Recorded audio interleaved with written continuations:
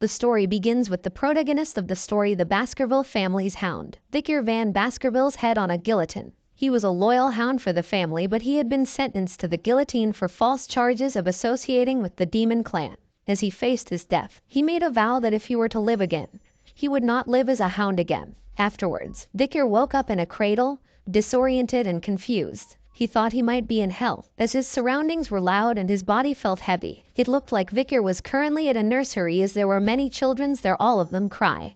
Meanwhile, the Baskerville family patriarch, Hugo Le Baskerville, was inspecting the children's cradle. He roamed around the room and noticed children crying, and he dismissed them as insignificant, and even referred to them as trash. However, when he approached Victor, he noticed that the child was quieter than the others. Hugo ordered for Victor to be moved to the Cradle of Swords, and his attendant obeyed without question. As Victor lay in the cradle, he looked up at Hugo with pure hatred in his eyes. He knew that Hugo was the main culprit behind his false charges and subsequent execution. Victor realized that he had been regressed to when he was a baby, and that he had lived his past life as a hound for the Baskerville family. Victor had been born into an illegitimate family and had received training in a poor environment. He had been raised to be a loyal hound, willing to do any dirty work that was required of him in order to make the Baskerville family the best of the 7 families. Victor had stayed loyal to the family and to Hugo because he had wanted to be acknowledged, but his loyalty had ultimately been repaid with a death sentence. The reason behind his execution was simple. He knew too much. Victor swore that he would never live that life again and that he would take his revenge. However, with his newborn body, he knew that he couldn't do anything. Being moved to the Cradle of Swords was a good opportunity for Victor to become stronger. Children born into the Baskerville family had to go through one trial called the Cradle of Swords. They were thrown into a maze of swords, and after going through that, they had to get to the Styx River to be examined for their talent. The Styx River was a legendary river that turned the bodies of children into iron.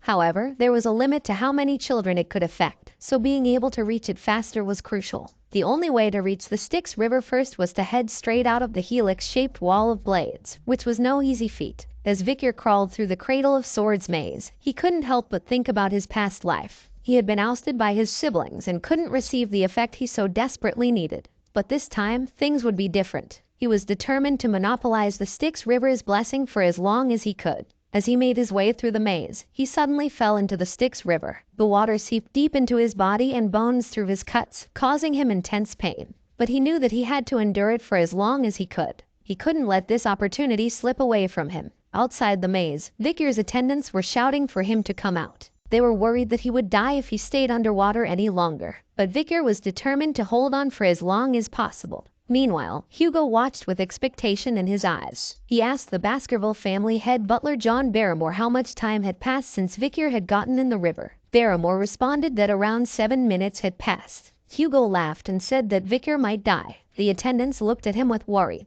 requesting the patriarch Hugo to save Victor. Hugo called out to Victor, telling him that he could come out of the water now. But Victor was too busy absorbing the Styx River water to pay attention. He thought to himself that he couldn't give up this opportunity so easily. He needed to absorb as much as he could until the very end. But then he started to fall down as water entered his mouth. Despite the danger he was in, Victor knew that he needed to endure it. He kept repeating to himself to endure, endure, endure. It looked like Victor was about to drown, but Hugo pulled him out of the water with a smug smile on his face. He commented on how greedy Victor was, even drinking the water from the Styx River. He then noticed that Victor already had teeth, which surprised him. Hugo asked the head butler for Victor's name, and he learned that it was Victor Van Baskerville. Hugo smirked and said that a very greedy son had been born. Victor, who was still somewhat conscious, thought to himself that he needed to use this time to sharpen his canines in secret. He was determined to rip his master's head off when the time came, and he would do it with his own hands. The Baskerville family would disappear into history too by his own hands. Victor Van Baskerville was born as the bastard son of Hugo Le Baskerville, a renowned nobleman of his time.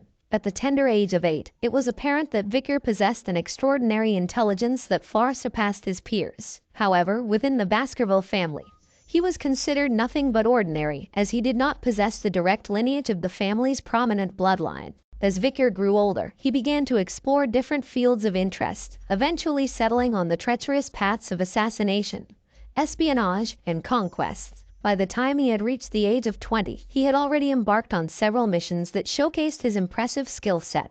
But despite his achievements, Vickers still felt inadequate in comparison to those of direct lineage. At the age of 30, the gate leading to the demonic realm had opened, signaling the beginning of a terrifying invasion by the demon clans. Vickers, now a seasoned warrior, stepped up to defend his realm, engaging in battles that saw him slaughter monsters left and right. For the next 5 years, Vickers endured through the era of destruction, fighting tirelessly to protect his people. And when the long war finally came to an end, it was the humans who emerged victorious. For his unwavering loyalty and bravery, Vickers was rewarded by the kingdom. However, the reward he received was not what he expected. Instead of being praised and celebrated for his efforts, he was met with defamatory accusations and false allegations. These unfounded claims led to Vickers' eventual execution by the guillotine's blade. Vickers sat up on his bed, realizing that he was in a nursery. He looked around and came to the realization that he had successfully absorbed the Styx River. This was a major achievement, and he knew that he now had a better starting point in life than before. Suddenly, he heard the door open and a maid entered the room. The maid seemed surprised and murmured to herself, saying why Madame had asked to place this sort of thing on the bed of the young master Vickers. Vickers was surprised to hear the maid refer to Madame, as he never expected anyone in the Baskerville family to give him, a bastard, a present. The maid left after placing a box in Vickers' bed. As Vickers saw the box opening, he was shocked to see 2 bloody mambas coming out of it. He wondered if Madame had sent them to assassinate him. Vickers knew that there were only a few people in the Baskerville family who would be referred to as Madame, and whoever it was, she was probably trying to reduce competition. As the mambas hissed at Vickers, he realized that they could kill all of the babies in the nursery. However, Vickers caught both the mambas with his bare hands. Filled with hatred, he thought that he would bring the entire Baskerville family down with his own 2 hands. The next day, the people of Baskerville were shocked to find the child sleeping peacefully next to the dead vipers. All the nannies who had been on shift that night were executed after torture, but the reason for the vipers' appearance remained unknown. Only the young hound Vickers knew the truth. 8 years later, Vickers was back in class, listening to his teacher discuss the levels of swordsmanship. The teacher explained that if one cannot yet imbue their sword with mana, they are considered a sword beginner. The next level is the sword expert, where one can infuse the blade with a little bit of mana. When the blade emits mana in liquid-like aura form, it is called sword graduator. Lastly, the level at which the aura is solid and the form can freely be changed is called sword master, which is the highest level of swordsmanship. Upon hearing that Sir Hugo, the strongest of the Baskervilles, was a sword master, all the students present exclaimed in surprise and astonishment. However, Vickers was lost in thought and felt the need to regain the power he had prior to his regression before the coming-of-age ceremony. The teacher noticed Vickers' distracted state and thought highly of him, knowing that he had earned a strong physique by diving in the Styx River for 7 minutes. The teacher believed that Vickers was much more talented than the other students and that the patriarch would be very happy to know about his progress. As Vickers was lost in thought about how many years he needed to kill Hugo, he didn't notice the triplets giving him an evil look. After class was over, they pushed him and started mocking him, calling him a garbage van, and talked about the rumors about him diving in the Styx River and strangling 2 vipers to death when he was just a baby. Vickers recognized the triplets as the ones who had stabbed him in the past when he was running away after the defamation. They were known as Hugo Le Baskerville's Trident, and their names were Highborough Le Baskerville, Middleborough Le Baskerville, and Lowborough Le Baskerville, all 9 years old. The triplets continued to taunt Vickers, telling him to stop lying and that they didn't like him. Vickers thought to himself that they were going to be a real pain in the ass in just 10 years and that it might be a good idea to put them in their place now. As Vickers stood before the triplets, one of them brandished a knife and taunted him with a rumor he had heard, that if you stayed in the Styx River for long enough, your body would become like steel, and you would be impervious to injury from blades. The other 2 triplets eagerly echoed their agreement, while the third gave the order for one of the others to hold Vickers still. The triplet caught Vickers from behind and covered his mouth with one hand and said, "I'll eat my hand if he can endure this for 3 minutes." Vickers was not afraid, and even played along with this cruel game for a moment. The triplets attempted to harm him with the knife. 1 minute passed, 3 minutes passed, 10 minutes passed, but Vickers remained unscathed, and the triplets began to realize that the legend they had heard was true. They grew bored with their game and began to release Vickers. As the triplet holding Vickers released him, he noticed blood on his hand and realized that his finger was missing. Vickers then spat out the triplet's finger from his mouth. The triplet was shocked and asked Vickers what he was doing. With an evil smile on his face, Vickers reminded the triplet of his promise to eat his own hand. Meanwhile, the other 2 triplets were trying to calm down the situation and suggested that they go to a priest to put the finger back. But Vicar was not interested in that and instead asked who let them go. The triplet then attacked Vicar with a knife, calling him a bastard and reminding him that they were a year older than him. Vicar did not dodge the attack and allowed the knife to stick into him, but to the triplet's surprise, he could not pierce his skin. Vicar twisted the triplet's hand and reminded them that they had forgotten that they were dealing with a Baskerville, where power and talent overcome age. With an evil look on his face, Vicar suggested that they continue playing until the end. Vicar twisted the triplet's hands mercilessly, causing him to cry out in pain. He declared in a low, menacing voice that they were in Baskerville, where age doesn't matter as long as you have strength and talent. The triplets, terrified, looked at each other in shock. Vicar suddenly punched the triplets, knocking him to the ground, while the other two watched in disbelief. The third triplet attacked Vicar in a fit of anger, but he quickly kicked him in the face, sending him crashing down. The room fell silent as the triplets lay there, battered and broken. Vicar stood over them, looking cold and unfeeling. He then told the triplets that they would get better with treatment. But he also made it clear that he wouldn't let them leave the room and they would have to live with the discomfort of their own bodies. However, he would be generous and allow one of them to leave. The triplets were surprised and relieved to hear this, and asked which one could leave. Vicar picked up a knife and threw it in front of the triplets, telling them that they would have to decide for themselves who would leave the room.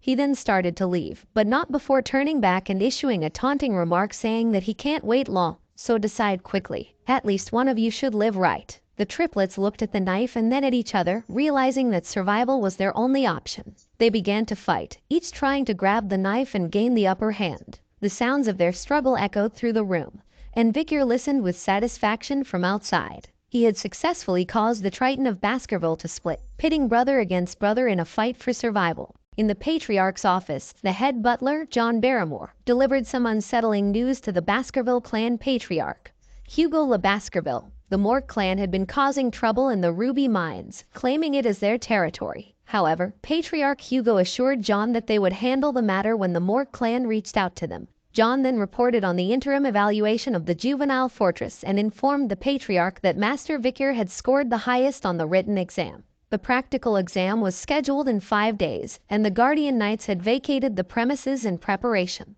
However, John hesitated before informing the Patriarch of a recent incident at the juvenile fortress. John informed the Patriarch that there had been a big fight amongst the young masters at the fortress. Patriarch Hugo was concerned and asked how many of them had died. Butler John informed Hugo that there were no casualties, but Master Highborough's teeth had been completely damaged. Master Mid-Libero's jaw had been smashed in, and Master Lowborough's left index finger had been amputated. While they had recovered their health since being treated, the psychological damage done to them seemed significant. Patriarch Hugo was taken aback and remarked that they wouldn't have fought amongst themselves since they were so close. John then revealed that there was some friction with another young master, an 8-year-old named Master Vicar, who had wounded the 3 young masters and who also had the highest scores on the written exam. After Patriarch Hugo expressed his concern about the incident at the juvenile fortress, he summoned Vicar to his office. Vicar arrived with a smile on his face and Patriarch Hugo commented on how much he had grown since they last met. Patriarch Hugo then brought up the issue of Vicar disabling the 9-year-old triplets in his senior class. Vicar responded that the brothers had received proper medical treatment since then. However, Patriarch Hugo pointed out that he was not talking about physical disabilities, but the disability of the heart. He explained how the incident had torn the brothers' relationship apart, and asked Vicar if he thought what he did was wrong. To this Vicar responded with a question of his own asking what did he do wrong. Patriarch Hugo pointed out that he had turned his brothers into a total mess. Vicar, with a confident look in his crimson eyes, replied that he was stronger, and how could the stronger person be wrong? Patriarch Hugo then revealed Vicar's brothers had forgiven him, yet he still didn't feel an ounce of guilt. Vicar seemed surprised by this news and asked they forgave me. Vicar suddenly recalled a memory before his regression. The youngest daughter of a family that was ruined by the Baskerville clan came to pay Hugo a visit. She had become a nun after many years and she forgave Hugo despite his clan being responsible for the ruin of her family. Vicar repeated the same line that Hugo had said to the nun, that forgiveness is an excuse made by the weak who cannot seek revenge due to their lack of strength. As Vicar talked about the importance of strength, Hugo showed his approval by nodding and his eyes glowing with agreement. He then turned to the head butler, Barrymore, and instructed him to allow Vicar to take any snack he wanted from the food storage, enough for him to carry on his own. Vicar expressed his gratitude by requesting chocolates. As Vicar was leaving with head butler, Hugo addressed him as his son, urging him to perform well on the upcoming evaluation and not to lose to the direct descendants. Victor acknowledged the advice, but his face was filled with hatred. Victor and head butler made their way to the storage room. The head butler began to inform him about the chocolates. He explained that it was the highest quality chocolate that the Moore clan had obtained with much difficulty, and that it was enjoyed by their gourmands. However, Victor quickly interrupted him and stated that he didn't want anything that was processed. The head butler was taken aback by this and asked for clarification. Victor then requested cacao beans, ones that had a rich aroma. The head butler was confused but complied and had the beans brought to Victor. As Victor put one of the beans in his mouth, the chef informed him that they were the bloody beans known for their rich aroma and that with just one bean, he could produce 100 liters of chocolate. The head butler watched as Victor ate the bitter bean and thought to himself that Victor must really love chocolate to eat something so bitter on its own. And this was a good method to obtain more chocolate, as after being processed he would have a huge amount of chocolate available. The chef asked Victor if he wanted them to process the beans and send them to his room, but Victor declined and said he would take them as is. The head butler was left wondering if Victor just had peculiar tastes. Victor had no interest in eating the chocolate, but he had a plan for the cacao beans. Victor planned to use the beans in the upcoming practical exam in 5 days. Little did they know, a catastrophic event would soon occur, unlike anything that had ever happened before in the Baskerville clan's history. In this world, the Baskerville family is known as the Berserker family due to the intense training and evaluation that their children undergo from a young age. The training begins when the children are able to take their first steps, and they are immediately put through a rigorous test of their stamina. They must run up a steep mountain and are not allowed to lie down or rest on their stomachs except for allocated times. As if this wasn't enough, when it's time for them to sleep, they are required to sleep alongside a monster corpse. This is to help them adjust to tough environments and become resilient in the face of danger. These extreme practices are what make the Baskerville family feared and respected throughout the land.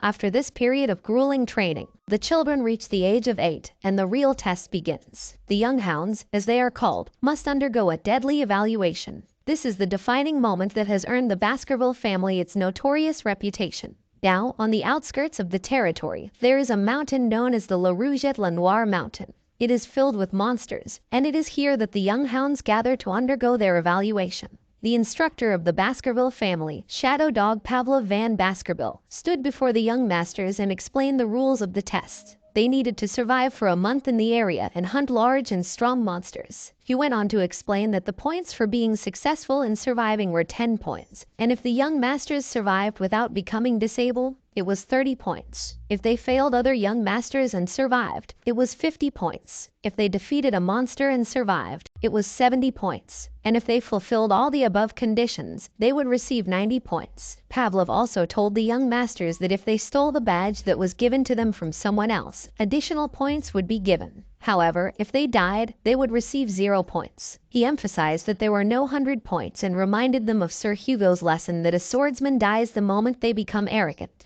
The instructor also cautioned against leaving the designated area, as La Rougette La Noire Mountain was a restricted area with many undiscovered things. He recommended that the young masters move within the given space where the monsters had already been subjugated. He informed them that during the exam, shadow dogs would be hiding and grading them. As the young masters waited for the start of the practical exam, some of them noticed Victor and began discussing his past feats. Despite their comments, Victor remained composed and thought about the La Rougette La Noire Mountain, which he had visited before. Meanwhile, the triplets standing near Victor were visibly nervous, sweating with fear. Shadow Dog Pavlov addressed the young masters, wishing them good luck before the bell rang, signaling the start of the exam. As soon as the bell rang, all the young masters started running towards different parts of the mountain to occupy advantageous areas. One of the young masters had a plan and thought about going to a place he had seen in the last year's exam, hoping to gain an edge. The young master behind him thought he could not survive alone and decided to follow him, with the intention of taking it from him.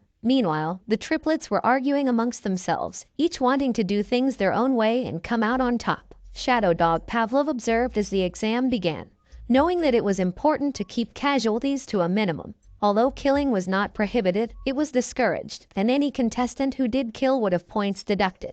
Pavlov and the other shadow dogs were determined to do their best to prevent any unnecessary deaths. One of the shadow dogs that was assigned to follow Victor was surprised to see him heading towards a restricted area. He wondered where Vicar was going and if he was the rumored genius who had distinguished himself since childhood. The shadow dog was intrigued and looked forward to seeing the skills Vicar would display. Vicar approached a large tree and wondered if this was the right spot. He thought that the soft ground would be suitable for him to set up camp for a while. Vicar then considered taking a break, which left the shadow dog following him confused. While other participants were busy fighting each other for points or facing monsters, Vicar gathered wood and practiced with a wooden stick. Later on, he slept peacefully under the tree. The shadow dog who had been watching Vicar grew impatient and started to question his actions. He wondered how long it had been since Vicar had taken a break and observed that he spent most of his time digging holes, hunting for food, or collecting equipment. The shadow dog started to doubt the rumors about Vicar's supposed genius, wondering if he was planning on hiding instead of actively participating in the exam.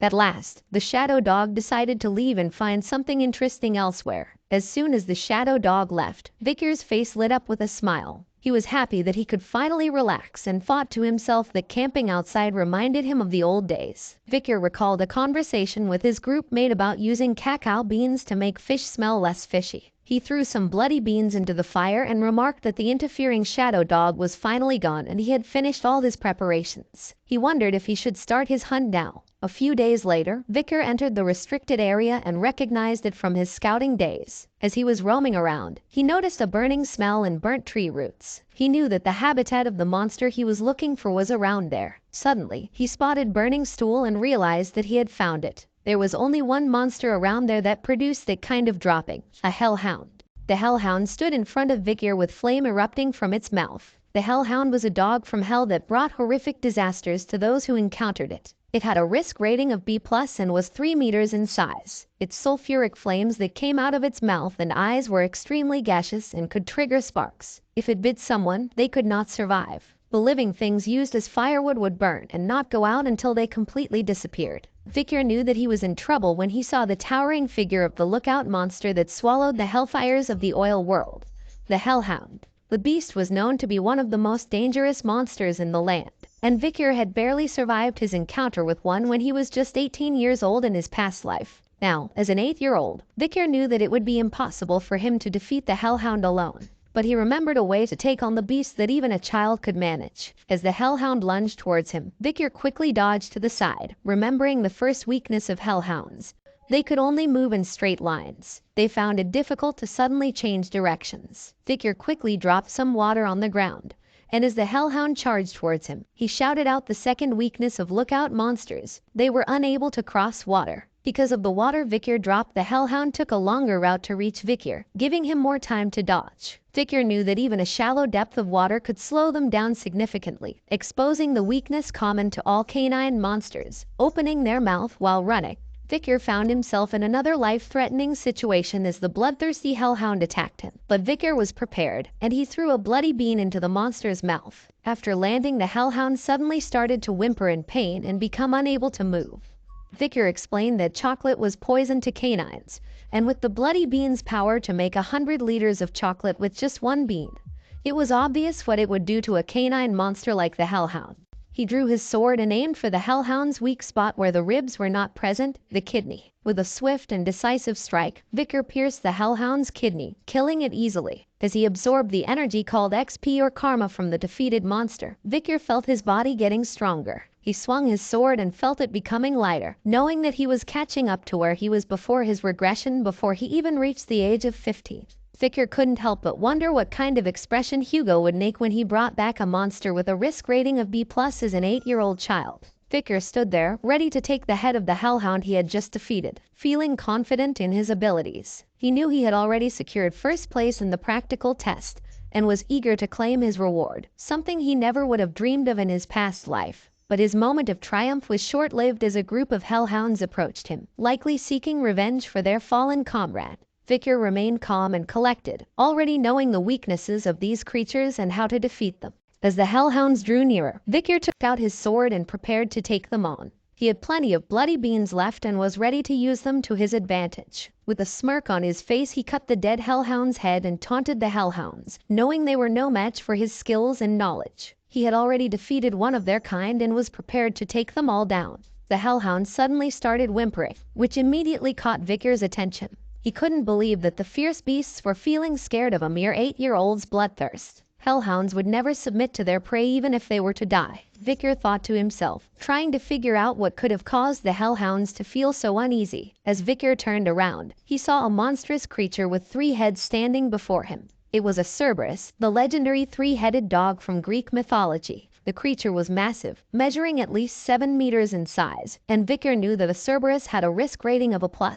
Victor was bewildered as to what a Cerberus, which typically inhabited the 7th ridge of the La Rouge-et-la-Noire mountain, was doing here. The Cerberus was known as the ultimate lookout monster, residing in a place where all the dead spirits were headed. Victor noticed that the Cerberus was bleeding and had multiple arrows stuck in its body. He realized that someone might have been hunting it, and it had come all the way to this place being chased. This was his chance to kill an injured A+ rank monster, and he decided to attack the Cerberus. Despite the Cerberus being a powerful and dangerous creature, Victor had been hiding his true abilities as a sword expert and had already reached a high level of expertise. His body had been strengthened by the river Styx, and all the weapons he possessed were working well against the injured Cerberus. With his refined swordsmanship, which he had developed through wars with the demon clans, he successfully landed some hits on the Cerberus. Victor thought that he could do it, as an injured Cerberus was doable. Victor's attack on the Cerberus seemed to be working, and he thought he had a chance of defeating the injured A+ rank monster. However, in a moment of carelessness, Victor let his guard down, allowing the Cerberus to strike back with its claws. The first attack broke Victor's sword, and the second sent him flying through the air. The force of the Cerberus's attack sent Victor hurtling towards a tree trunk. With a sickening thud, he smashed into the tree trunk, and blood poured from his mouth. The impact had clearly caused a serious injury, and Victor lay still, his body broken and unmoving. Victor's eyes opened slowly and a surge of panic rushed through him as he remembered the direct attack of the Cerberus and felt a sharp pain in his left arm. He wondered if the beast had ripped his arm off in the attack, but when he looked down, he saw that it was still attached to his body, with some injuries. Victor was relieved that the Cerberus was wounded and had not managed to sever his arm completely. He thought about the river Styx and how its magical properties might have played a role in protecting him from the beast's full force. He felt grateful for its protection but knew he couldn't rely on it completely. His relief was short-lived, however, as he quickly realized that the damage was still significant. He knew he wouldn't be able to take another hit from the Cerberus, and so he dodged as the beast attacked him once again. As an experienced hunter, he knew that he had to find the best way out of situations like this. The best possible decision right now was to run, with his tail tucked between his legs. As he ran, Victor's mind raced with thoughts of survival. He knew that he had to find a way out of this situation, and fast. His eyes darted around, looking for an escape route. That's when he saw it, an iron fence, just a few yards away. Victor's heart leaped with hope. He knew that if he could get past that fence, he would be out of the restricted area and closer to safety. He pushed himself harder, running with all his might. With a burst of adrenaline, Victor pushed himself through the gate, his heart pounding with relief. He had made it out of the restricted area, but he knew that he was not out of danger yet. He had to reach the place, the safe haven he had prepared for himself before embarking on this dangerous mission. As he ran, he searched for something in the woods nearby, his heart racing with the fear of being caught by the hellhound. Finally, he spotted what he was looking for, a pit he had prepared beforehand. He jumped forward, narrowly avoiding Cerberus's jaws, and the hellhound fell into the pit full of wooden spears. Victor couldn't help but smile to himself, knowing that he had prepared well for this battle. He had smeared the wooden spears with the bloody bean essence that acted as poison for the cannon monsters. Cerberus growled and foam started oozing from its mouth, but Victor remained focused and prepared for the next phase of the battle. He knew that Cerberus was a high-ranking demon and that this fight would be one of the toughest of his life. Victor prepared a wooden spear and he threw it at Cerberus,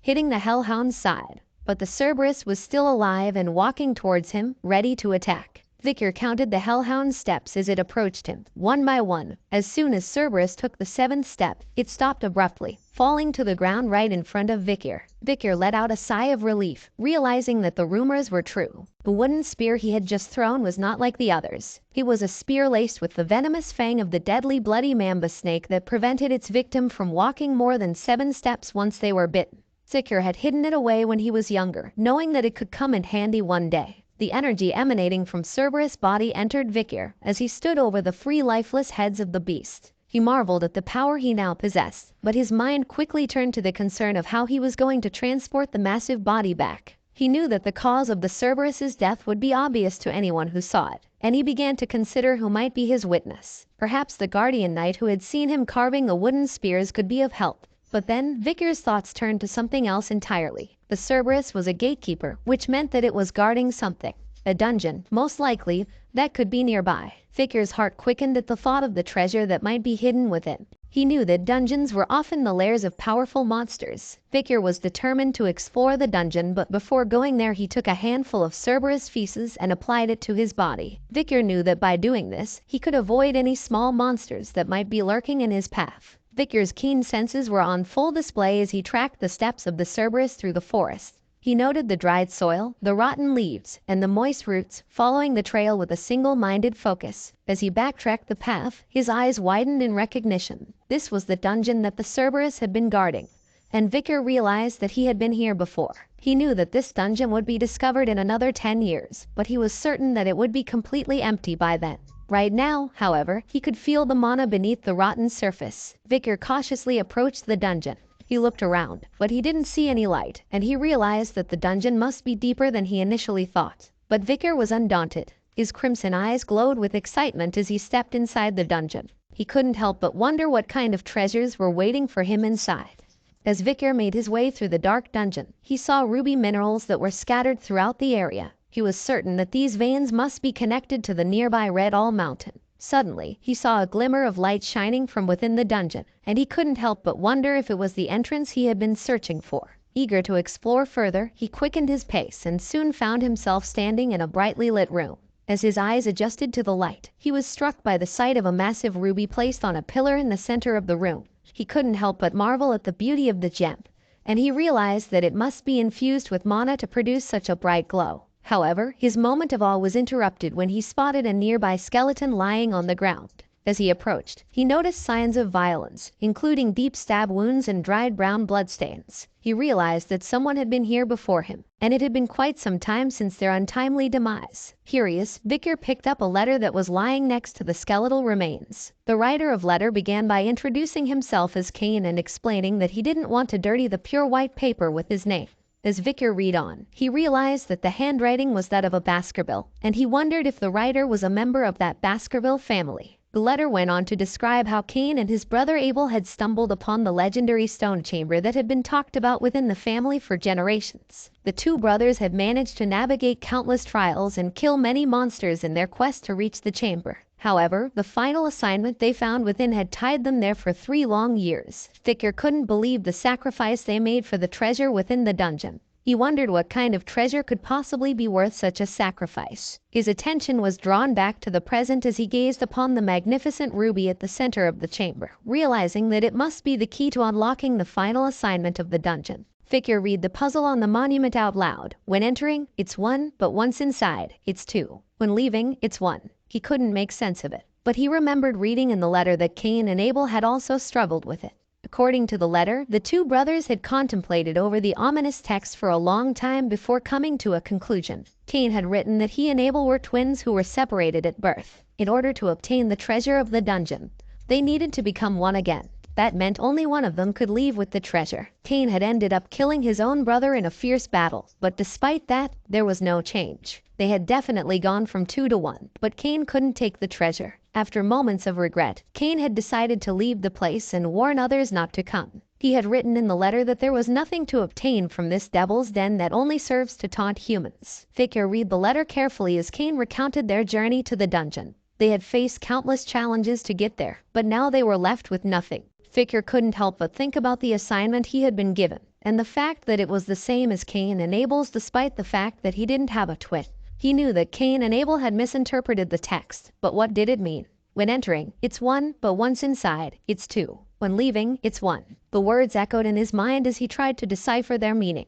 Vickers refused to give up. He knew that there was no dungeon that could not be beaten, and he was determined to solve this puzzle. Vickers examined the skeleton carefully and suddenly had a realization. He thought about Cain and Abel's failure and understood that their downfall was their fixed mindset. As 2 individuals. As he walked towards the ruby in the middle of room, he analyzed the dark passageway leading to a bright stone chamber and realized that the answer to the dungeon was in the riddle. I am 1 when entering through the dark passageway, but as soon as the ruby's light casts a shadow on me, I become two, and when darkness re-enters is when the stone chamber's final stage will open. As he broke the ruby, Vikir revealed that the answer was shadow. As Vikir broke the ruby, a sudden flash of light illuminated the room, revealing the treasure that had been hidden in the dungeon. Vikir's eyes widened in amazement as he realized what lay before him was the cause of the two brothers' deaths. Standing in front of him was a sword that emitted an evil aura, placed upon a stone. Vikir was shocked at the sight of the sword and wondered if it was the relic of the Devil's Den. As he examined the sword, his eyes fell upon the text inscribed on the stone beneath it. It stated that only those with Baskerville's blood would be able to take Beelzebub. He was surprised and shocked to learn that the sword Beelzebub originated from this very place. At the mention of sword Beelzebub, his mind raced with memories of a childhood long gone. He recalled a picture book he had seen as a child, which depicted the gluttonous fly Beelzebub, an unprecedented great monster that had invaded the continent in old legends. He remembered that Beelzebub was part of the Devil's holy constellation, also known as the Seven Calamities, and that the heads of the seven families had stepped up to stop them. Vikir recalled that the first Baskerville patriarch had fought Beelzebub, and the remnants of its power had been stored in the lands of Baskerville. The demonic energy of Beelzebub was said to have lured monsters, and although the legend was dismissed by most as a mere myth, Vikir knew that it was true. The sword in front of him was proof of that. Vikir also recalled that the blade in front of him had been taken by the demon clans, resulting in countless deaths among humans on the battlefield. As Vikir tried to pull the sword out, he declared that it would never fall into the demon clan's hands again because it was his now. Suddenly, he felt an energy entering his hand and he exclaimed in surprise. He held the hilt firmly in his hand, and suddenly, the sword disappeared from sight. A moment later, it reappeared, fully fused with Vikir's hand. As Vikir extended his hand, the sword Beelzebub emerged from it, emitting a faint aura. Vikir gazed at the blade with wonder, knowing it was made from the corpse of a devil's holy constellation. He felt lucky to have received such a powerful weapon. With a grin on his face, Vikir wondered how much stronger he would become in this life with Beelzebub at his side, and the anticipation filled him with excitement. After exploring the dungeon and realizing that there was nothing else for him to obtain, Vikir made the decision to head back. However, as he was leaving, he suddenly felt something strange happening to his body. He fell on his knees, feeling dizzy and hungry. As Vikir looked down at his hand, he heard Beelzebub's voice echoing, and Vikir realized that it was not he who was hungry, but the sword itself. As Vikir walked out of the dungeon, he clutched his stomach with a painful expression. The hunger that had gripped Beelzebub had taken a toll on him, and he wondered if his sense of smell had been heightened as a result. Suddenly, Beelzebub began to pull Vikir towards a certain direction, tugging at his hand as if urging him to follow. Vikir ran in the direction that the sword was leading him, curious about what he would find. As he reached the location, he saw that it was the corpse of the hellhound that he had killed earlier. Vikir was surprised to see that Beelzebub was drawn to the corpse, and he extended the sword towards it. Vikir watched as Beelzebub absorbed the blood of the hellhound, feeling his own hunger subside as the sword's voracious appetite was sated. He couldn't help but wonder if Beelzebub's hunger had caused the trees and soil in the nearby mountain to dry up. As he looked down at Beelzebub, Vikir felt a sense of responsibility towards the sword and thought to himself, feeling a sense of frustration at Beelzebub's unpredictable nature. Beelzebub finished its meal, making a satisfied sound. Vikir watched as the sword's hunger was finally sated, and he took the opportunity to study its abilities. He looked at the slots on the sword and saw that Beelzebub's inherent ability was called Glutton of Flies. Vikir knew that this power allowed the sword to absorb the skills of its opponents, making it a formidable weapon in battle. However, the absorption amount was nearly infinite, which meant that countless people had lost their abilities and become obsolete after facing Beelzebub. Vikir was aware of the hazardous nature of this power, and he knew that he could only steal up to 3 abilities for the sword. As he examined the first slot on Beelzebub, Vikir saw that it was now equipped with the Hemorrhage Hellhound skill, which was rated B+. This skill allowed the sword to constantly pump out the blood of its opponent, even through the smallest of wounds. Vikir suddenly got an idea and went to the dead Cerberus's body, with Beelzebub starting its work. However, Vikir tried to stop it, saying that it couldn't devour all of it, as he wouldn't be able to explain it during the autopsy if it was too damaged. Vikir lightly tapped Beelzebub on his hand and said, "Enough." Beelzebub cried out in pain like a little child. Afterward, Beelzebub now had all 3 slots full: Burn Injury Cerberus A+ rank, Hemorrhage Hellhound B+ rank, and High Speed Regeneration Norvegicus Sewer Rat F rank. Vikir was surprised to see the High Speed Regeneration ability, and noticed the dead rat under the Cerberus. He realized that Beelzebub had consumed the sewer rat that was crushed underneath the Cerberus. Victor thought it was a great achievement to have acquired the burn injury skill from the Cerberus, as thermalgia is one of the worst pains a human could experience. It would be much worse than the Hellhound's hemorrhage. Now that they were done preparing the monster to submit for the practical exam, Vickers suggested waiting there until it was over. The young hounds had completed their practical examinations and returned to Baskerville, where they eagerly awaited their evaluations. As the evaluations were done, the young hounds received a shield, sword, or necklace as their reward produced from the parts of the monsters the hounds had hunted during their exams. But one young hound who had hunted one particular monster had left a lasting impression on the Baskervilles who were present. Hugo, the patriarch of the Baskerville family, sat in his office, looking surprised as he asked his head butler a question.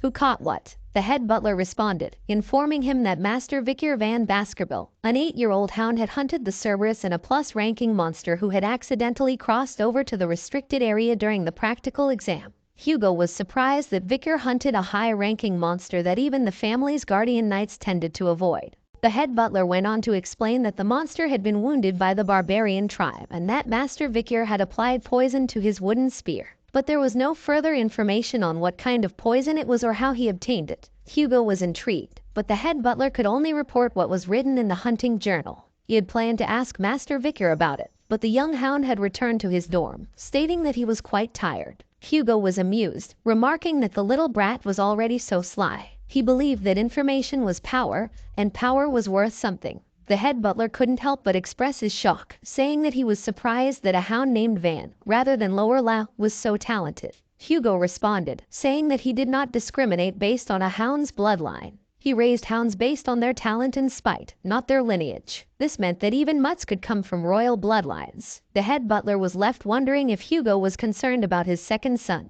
who was preparing for isolation training. However, he didn't voice his thoughts aloud and simply apologized. Hugo dismissed his apology, but said that he needed a mood booster, and head butler responded by saying that he will summon Master Vicar. Vicar stood in front of Patriarch Hugo, looking composed and confident. Hugo asked him about his success in catching the Cerberus during his practical exam, and Vicar calmly replied that he had used chocolate on his wooden spear, as it was a lethal poison for cannid monsters. This surprised Hugo, who then realized the reason why Vicar had asked for chocolate before the hunt. The head butler, who was present in the room, was taken aback by the lack of a proper greeting between the two, wondering if this was really a conversation between a father and son. But the conversation continued, with Hugo asking Vicar why he had not responded properly when the butler had questioned him about the hunt. Vicar explained that the butler was not his master, and when Hugo asked who his master was, Vicar simply said that as he belonged to the clan, the master of the clan was his master as well. Hugo smirked as he congratulated Vicar on his successful hunt, telling him that as a reward, the monster's corpse would be his alone to claim.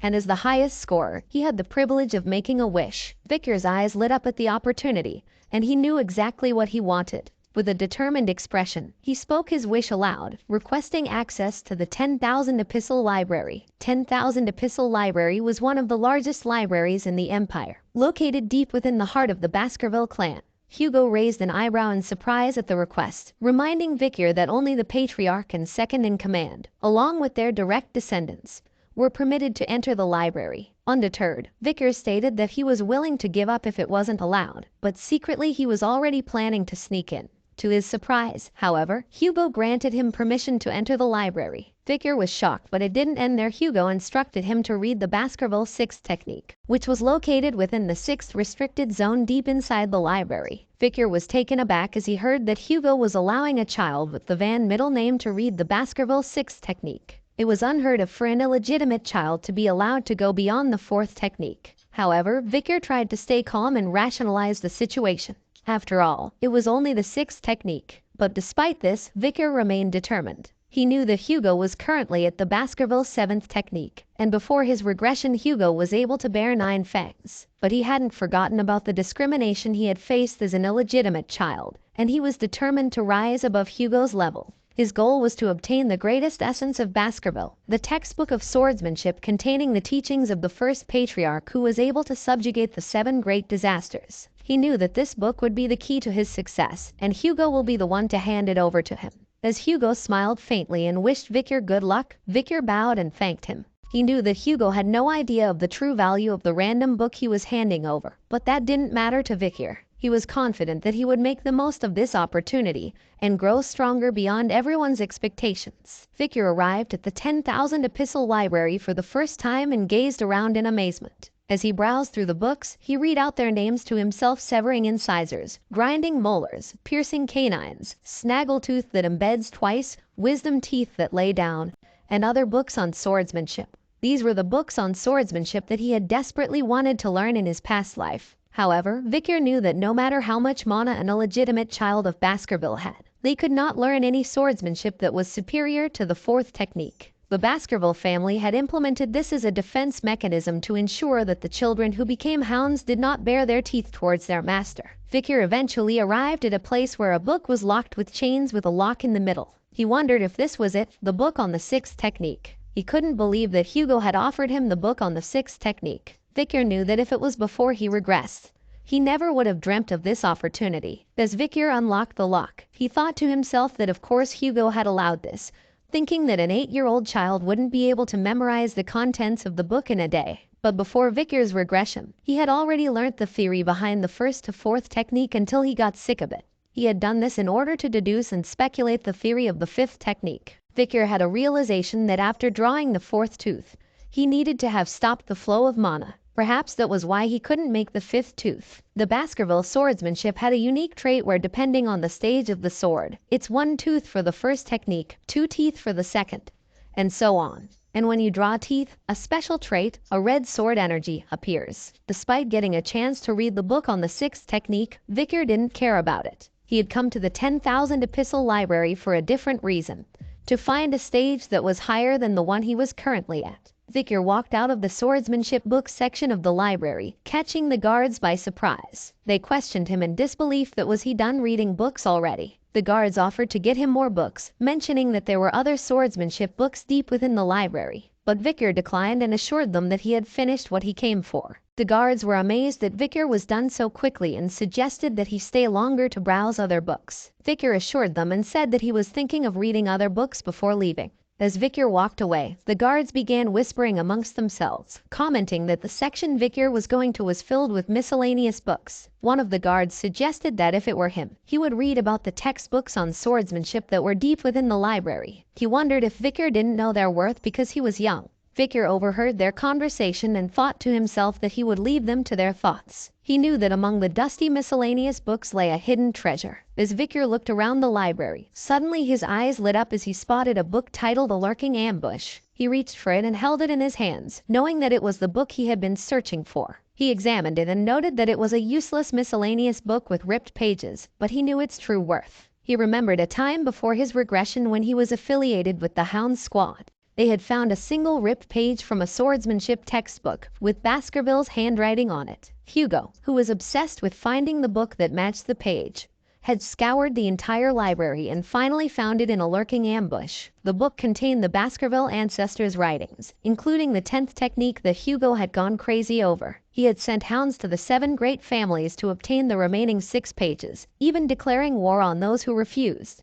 After the sacrifice of many hounds, all the missing pages were given to Hugo, but in the end, the only reward he received was a simple word: good job. Because of this, Hugo had broken through the 7th technique and achieved the 9th technique, but it came at a terrible cost. Under him was a pile of wasted hound corpses and blood. Vikir's eyes narrowed with anger as he recalled this memory and said that it was a stupid life. He knew he could not let it happen again.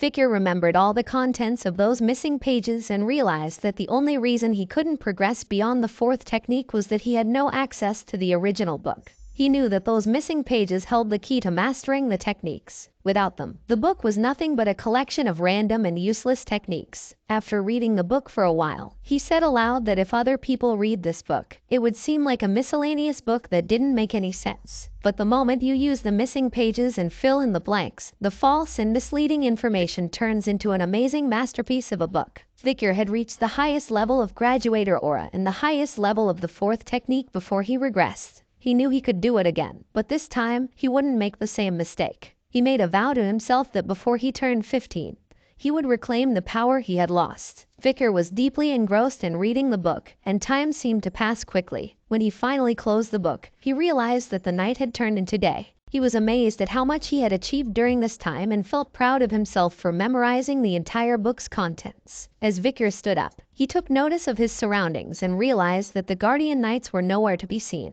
He knew that he could not draw 10 teeth with a young body, but he was confident that currently he had the potential to achieve the 5th technique that he couldn't reach in his previous life. Vicar entered a focused and determined state with the statue before him. He began to strike it with his Baskerville sword technique, unleashing his full power with each attack. First, he executed the 1st technique, then the 2nd technique, followed by the 3rd technique, and finally the 4th technique. As he fought, memories of his past flooded his mind. He remembered how hard he had worked to obtain the highest level of graduator aura in his previous life, but he couldn't learn a suitable sword technique, and only met with hostility from the people of the direct bloodline because he was an illegitimate child, and that was also the reason why he could not go beyond the 5th technique. But this time, Vicar was determined not to let his past hold him back. He attacked the statue with all his might, channeling his anger and frustration into his sword strikes. In the midst of his attacks, Vicar's thoughts turned defiant. With a vivid image of Hugo's face on the statue in front of him, he unleashed his technique, cutting through the statue with precision.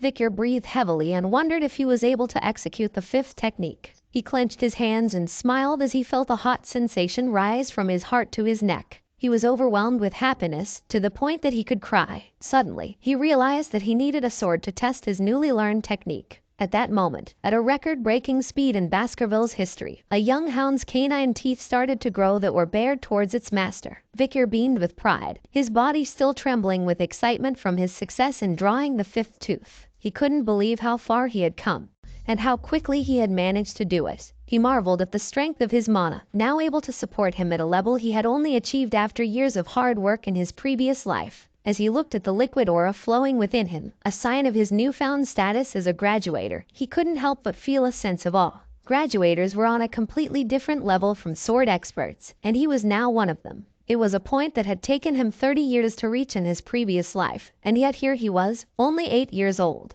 The solid aura within him had transformed into a liquid state, with increased density that allowed him to use it more freely. Vicar felt confident about his new skills and abilities, and he knew that he could achieve much more. He was determined to master the lurking ambush sword technique and use it to its full potential. He realized that with this technique, he could smoothly transition between offense and defense, making it the perfect technique with no limitations. Vicar carefully placed the book near the window and took a moment to reflect on his progress. He knew that he had come a long way since his regression, and he was now stronger and more skilled than ever before. He felt that he could challenge a mid-class graduator if he put his mind to it, and he was confident that he could win using his new skills. However, Vicar also knew that he couldn't reveal too much of his strength to Hugo. He needed to give Hugo something to look forward to, so he had enough time to take everything he needed. Vicar took out a magnifying lens and placed it carefully near the book. The sun's rays converged onto the pages of the book through the lens, and a little fire started burning it. With an evil grin, Vicar commented that the destruction of the book would make it difficult for Hugo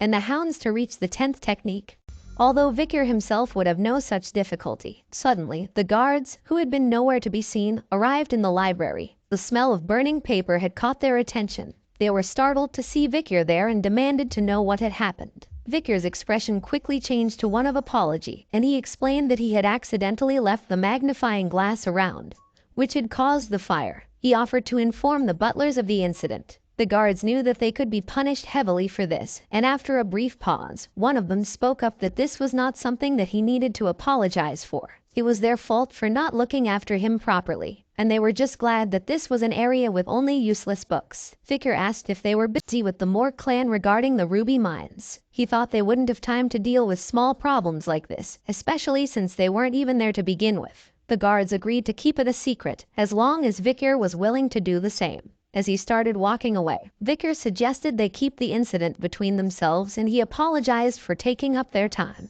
As Vicar walked away, the guards spoke to each other about how nice and considerate he was towards the workers. They believed he deserved to be respected. Little did they know, Vicar had a mischievous grin on his face as he left them behind. As Vicar stood in Hugo's office, Hugo asked him if he had learned something enlightening in the library. Vicar responded that he had learned of something warm and sharp, yet soft and viscous. This statement shocked both Hugo and the head butler, who realized that Vicar might have achieved the aura. Aura was a sign of officially entering the world of the sword. Even geniuses must train without rest until the age of 15 to reach the level of low-class sword expert. Hugo was excited but then realized that Vikir was only 8 years old and denied the thought of Vikir reaching that level. He then asked Vikir if he could show his father what he had learned, to which Vikir responded affirmatively. In the Colosseum-like structure, Vikir stood with a sword in his hand as many young hounds watched with confused looks on their faces. Head butler asked Hugo how he planned on testing Vikir's skills, to which Hugo replied that he was going to release a monster for Vikir to deal with. Head butler was shocked at the idea of releasing a monster, and Hugo confirmed that he had prepared a hungry and feisty one.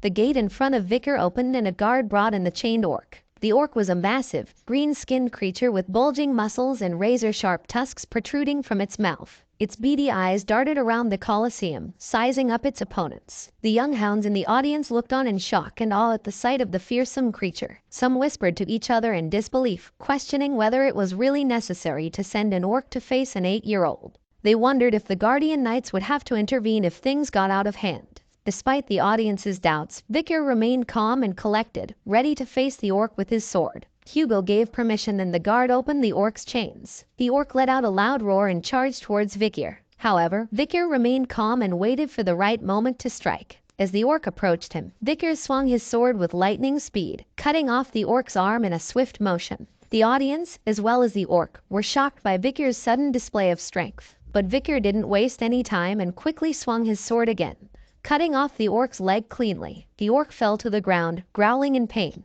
Vikir, on the other hand, remained composed and analyzed the situation. He realized that the orc must be surprised that it was bleeding for the first time and that its distinctive skill, high-speed regeneration, won't activate either. Vikir knew that C-class monsters won't be able to stop the hemorrhage caused by a B-class hellhound.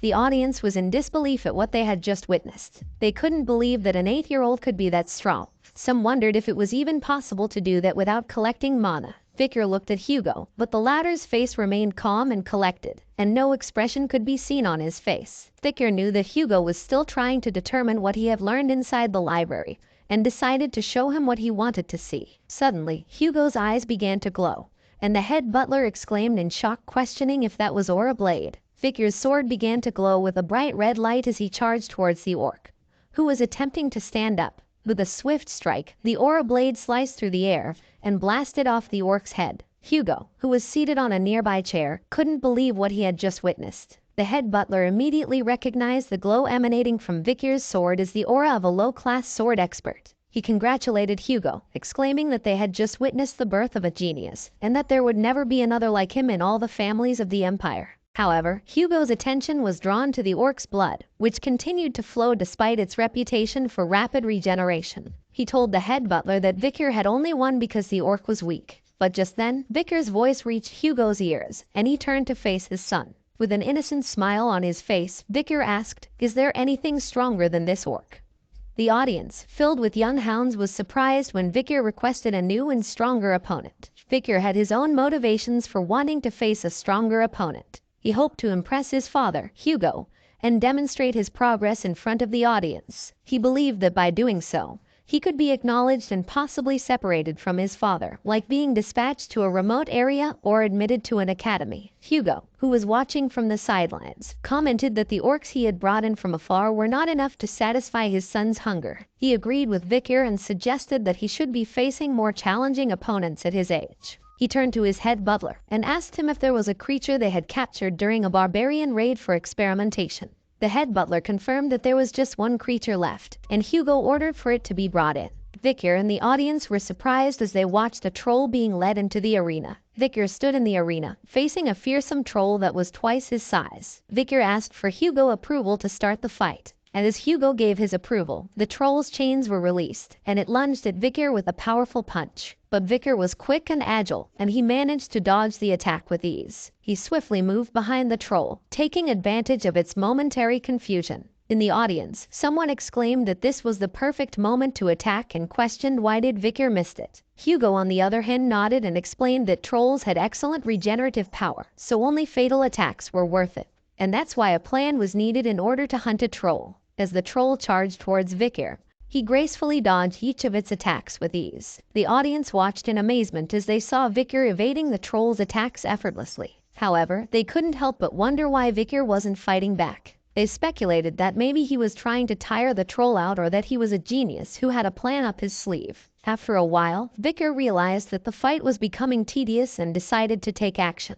He knew that if he used his full strength, he could easily kill the troll, but that would put him in a tough spot. He needed to make it seem plausible, and so he decided to use the troll's power against it. As the troll attacked again, Vicar seized the opportunity and swiftly attacked its arm, almost detaching it from the troll's shoulder. The audience gasped in amazement as they saw Vicar's quick and decisive move. They thought he had slayed the troll, but they soon realized that it would recover in an instant unless the wound was fatal. The troll's wounds began to heal at an alarming rate. Vicar realized that the only way to kill it was with Beelzebub's hemorrhage skill. However, he also knew that using such a technique would be meaningless. Hugo advised Vicar to stop before things got out of hand, but Vicar ignored the advice and replied that he was almost done. He continued and told that he was near an epiphany, and if he could not kill Troll with his next attack he will give up. As the troll growled menacingly at Vicar, he couldn't help but ponder over how much of his true power he should reveal. He knew that he had already decided on an answer.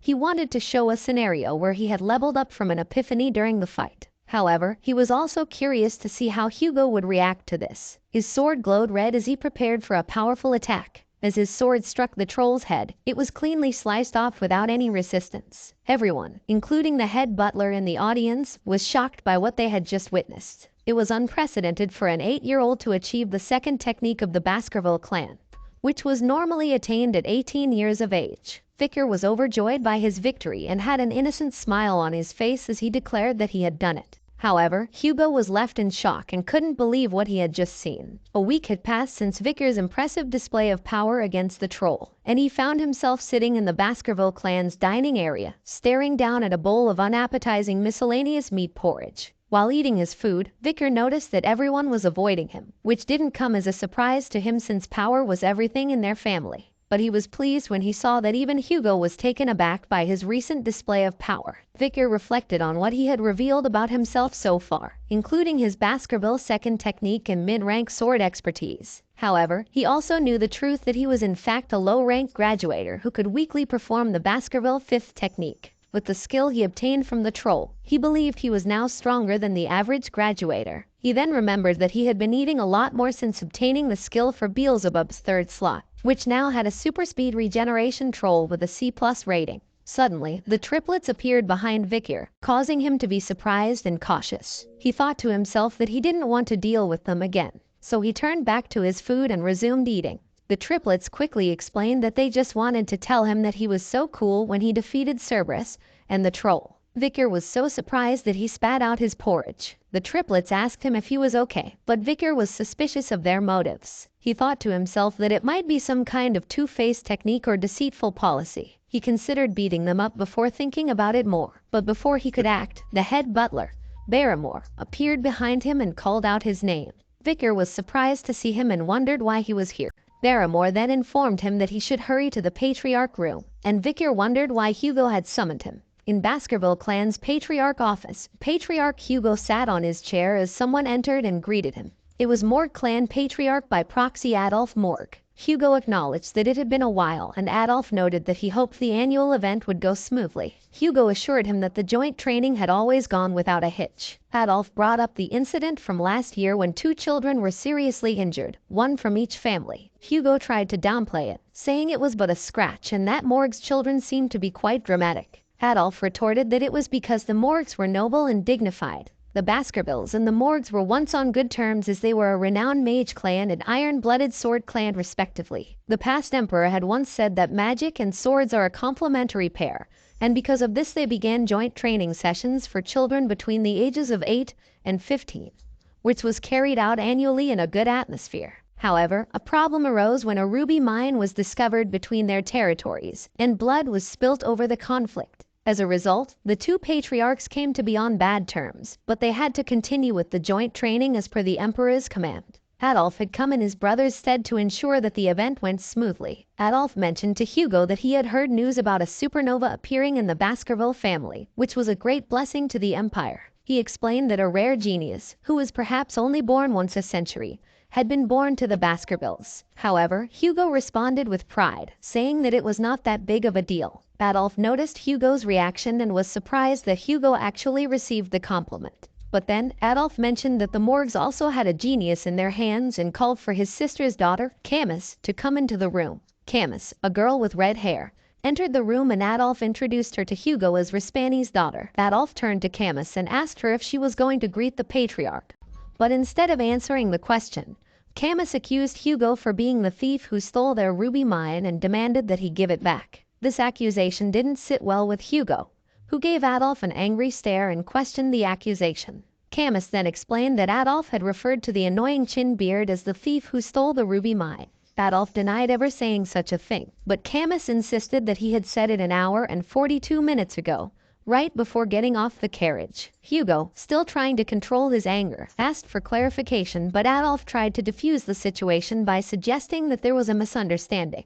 However, Hugo said that there was no need for Adolf to explain the Morg clan's problems with children's education to him. Camus persisted in her demand for her rubies to be returned, complaining that she couldn't even do research without them. Adolf tried to calm her down by calling out her name, but to no avail. Hugo was losing his patience and commented in anger that it seemed like the Morgs didn't teach manners at all. Adolf defended Camus, questioning what Hugo planned on doing to a child and if he was threatening an 8-year-old girl. This left Hugo speechless as he couldn't bring himself to act in such a way that would hurt his pride. Suddenly, a new voice entered the room, remarking that the Morgs don't teach their children not to envy what belongs to others. The speaker of this voice was none other than Vikir, and the head butler informed Hugo that he had brought the young master. Adolf was taken aback by the sudden appearance of Vikir and couldn't help but wonder if he was the Baskervilles supernova. However, his thoughts were interrupted when he realized that Camus, who was sitting right next to him, had disappeared. Camus, on the other hand, had approached Vikir and demanded to know what he had just said.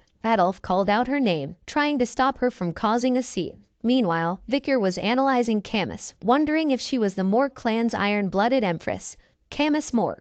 Vikir recalled Camus' reputation as the genius of geniuses within the Morg clan, who had raised countless great mages. At her peak, she had killed all the monsters and barbarians in the La Rouge et La Noire mountain by herself, burning them to death on spears and creating the famous border of blood and ashes. In addition, her beauty was captivating, and she was able to manipulate even the imperial family. As a result, she was called the Fire Goddess of Authority. Vikir noted that this was all in the far future and that she was just a child right now. Camus interrupted Vikir's thoughts and aggressively questioned why the ruby mine belonged to Vikir. Vikir remained calm and collected, even going as far as to call Camus out on throwing a tantrum. Camus then began to cast a spell, but instead of attacking, she created an ice sculpture to illustrate her point. Vikir was surprised by Camus's use of spell as an ice sculpture instead of an attack, as was expecting a fight to break out between the two. As Camus pointed to her creation and began to explain, Camus pointed to a nearby cave and began to explain the situation regarding the ruby mine.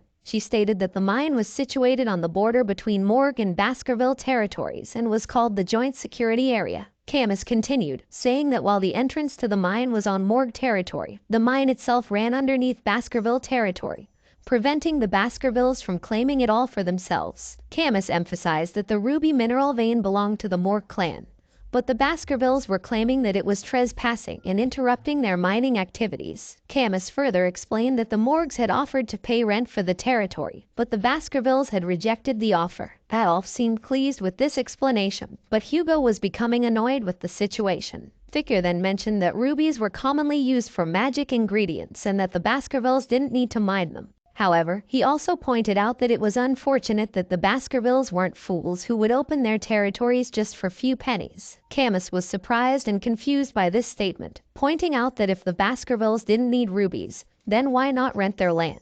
Vikir explained that the Baskervilles were only interested in their land and didn't want anyone else to profit from it. He warned Camus not to come into their territory, as they were the only ones who would lose out in the situation. Camus, however, was not satisfied with this explanation and decided to take matters into her own hands. She claimed that she had possession over the ruby mineral vein and she placed her arm over the sculpture in the Baskerville territory, asking whose arm it was. Vikir caught her arm and responded with a smile, saying that it was his arm, as it was in his land. Camus felt her face flush with embarrassment as Vikir's words made her feel flustered. She couldn't believe what she was hearing and responded with a stutter, asking him what was he talking about. How could she belong to him? Vikir, who seemed amused by Camus's reaction, replied with a mischievous grin, "Who said you're mine?" Camus was confused by Vikir's response, and suddenly Vikir pulled out a knife from his back, which surprised not only Camus but also Adolf and the head butler. Vikir's evil grin sent chills down everyone's spine as he said, "I'm saying your arm's mine." Camus was taken aback by Vikir's sudden change in demeanor and said in a shaky voice, "What?" Hugo, who was sitting nearby, was sweating profusely, and the only sound that could be heard in the room was a hiccup. As Vikir began to move the knife towards Camus' hand, she screamed in fear and called out for help from her uncle. Adolf appeared behind Vikir with a fierce expression and demanded that he back away from his niece. Camus seized the opportunity to escape from Vikir's grip and ran towards Adolf, seeking comfort from her uncle. Adolf was enraged and demanded an explanation from Hugo, asking what was going on. Hugo looked at Vikir and acknowledged that he had gone too far with his joke. Vikir then revealed that the knife was only a toy, something that was commonly played within the Baskerville family from a young age. Adolf was shocked and upset that such a dangerous toy was given to children, and he demanded an apology from Vikir. Vikir humbly apologized to Adolf and assured him that he had no intention of making Camus cry. However, Adolf was still angry and accused Vikir of not taking the situation seriously enough. But Hugo intervened and said that adults shouldn't meddle in affairs of children and attempted to diffuse the tension by changing the subject, suggesting that they focus on discussing the Ruby Mayans and complete the friendly duels first. Adolf was hesitant at first, but eventually agreed to hear Hugo out. Camus, still upset and tearful, warned Vikir that she would not forget what had happened. Vikir simply smiled faintly in response, seemingly unfazed by the situation. The day of the friendly duels had arrived, where all the children between the ages of 8 to 15 had gathered to show off their skills. While the younger children engaged in theoretical battles or displayed their mana sensitivity, the older children stole the show with their live battles. But this year all eyes were focused on the battle between two renowned clans, the Morg clan and the Baskerville clan. The two geniuses of their respective clans, Camus Morg and Vikir van Baskerville, were to showcase their skills in a practical training match. Camus instructed Vikir to get ready, emphasizing that once she was prepared, she wouldn't hold back. Without wasting any time, Camus began casting a spell, leaving the audience in awe. One spectator couldn't help but exclaim, wondering if Camus was casting quadra spells. The fact that she was able to cast 4 spells simultaneously was impressive, even more so since she was only 8 years old. Another spectator praised her, acknowledging that Camus was the genius mage of Morg, and such feats were expected of her.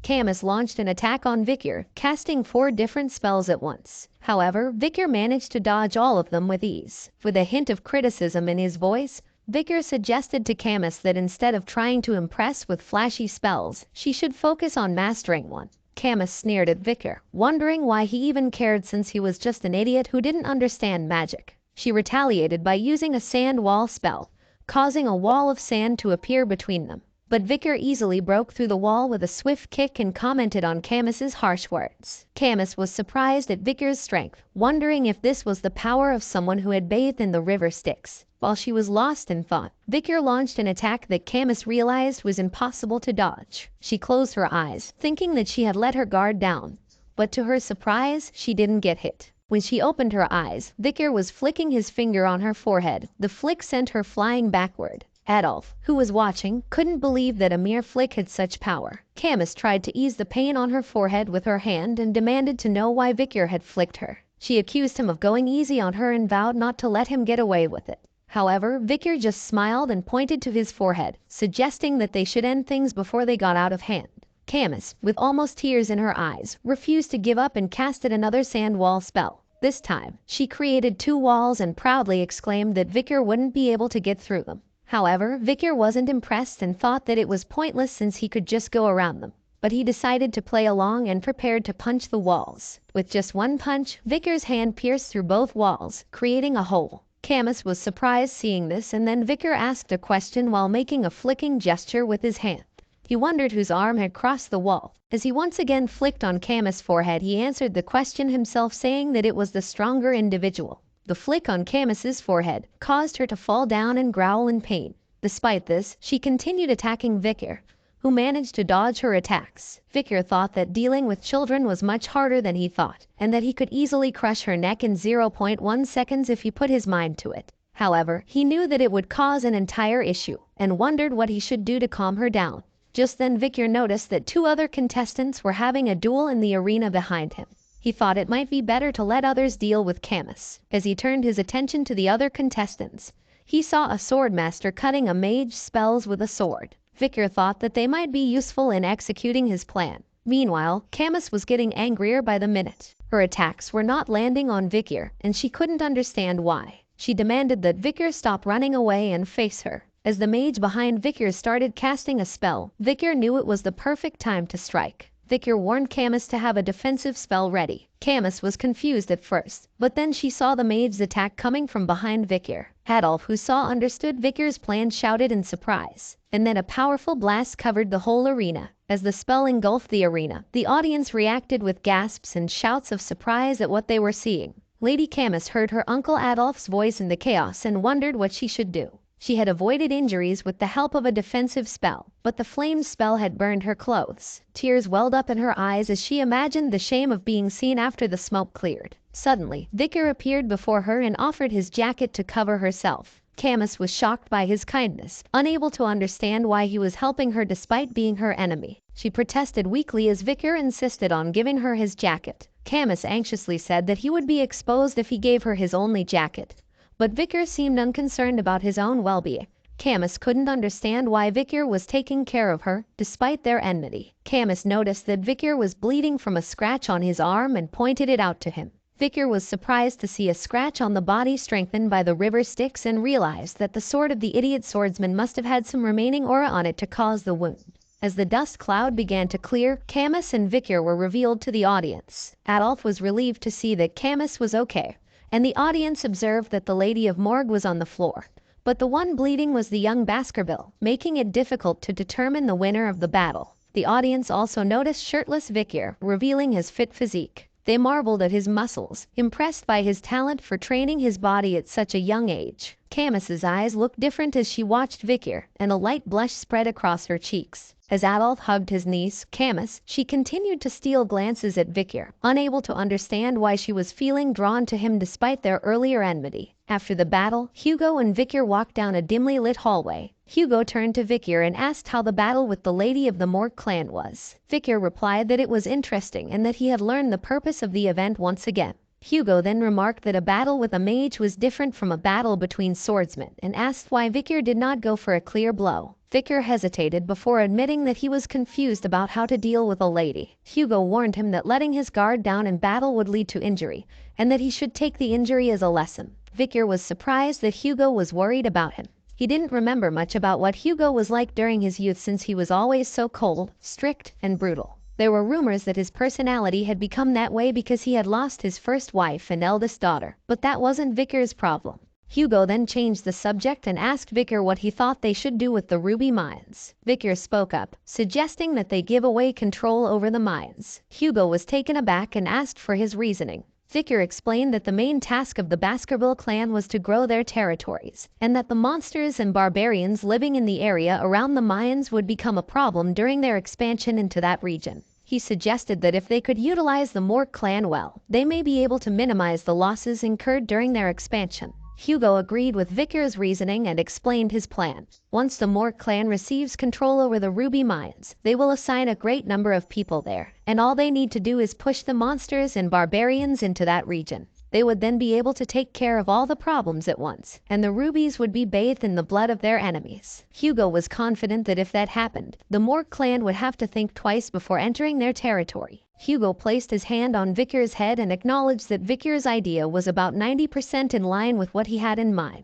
Victor, on the other hand, couldn't help but think that it was not a surprise as the idea was originally Hugo's, as Victor had executed the same plan in his past life on Hugo's orders. Victor then suggested that they should keep an eye on the Morgue's movements, but Hugo did not think it was necessary as he had already increased the number of hounds scouting the area. As Hugo and Victor were walking, Adolf's voice interrupted them, calling out to Hugo. Hugo and Victor turned their attention to Adolf as he mentioned that he had something to discuss with them before he left. They took seats in a nearby room, and Hugo asked what Adolf wanted to talk about. Adolf suggested that they peacefully resolve the issues regarding the ruby mines, and mentioned that fees for its usage was just one of many suggestions. He then proposed the idea of an engagement between the Morgue and Baskerville children.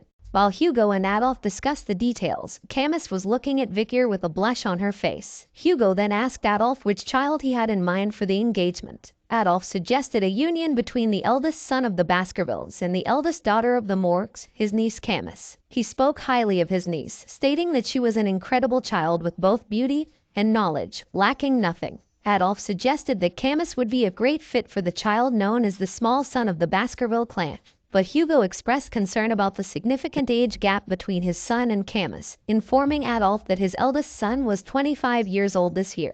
Adolf didn't consider it a significant issue, as it was only a 17-year gap between them. Suddenly Camus spoke and made it clear that she wouldn't marry anyone weaker than her mother and didn't want a significant age gap in her partner. Adolf tried to persuade her by saying that she will have to live alone rest of her life if she wants to marry someone stronger than her mother. Hugo also didn't seem pleased with her attitude and reminded her that engagements weren't a buffet of her choosing. But Camus was confident in her choices and claimed she had no intention of playing around. Suddenly, her face turned red, and she looked to the side, catching the attention of Adolf and Hugo. Adolf was shocked when he realized that Camus was looking at Victor, and started cursing him in his mind. Adolf couldn't believe what he was witnessing. He whispered to Camus, urging her not to even think about it, as Victor was from the Van surname and not from the Le descent. Adolf believed that no matter what happens, Victor would merely be a small fish in a big pond. Hugo, on the other hand, was getting increasingly frustrated with the situation, so he decided to intervene and reminded everyone that the most important thing in engagements was what the people involved had in mind. He then turned to Victor and asked him for his thoughts. Camus looked at Victor, waiting for his answer. Camus and Victor exchanged looks, and then Victor spoke up and said, "I accept." Adolf became visibly upset at Victor's response, but before Adolf could say anything, Victor continued his sentence and added that "I accept to do as I'm told." Adolf was even more outraged at this, wondering how someone could have such an attitude towards the daughter of the Morgue clan.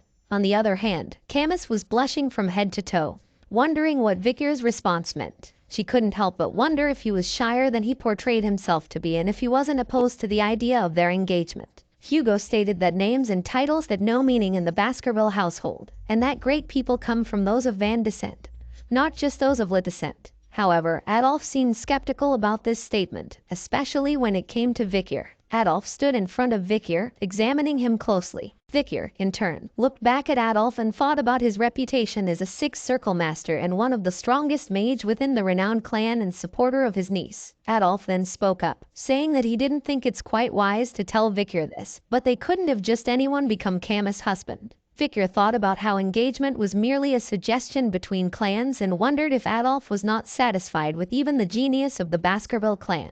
Adolf then placed his hand on Victor's shoulder and tried to press him down, but Victor didn't budge. Adolf was surprised by Victor's sturdy body. Adolf then asked Victor why he wasn't answering him and was he even listening to him, and Victor replied that he hadn't been listening to him since he said it wasn't wise to tell him something. Camus was shocked at Victor's reply, especially since he said it to her uncle, who was one of the strongest mage. On the side, Hugo tried to control his laughter in the midst of the tense situation. Victor's response caused Adolf to laugh menacingly.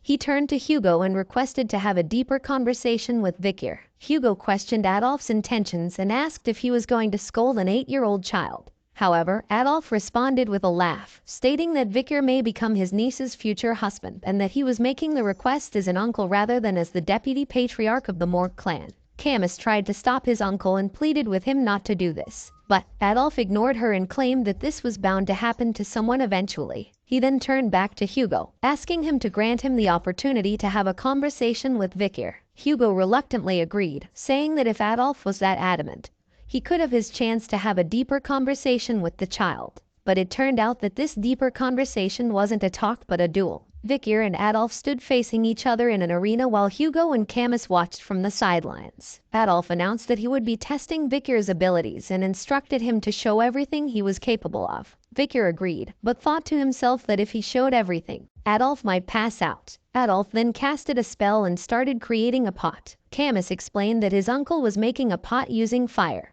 earth, and water magic simultaneously with perfect control, which was typical of her powerful uncle. Adolf then filled the pot with water and placed the pot on his own head and challenged Vikir to a duel. He instructed Vikir that if he could make a single drop of water fall from the pot, it would be considered a victory. Vikir observed the pot and thought about how challenging an opponent like Adolf would be a great experience and thought about his own win rate against Adolf prior to his regression. Vikir analyzed the situation and calculated that an assassination attempt would have a 50% chance of success and a 10% win rate if he were to face Adolf head-on.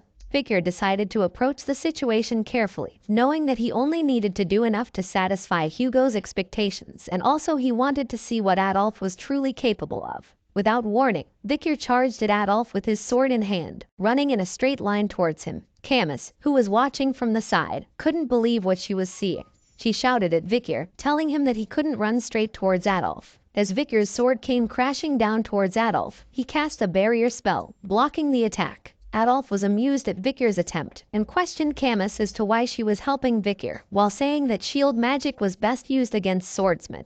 Adolf knew that it would be difficult for Vikir to pierce through with most aura swords. Vikir was frustrated with the failed attack and clicked his tongue in annoyance. Adolf decided to take the offensive and started casting spells towards Vikir. Vikir, being nimble and quick, started dodging the spells effortlessly. Camus interjected, exclaiming that it was unfair as Adolf never used this level of magic against her in their duels. Adolf was taken aback by Camus' support of Vikir and asked her whose side she was on. He then turned to Vikir with a crying face, calling him a bastard and promising not to forgive him. Hugo watched the battle unfold, analyzing the two combatants. He noted that Vikir was attacking at a speed that was difficult but not impossible to dodge, and decided there was no need to intervene. He wanted to see what Vikir was capable of, and show the old man what a young hound could do. As Vikir dodged Adolf's spells, he analyzed his opponent's abilities. He knew that he could use his knowledge from before his regression and his current age to gain an advantage. Adolf smirked at Vikir, claiming that his sword would never pierce through his shield.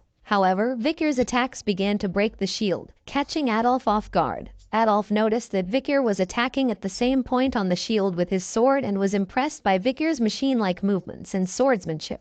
As Vikir was attacking with his sword, it suddenly broke into pieces, causing Adolf to smirk and taunt him about his lack of consideration for the durability of his sword and the strength of his shield. However, Hugo and Camus, who were watching from the sidelines, had shocked expressions on their faces. Adolf continued to speak, unaware of the surprised reactions of those around him. Suddenly, water started pouring on his face, completely covering his head in a matter of seconds. Adolf shouted in surprise, wondering how a piece of the broken sword had managed to pierce the pot and drench him with water. Vikir, with a smile on his face, commented that the pot seemed to be full. Camus, who witnessed the unexpected turn of events, blushed and exclaimed in disbelief that Vikir had won against her uncle and started thinking about the possibility of marriage. Meanwhile, Hugo, who was standing beside Camus, realized that the incident with the broken sword was not just a coincidence, but a sign of Vikir's exceptional talent and strength. He couldn't help but wonder if he was raising a much stronger hound than he had initially anticipated.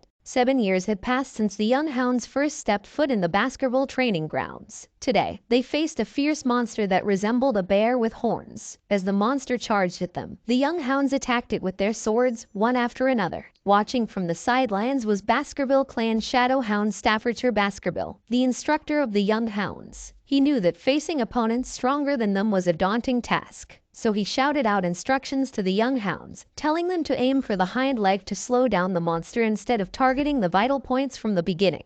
The triplets among the young hounds coordinated their strikes, leaving the monster exhausted. Staffordshire was impressed and thought to himself that their dark crimson aura was very suitable for the Baskervilles. After the triplets had weakened the monster, the other young hounds resumed their attacks and finished it off. Staffordshire applauded the young hounds and congratulated them on becoming low-rank sword experts and masters of the first Baskerville technique. Staffordshire reminded the young hounds that they were facing a caged monster and that the wild ox bear on La Rouge et Le Noir mountain would be quite different. He warned them that death could occur much more easily than they thought, and they must use their bloodline to overcome it or build their experience to survive somehow. With that, the instructor concluded the 7-year training and congratulated the young hounds on their graduation. He wished them good luck in their future endeavors. After the successful completion of their training, the young hounds started chatting among themselves. The two hounds were discussing their preferences for the various night orders within the Baskerville clan. The first hound mentioned that he preferred the Wolfhound order, while the second hound shared his choices: Doberman, Pitbull, and Rottweiler. There were 7 night orders in the Baskerville clan, each established and managed for various objectives, such as watching, searching, guarding, assassinating, suppressing, and all-out warfare. Suddenly, the first hound asked his companion where he thought that bastard would go. The second hound asked in confusion who was he referring to. The first hound clarified that he was referring to the person sitting on the dead ox bear, who is none other than Vikir. They continued their conversation about Vikir, with one hound saying that Vikir had defeated a much larger ox bear than the one they had just faced, and that he was already a high-rank sword expert at the 3rd Baskerville technique, which meant that he was at the Shadow Hound's level.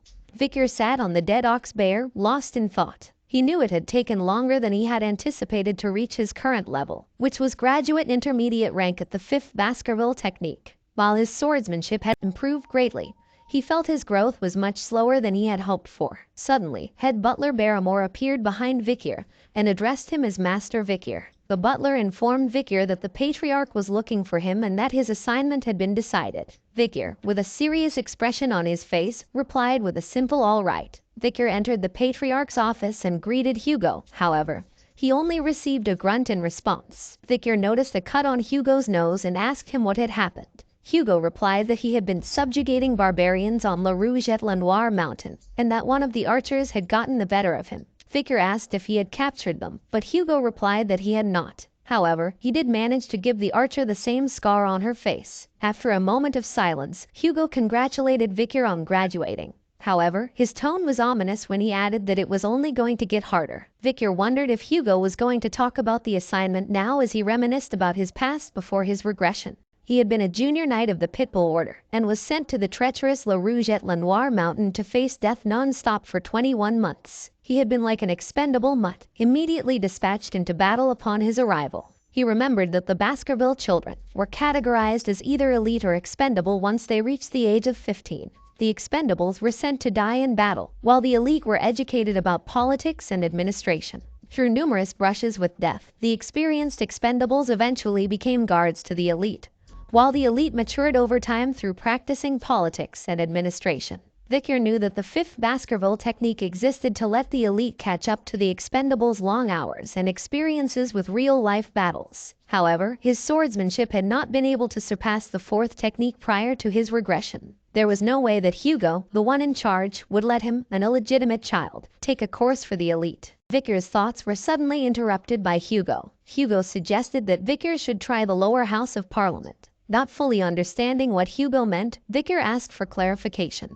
Hugo explained that the lower house of Parliament assisted the Baskerville clan's regional administration, legislature, and law enforcement, as well as inviting businesses and looking after the region as necessary. Simply put, they managed both small and large matters of the clan. Vikir was surprised that Hugo had selected him, an illegitimate child, to take the elite course. Hugo continued, saying that Vikir's achievements were greater than any child who was referred to as a genius by 10 years, so he would treat Vikir as such. The position that Vikir would be taking was the deputy consul of the underdog city. Currently, both the consul and deputy consul positions were vacant. Hugo asked Vikir if he would like to try it. After considering Hugo's proposal, Vikir decided to accept the position of deputy consul of the underdog city. However, before proceeding, he wanted to discuss an incident involving the Mork clan and the Ruby Mines. Hugo seemed to know about it already and referred to how Vikir screwed over Adolf Mork. Vikir confirmed this and asked if he could borrow his reward once. Even though what Vikir wanted to borrow was still not revealed yet, the head butler, who had an idea about it, was shocked at Vikir's bold request. But Hugo didn't seem to mind. He stamped a paper and assured Vikir that he trusted him not to do anything foolish. With confidence, Vikir promised he wouldn't make Hugo worry, but he couldn't help but think how strange it was to be called son by Hugo, something that would have been unimaginable before his regression. As head butler and Vikir walked down the hallway, the head butler spoke in a serious tone. He emphasized the patriarch's high regard for Vikir, as evidenced by his appointment as a consul prior to being dispatched into battle. The head butler referred to this as the disciplines of kingship, suggesting that Vikir was being groomed for greater responsibilities in the future. However, Vikir was not complacent about his new role. He acknowledged that success was not guaranteed and that he would have to work hard to manage his responsibilities as deputy consul. Victor thought to himself that this was an opportunity for him to hone his skills more safely. He wasn't particularly interested in current events, but his memories from his previous life were still vivid. He remembered the sensation of his head being severed from his body by the guillotine. Victor decided at that moment that he will let Hugo Le Baskerville feel the same sensation. In the Baskerville territory, Underdog. In a large villa, a bald man gave orders to 2 workers, instructing them to ensure that the place is perfectly clean by the next day, as a new deputy consul from the Baskerville family was coming. The workers acknowledged his orders and said yes, sir. Later on, one of the workers wondered what kind of person the new deputy consul would be and hoped that he would have experience in business. However, the other worker told him that the new deputy consul was only 15 years old. While they were talking, a young boy was approaching the villa, and the second worker noticed him. He placed his hand on the kid's shoulder and wondered whose child he was and if any employee had brought him. The worker then told the boy that he couldn't just enter the villa freely. It turned out, the young boy who had approached the villa was none other than Victor. With an angry look on his face, he ordered the worker to remove his hand from his shoulder. Then, he pulled out a paper and showed it to the worker, who was surprised to see that it was the document verifying Victor's position as the new deputy consul. The workers were confused as to why he had come a day early, but Victor was not concerned about that. He ordered the workers to prepare food and drinks for a party he was going to have. As Victor entered the villa, both workers had questioning looks on their faces and wondered why the new deputy consul was planning a party. Soon, the party began, and the whole villa was filled with food and drinks. Many nobles were in attendance, enjoying the festivities and talking with one another. Chual Baskerville, the general secretary of the city of Underdog, was pacing back and forth in his office, clearly agitated. He looked out the window and couldn't believe what he saw. The new deputy consul, a young man who had just started working for the city, was holding a party at the workplace. Chuo was already having a hard time because all of his predecessors had been dismissed for accepting bribes. And now, this guy was drinking and partying on the job. Chuo couldn't believe the audacity of this troublemaker. As he was about to express his frustration, Victor suddenly appeared behind him and asked if he was the general secretary. The sudden interruption startled him and he almost jumped out of his skin. He was surprised to see Victor and wondered how long he had been standing there. Victor introduced himself as Victor Van Baskerville, the new deputy consul, and Chihuahua introduced himself as Chihuahua Baskerville. Victor repeated Chihuahua's name, noting that he didn't have a middle name. Chihuahua thought to himself that it was going to happen again. He knew that a lack of a middle name signified that he was from outside the family and that he was employed rather than a blood member of the family. Chihuahua had to deal with discrimination from deputy consuls because of this. He was tired of being looked down upon and treated unfairly because he wasn't born into the family. But Chihuahua was surprised by Victor's response. Instead of mocking him, Victor placed his hand on Chihuahua's shoulder and simply said, "Nice." This threw Chihuahua off guard, and he responded with a confused look. Victor went on to explain that he had scanned through Chihuahua's personal information on the way there, and had noticed that he was from Underdog. Chihuahua agreed with him, saying that he was born and raised in the current place they were in. Victor acknowledged this and mentioned that he knew how hard people like him had to work and that he didn't intend to interfere with how he did his job. Chihuahua was still a bit confused but responded with an awkward okay. Chihuahua couldn't help but think that was this some new form of harassment, and wondered why Victor was even there in the first place when he was the one who asked for the party. But Victor continued, mentioning that while the personal law system itself didn't have a problem, there were many strange things about the judicial system. Victor continued speaking, explaining that the problem with Underdog was that many illegal business owners were successful, and as a result, the underground held the power above the law. Simply stopping the illegal businesses wouldn't resolve the problem. The heads of the underground businesses needed to be removed. As a deputy consul, his job was to make laws and execute them, and while he respected all the laws that were already in place, he intended to add a new one. Chihuahua exclaimed in surprise as he heard the word new law. Victor nodded and explained that he would make sure the underground economy was in shambles within a week. However, he needed a cause in order to make and execute this law. Chihuahua couldn't understand why Victor needed a cause for getting rid of illegal businesses. Victor explained that he was still young and a newly appointed deputy consul. He needed a performance in order to make it more convincing. Chihuahua still didn't fully understand Victor's plan. Victor looked out of window as his expression turned into an evil grin, and he said that to put it differently, I will lay out poop for the flies. Chihuahua couldn't help but wonder what Victor was planning. The next day, Victor arrived at Doorsmile Street in downtown Underdog. A huge crowd had already gathered there and people were chatting among themselves. Victor stood on the stage with a stake in his hand. Chihuahua and his companions wondered what the deputy consul was planning to do. They commented that there were a lot of people there, and that the deputy consul had been standing there since the crack of dawn. Suddenly, Vicar stepped forward and announced that he was the newly appointed deputy consul. The crowd was surprised to see such a young man as the deputy consul, and wondered what he was going to do. Some of them murmured that he was cute, while some questioned what a young man like him could do.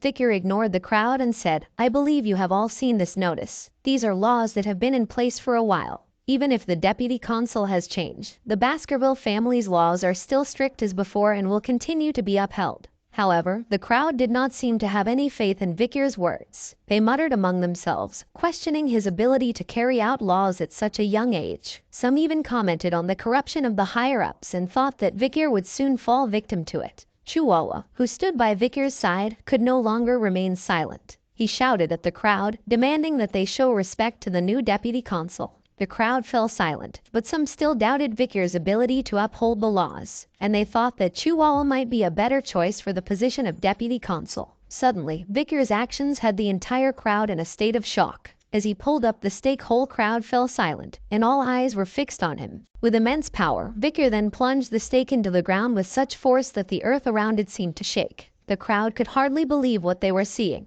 They were amazed at the sheer strength that Vicar had displayed. But then Vicar announced something that took everyone by surprise. He said that he would announce a special law, with his authority as a deputy consul, known as the Vicar Special Law, which would award 100 million gold to anyone who could remove the stake from the ground. The entire crowd looked at Vicar and the stake in disbelief, trying to analyze what was happening. Suddenly, the crowd erupted into a loud chorus of disbelief, shouting, 100 million.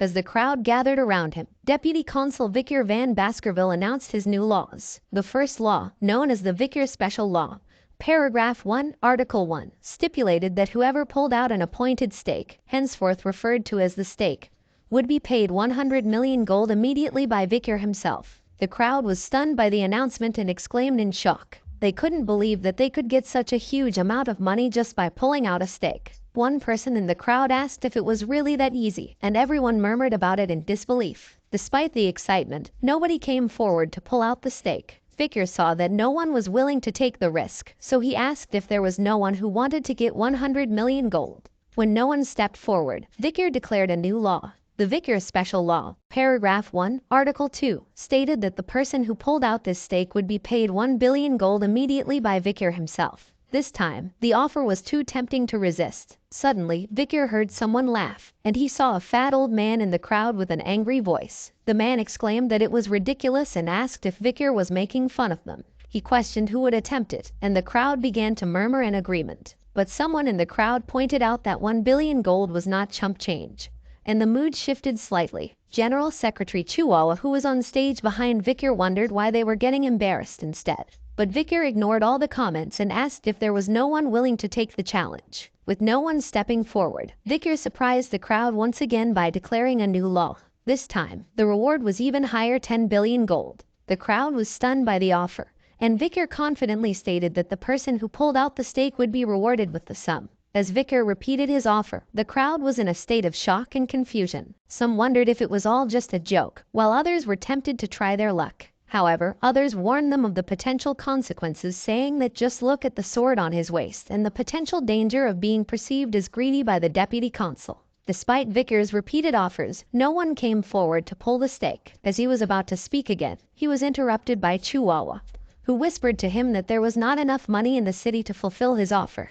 Suddenly, a small hand shot up from within the crowd. The hand belonged to a little girl who had a flower basket on her other hand.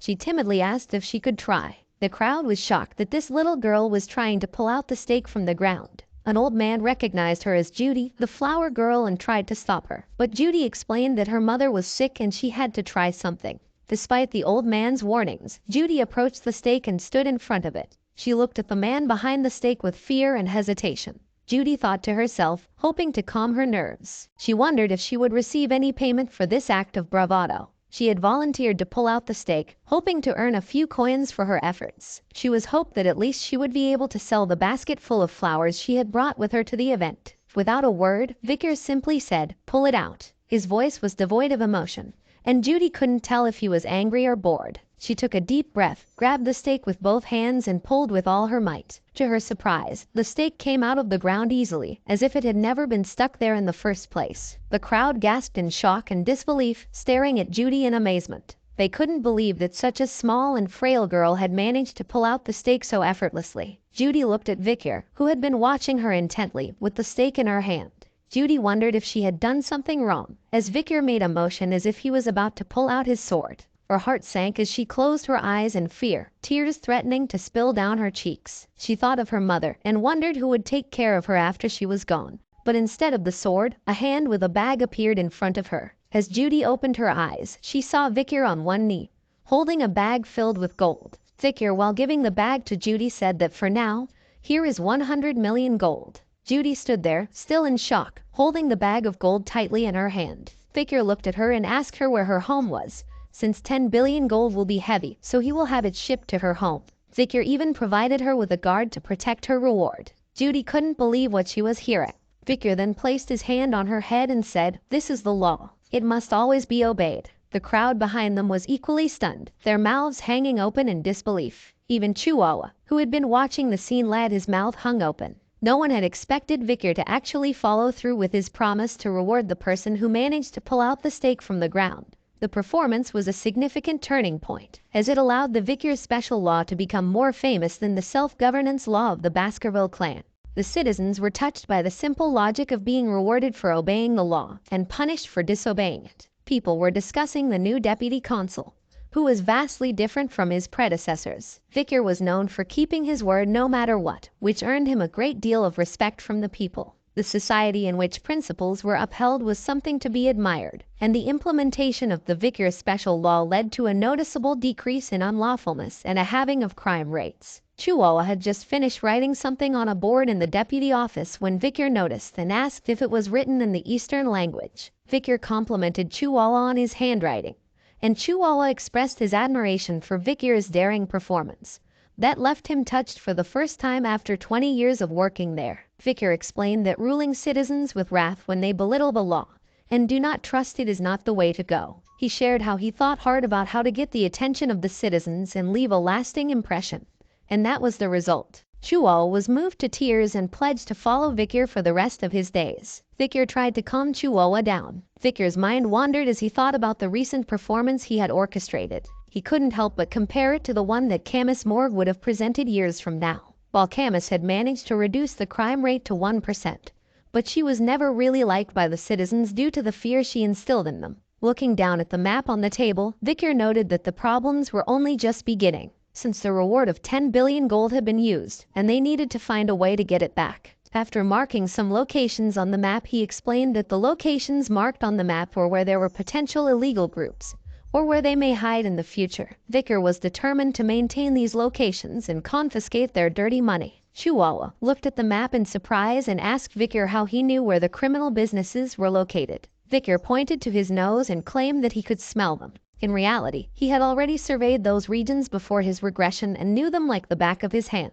Chihuahua was impressed by Vikir's flawless investigation skills and wondered just how much he had already investigated. Suddenly, a staff member burst into the room, interrupting the conversation between Chihuahua and Vikir. The staff member addressed Deputy Consul Vikir, informing him that the Village Hall's Youth Autonomy Association had requested a meeting. Chihuahua, seemingly unsurprised by the news, commented that it was probably time for such a meeting to take place. Vikir, on the other hand, referred to them as arrogant bastards and questioned why they would want to see him. Chihuahua proceeded to inform Vikir that the Youth Autonomy Association was made up of various clans, including the Mont Blanc, Pure, Luovi, Channel, Ferragamo, Hermes, and Pradar clans. He explained that the organization was founded by the second and third generations of the 7 native families of Baskerville. Chihuahua went on to describe the Youth Autonomy Association as a promiscuous social club, despite its name suggesting otherwise. He speculated that the young masters of the group likely had something to say about the Vikir special law. Vikir said in a questioning tone, "The dung flies have started to smell the shit." This statement surprised both Chihuahua and the staff member. Vikir smirked and suggested that they should start annihilating the pests that are eating away the city. Deep within the burning suspension, a high-end club located within the underdog city's most luxurious hotel, a party was taking place. The VVIP lounge, which had been rented out for a whopping 10 million gold for a 6-hour rental service, was filled with the 7 crucial members of the Youth Autonomy Association. These members were the second and third generation children of the 7 families located within the Baskerville territory, a powerful and influential area within the city. The atmosphere was lively as the members of the association were making a tower with glasses and pouring drinks on them. They boasted about the price tag of each bottle as they continued to build the tower, which had a pyramid shape. The blonde guy in the club turned to the waiters and instructed them to drink the spilled wine on the table. The waiters obediently lapped it up like dogs, thanking him for the opportunity to enjoy such a precious drink. As he sat down on a sofa, he boasted about his wealth, remarking that no matter how much he spent, his money always replenished itself. One of the blonde guy's companions attributed it all to the Baskervilles, who only cared about territorial expansion and not about the demand for slaves. He remarked that it was easy to kidnap barbarians and sell them as slaves, thanks to the Baskervilles. The companions agreed that this was all thanks to the Baskervilles, and that it was great because they didn't have to worry about the imperial family. Another companion chimed in, remarking that the Baskervilles were also protecting them, making them even safer. He compared the Baskervilles to their personal hunting dogs, pointing out that they were always at their beck and call. The blonde guy scoffed at the idea, stating that the Baskervilles were nothing more than sword-wielding idiots who were easily manipulated. He mentioned the incident with the Mesimaginero clan, where they were able to push the blame onto the Mesimaginero clan, which was one of the most loyal clan, and watch as the Baskervilles decided to massacre them personally. As the group continued to talk, one of the companions mentioned a new deputy consul named Vicar, who was of Van descent. The blonde guy questioned if anyone had heard of him before, and when they replied no,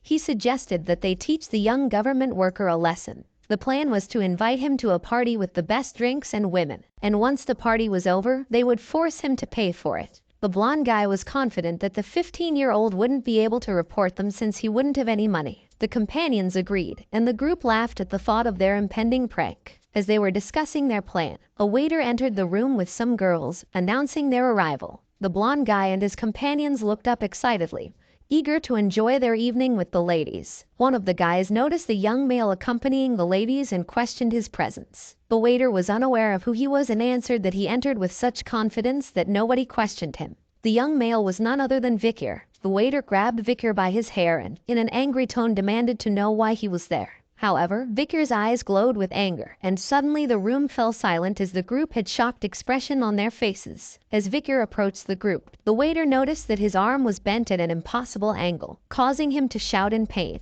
One of the guys who had initially pointed out Vicar expressed his surprise at the sight. Vicar introduced himself as Vicar Van Baskerville, and the guy repeated his name and recognized him as the deputy consul, and questioned why he was there. Vicar simply replied that they have invited him here. The blonde guy realized that the situation was getting out of hand and tried to calm down the situation and exclaimed with laughter, saying that it was amazing that he had come to the party. Vicar watched the blonde guy whisper with one of his companions, discussing something. The blonde guy asked if they should enact their plans, and his companion agreed, suggesting they see how Vicar deals with paying for everything. The blonde guy agreed and suggested they keep Vicar there and force him to pay once the party was over. Vicar couldn't take it any longer. He placed his hand on the table, interrupting their conversation, and demanded that they stop the pointless chatter. Suddenly, the whole table exploded, and glasses filled with drinks crashed to the floor, causing the people in the room to look on in surprise. As the drinks fell down, the blonde guy watched in disbelief as the table exploded, and his thoughts immediately went to Vicar's potential abilities. He thought, could he have used mana manipulation to make the champagne tower explode just by touching the table? The blonde guy realized that Vicar was a graduator. The blonde guy's companion was equally shocked and whispered in anger that they had thought Vicar was just a 15-year-old kid. The blonde guy snapped back, telling his companion that they were a middle-class expert and should do something. But the companion was too scared, knowing that they would lose in an instant if they tried to fight Vicar. Suddenly, Vicar placed his hand on one of the guy's shoulders and addressed him directly. The guy was so scared that he blurted out that they were going to pay for the drinks. Vicar questioned whether they were planning on forcing him to pay for everything, and the guy realized that he had made a huge mistake. Another companion spoke up, asking who would dare do such a thing. The blonde guy tried to calm the situation, saying that they only wanted to test Vicar, as Underdog City had become corrupt. They wanted to ensure that Vicar wouldn't be enticed by the city's offers. The blonde guy's companion agreed, saying that it seemed like Vicar had what it takes to lead them, and they would be sure to follow. Vicar suddenly attacked the guy sitting closest to him with a palm strike that was more like a claw attack. He clutched the guy's stomach tightly and delivered a stern message. An owner can test their dog, but a dog should never test their owner, no matter the situation. As he looked at the rest of the group, Vicar questioned whether they were unmoved by his actions because they had money and power. He warned them that they had never seen anything truly frightening before. Vicar threw the guy he had been holding to the ground and stepped on his face. He then looked at the rest of the group and asked if they knew why he had done this. If they didn't, it seemed like they would meet the same fate. The blonde guy's face was stricken with fear as he stuttered out a response, saying that they were well aware of why Vicar had taken such actions. But Vicar kicked the man's head on which he was stepping on, and told them that if they really knew, they would understand what he would do next. The group became angry seeing this, and blonde guy called Vicar a bastard, while another questioned if he thought he could get away with it. Suddenly, Vicar appeared right in front of the second guy and accused the group of committing crimes such as abduction, kidnapping, illegal slave trafficking, and insulting Baskerville. The rest of the group had a shocked expression hearing Vicar mention the crimes that they had done. Vicar then punched the second guy and told them that animals don't learn until you teach them.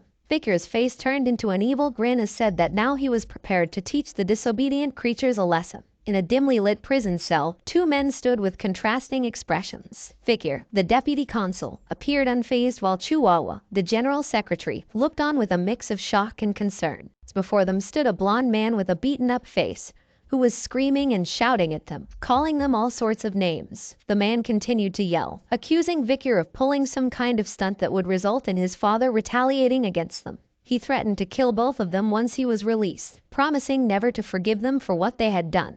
Chihuahua was visibly distressed by the situation and turned to Vicar, asking why the man had been beaten so brutally. Vicar asked if he thought he had overdone it, to which Chihuahua responded with a resounding yes. He expressed his disbelief that anyone could inflict such serious injuries on another human being, comparing the victim to a meat bag. But Vicar didn't seem to care. He walked towards the cell with a cold smile on his face, assuring Chihuahua that he hadn't even started yet. Chihuahua, on the other hand, looked shocked and disbelieving. He asked Vicar what he was planning to do, to which Vicar replied that he was going to execute all the wicked civil servants who had mutated into a hideous organization. He claimed that he could tell from their arrogant expressions that they lacked proper education, and that they had even overlooked the authority of the Baskerville clan. Chihuahua still couldn't believe what he was hearing. He asked Vicar if he was serious, to which Vicar replied in the affirmative. The blonde guy and his companions were now begging for their lives, promising to give Vicar everything they had if he spared them. Chihuahua then voiced his concern about the repercussions of Vicar's actions. He asked him if he was aware that the families of the executed men would not just sit idly by. They were cowardly, yet daring, and they would use whatever methods possible to avenge their loved ones. Vicar's confident smile remained as he reassured Chihuahua that there was no need to worry about the families of the executed men. He claimed that these corrupt officials were tied to the criminal organizations of Underdog City, and that their families would not be able to complain. Chihuahua, however, seemed to be concerned about the evidence against these officials, to which Vicar replied that he had his ways of finding evidence. He thought to himself that if he couldn't find any evidence, he would make his own. Vicar didn't seem to care about the events that would take place after this. He believed that the world was soon going to experience a sudden change, and he would most likely be dispatched into battle very soon. Even if that wasn't the case, he knew that he would have to leave this place once he enrolled at the academy. Vicar stood in front of the prisoners, his eyes cold and unfeeling as he gazed at them. Vicar listed out their crimes, his voice flat and monotone: human trafficking, kidnapping, bribery, blackmail, threatening, assault through a third party, and murder. The blonde guy immediately denied their involvement in any of those crimes and asked for evidence. However, Vicar just smirked and asked if they would accept punishment if there was evidence. After hearing this, the blonde guy looked down, his guilt written all over his face. It was like he was saying, "I'll never cause damage to the family, even if I were to die here." Suddenly, a man appeared to be walking towards him, carrying a bag. The man had a bald head, called out to Vicar. Vicar turned around, not surprised to see the man there. The bald guy placed the bag in front of Vicar and informed him that his custom order was ready. Vicar expressed his gratitude for the timely delivery of his order, and the bald guy just chuckled in response. Vicar opened the bag to reveal an assortment of tools, which he arranged carefully on a cloth. As Vicar was setting up his tools, the bald guy suddenly spoke up, saying that he had never seen some of these tools before, despite having been torturing people for 30 years. He asked Vicar how he had come up with such scary tools. Vicar shrugged and replied that he didn't invent them himself. They were common where he came from.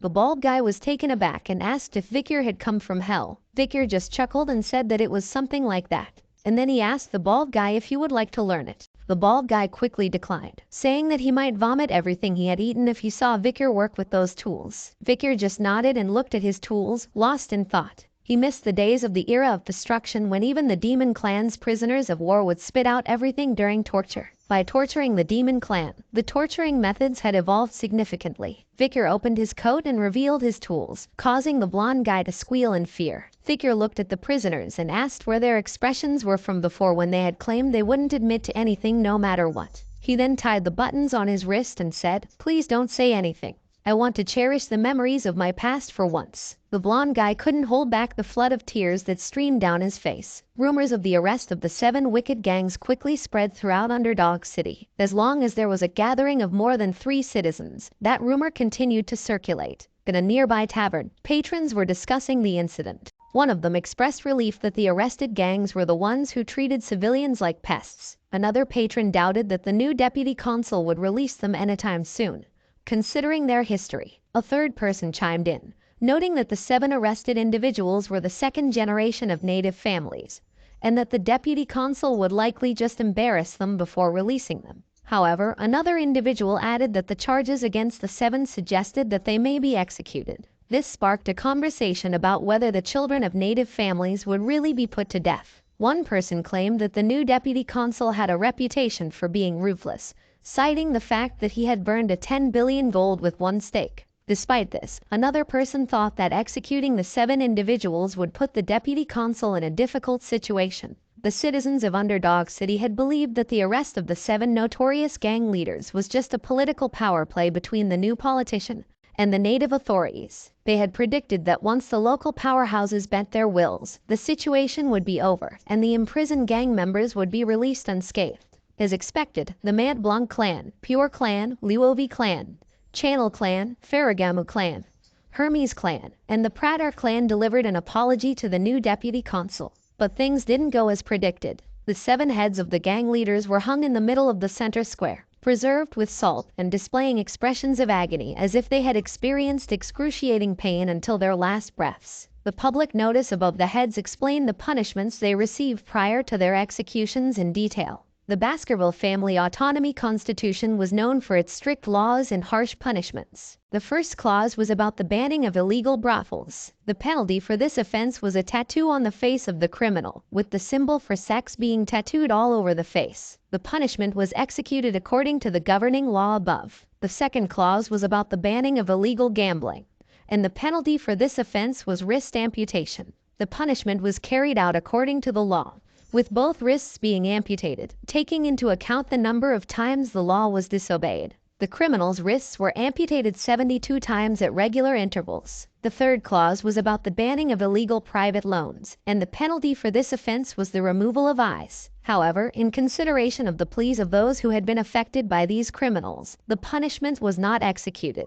The fourth and final clause was about the banning of illegal lobbying, and the penalty for this offense was exile. Since the criminals were already dead, their bodies, excluding their heads, were thrown outside the castle walls. The crowd was in shock as they read the notice and saw the scene in front of them. Vicar in his office explained that there was no reason to be surprised as the laws were already in place. However, this was the first time that the infamous native families would be serving the sentences. He believed that this would bring forth change and that once the destruction of either parties began, Underdog City would go through a bloodbath. Vicar turned to Chihuahua and warned him to brace himself, as he would join him in the next strategy. Chihuahua was surprised and clearly taken aback by Vicar's words. The scene changes and Chihuahua was standing in the same pose with a mask on his face. Chihuahua turned back and whispered to the occupant inside the cage, who was none other than the deputy consul, asking if this was really the right strategy. Vicar simply asked Chihuahua if he didn't trust him. As Chihuahua stood there, the place began to fill up with people. They all wore masks to conceal their identities, and slaves were also being transported, their hands bound in iron chains. Amidst the chaos, Chihuahua's thoughts turned to Vicar, who sat quietly in one of the slave cages. Chuo wondered if Deputy Consul being sold as a slave was a good strategy. Underdog City, located in the outskirts, was known for its unlawful events, and one such event was the slave auction. In the middle of nowhere, a huge tent was set up, and luxurious carriages started to gather around it. The products being sold were kidnapped barbarians, nobles, and commoners, all waiting to be auctioned off to the highest bidder. The Baskerville family was unaware of this unlawful event. The auctioneer, standing in front of the crowd, greeted them and welcomed them to the circus. The auctioneer noticed the arrival of Chuwala's group. He greeted them with a smile, recognizing their signature trait as an exclusive feature of the Mont Blanc clan. He looked at their identification paper and saw that they were there as sellers. He expressed his concern that the Mont Blanc clan did not like the slaves they had purchased in the last auction, as they were precious customers who always purchased a large number of slaves. Chuwala replied that they were satisfied with the quality of the slaves sold here. The auctioneer's attention was drawn to Vikir,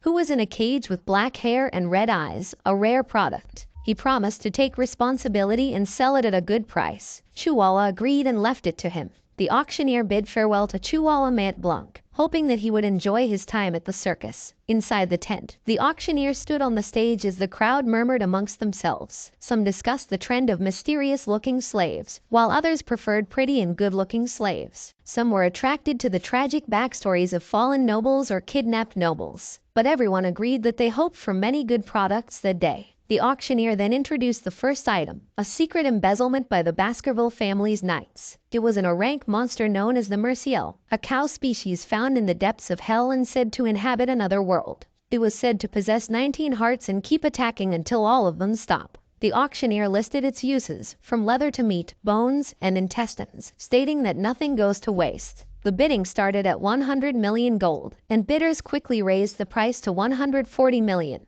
then 200 million. And finally 250 million gold. The auctioneer announced that they had hit 250 million gold and asked if anyone else wanted to bid. When no one else spoke up, he slammed the hammer and declared the item sold. The auction continued with more items, each with their own unique qualities and uses. The crowd eagerly bid on each product, hoping to score a valuable purchase. And so, the slave auction at the circus continued, a dark and unlawful event that remained hidden from the eyes of the law. As the bidding for various products continued, the auctioneer urged the bidders to move on to the next product. However, a worker whispered something in his ear, and the auctioneer appeared surprised. He announced to the crowd that a rare item had arrived, picked up by the slave businessmen from a deep jungle, from a warrior tribe in the La Rouge-et-Lenoir Mountains jungles, the barbarian of Balak. A girl who appeared fierce was brought onto the stage, and the auctioneer encouraged the bidders to try and tame a wild slave, as it would be a chance to put their training techniques to the test. However, despite the auctioneer's efforts to start the bidding at 5 million, nobody placed a bid.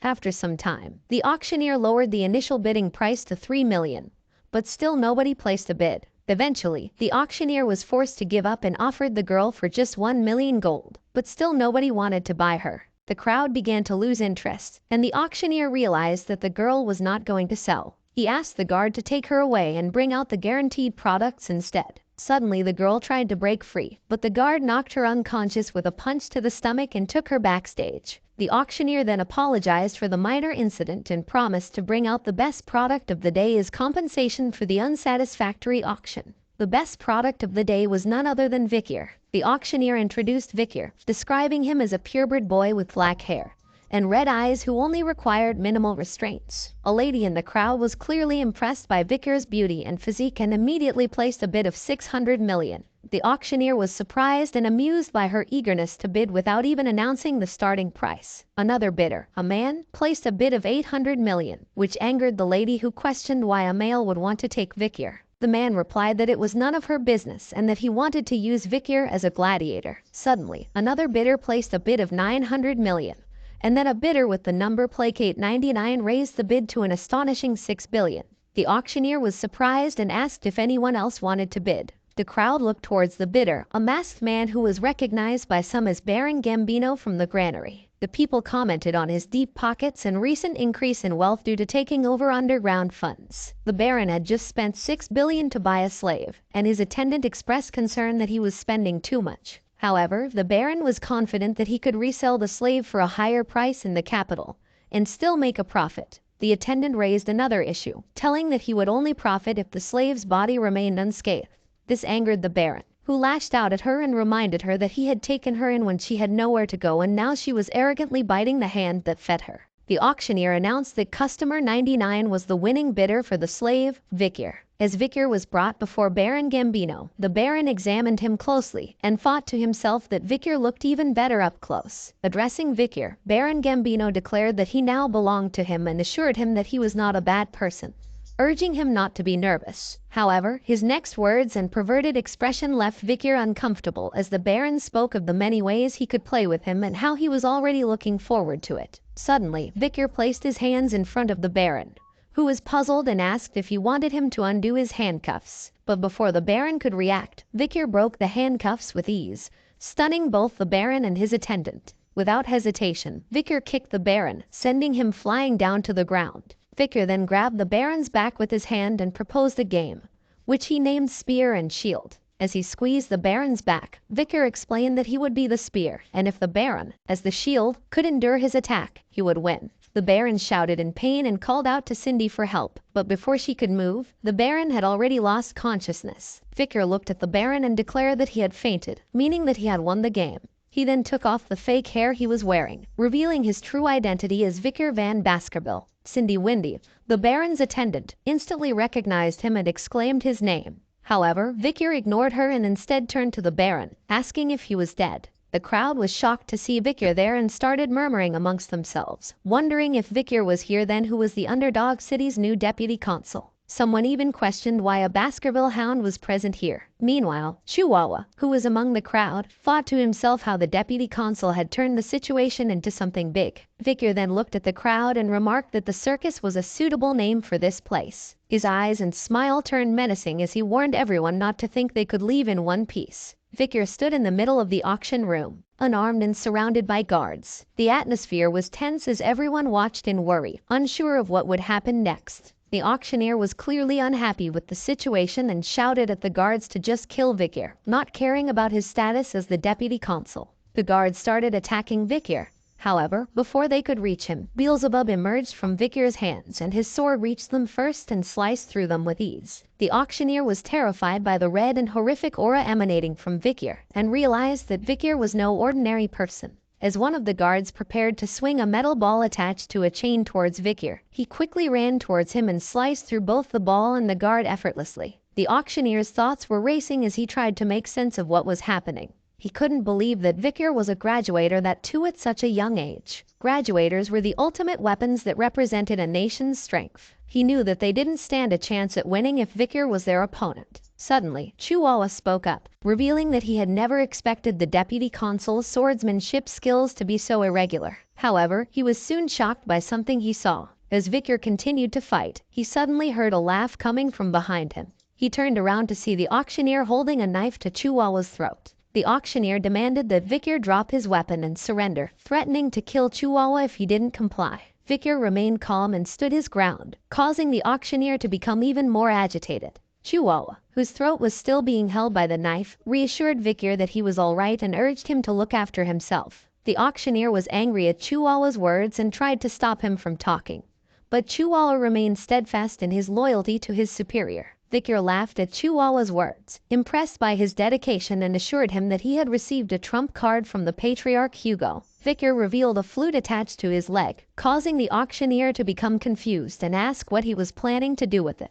Chihuahua also saw the whistle and thought about its significance. Vikir, with the flute in his hand, stepped forward in front of the crowd. Without any warning, he put the flute in his mouth and blew it with all his might. The sound was so loud that it echoed throughout the entire room. The people in the crowd covered their ears with their hands and shouted in pain, trying to protect themselves from the deafening noise. When Vikir finished playing the flute, everyone looked at him in silence, trying to understand what had just happened. The auctioneer, who was in charge of the event, realized that everything was fine. He seemed to be relieved that nothing had happened and laughed it off as a scare tactic and said that even a graduator can't do anything here. However, the situation took a deadly turn as the auctioneer's throat was pierced by a sword from behind. And before the auctioneer could even realize what was happening, his head was sliced off. The killer stood there wearing a hood. As the hooded figure stood beside Chihuahua, Chihuahua watched the dead auctioneer in shock. One of the guards present tried to attack the hooded figure, asking who he was. But the hooded figure effortlessly flicked his sword and the attack was covered in a dense red aura, which shredded the guard into pieces. As the other guards watched in horror, Victor had a smirk on his face, seemingly pleased with the chaos unfolding around him. Suddenly, more people wearing hoods appeared at the location, and there were a lot of them. Each of them emitted a powerful aura, and the cold look in their eyes could pierce someone's soul. One of the guards tried to guess who they were, but he could barely get the words out of his mouth due to fear. Another guard prayed, hoping that they weren't who he thought they were. Cindy Windy, who was present there, recognized the teeth symbol on their chests and identified them as the Empire's most brutal Night Order, known as the Annihilation Experts. All 100 knights from the order were graduators, and they were the Baskerville clan's Pitbull Night Order. Just then, one of the Pitbull Knights appeared behind Cindy, ready to draw his sword and cut her down. She was filled with fear, thinking that she couldn't die in a place like this. But suddenly, Victor appeared in front of her and stopped the knight, commanding him to leave her alive. The knight backed off and knelt down, showing respect to Victor. Victor ordered the knight to rip the rest of them to shreds and kill them, but he told the knight not to kill those who were lying down obediently. However, if they moved even a little, he ordered the knight to kill them relentlessly. The knight disappeared, saying that he heard and obeyed. Victor was relieved that he was able to take the pit bulls without any trouble, knowing that Hugo was very sensitive about military power. The chance to order the Pitbull Order was the reward that Victor had asked for before leaving for Underdog City. The cries of people being cut down by the Pitbull Order could be heard throughout the area. One guy, lying on the ground in fear, thought to himself that he should just stay down and run away when things quietened down. However, a Pitbull Knight suddenly appeared in front of him, causing him to squeal in terror. He begged the knight, saying that he would obediently wear the cuffs. The Pitbull Knight responded by saying that they don't carry things like cuffs around. The guy was confused and asked what would happen to him then. Suddenly, the Pitbull Knight sliced off his legs, causing him to scream in pain. The knight coldly stated that those who were going to be executed didn't need their legs. A man with a cigar in his mouth stood beside Victor. He was the commander of the Pitbull Knights, Bostontrier Le Baskerville. He asked Victor how he felt about using the Pitbull Knights and if he was satisfied with their performance. Victor replied that he was satisfied, and Bostontrier offered to help him with anything else he needed. Bostontrier took a good look at Victor and thought to himself that he understood why brother Hugo was so interested in him. He was already fierce and cruel at the young age of 15. Bostontrier placed his hand on Victor's head and invited him to come to the Pitbull Knights later, promising to raise him properly. Victor hesitated and said he would think about it. As he started to leave, he mentioned an urgent matter that he needed to attend to. Bostontrier watched Victor leave and couldn't help but feel ignored. He thought to himself that he wanted Victor even more now. As Victor left, he thought to himself that Bostontrier was burdensome. Victor stepped into the dimly lit storeroom, his eyes scanning and searching for something as he muttered to himself. He was sure that what he was looking for was around here. As he looked around, his gaze fell upon a large safe in the corner of the room. He wondered if this was the safe where the noble's payment was stored. He thought about giving all this money to City Hall for taxation, but quickly pushed those thoughts aside, realizing that they weren't important at the moment. Turning away from the safe, he noticed a cage nearby that was covered with a cloth. His expression turned to one of determination as he muttered to himself that the reason he came to the storeroom wasn't for money but something else. With a sense of purpose, Victor walked over to the cage and removed the cloth covering it, revealing a battered and bruised girl lying inside crying out in pain. As tears silently streamed down her cheeks, Victor gazed at the girl who lay in the cage, tears streaming down her face. From the bruises and injury marks on her body, it was apparent that she had been tormented before being brought here. With a disapproving click of his tongue, Victor took out a potion from his pack and said that the girl was fortunate enough to receive it. It was a potion he had obtained from the Night Order, which they had given him out of the goodness of his heart. Victor then poured the potion into the barbarian girl's mouth, and its effects could be seen immediately as the bruises and injury marks on her body began to heal visibly, right before his eyes. Suddenly, the girl's eyes fluttered open, but she recoiled in fear when she saw Victor standing before her. Perplexed, Victor asked why she was so surprised, but the girl just looked at him questioningly. Without a word, Victor rose to his feet and unlocked the cage door. In the barbarian language, he ordered the girl to go. The girl appeared to understand what Victor was trying to convey, but still looked at him with confusion. Victor thought about how he had learned some of the basics of the barbarian language during his fights against them before his regression. Pointing towards the exit, Victor spoke again in the barbarian language, this time instructing the girl to run away. In response, the girl spoke something in her native tongue, but Vikir was unable to comprehend it. He admitted to the girl that he wasn't very fluent in the barbarian language. Just before departing, the barbarian girl looked back and said something to Vikir in her native language, and even though he couldn't understand her words, Vikir concluded that she was probably thanking him. Vikir then took out another cloth, revealing the reason he had come to the storage area. As Vikir stood with the cloth in his hand, he looked at what he had been searching for, Merciel's corpse. He approached the corpse and examined it closely, relieved to find that it was still intact. Suddenly, Vikir's hand began to emit a red aura, and Beelzebub emerged from it. With a grin on his face, Vikir told Beelzebub that it had been a while since Beelzebub had feasted on a rank monster, but it would be allowed to eat it soon. He reminded Beelzebub that the pitbull order was due to arrive shortly, and therefore it needed to finish its meal quickly. In response, Beelzebub made a pleased noise, expressing gratitude to Vikir for this incredible feast. The news of the new deputy consul's actions against the criminal organization spread like wildfire. As the sun rose, rumors circulated that the nobles and others involved in the illegal slave auction were now prisoners in the Underdog City prison with their limbs torn off. The den of the large demon in Underdog City, burning suspension, burned down and vanished completely. The heads of the club's VIPs were put on display, creating more awareness of criminal activities. The 7 original clans, who lost their children, sent written protests to the administrative office, but Vikir's reply was firm. He stated that the death penalty was the only punishment for those involved in the imperial family's most forbidden act of illegal slave trading.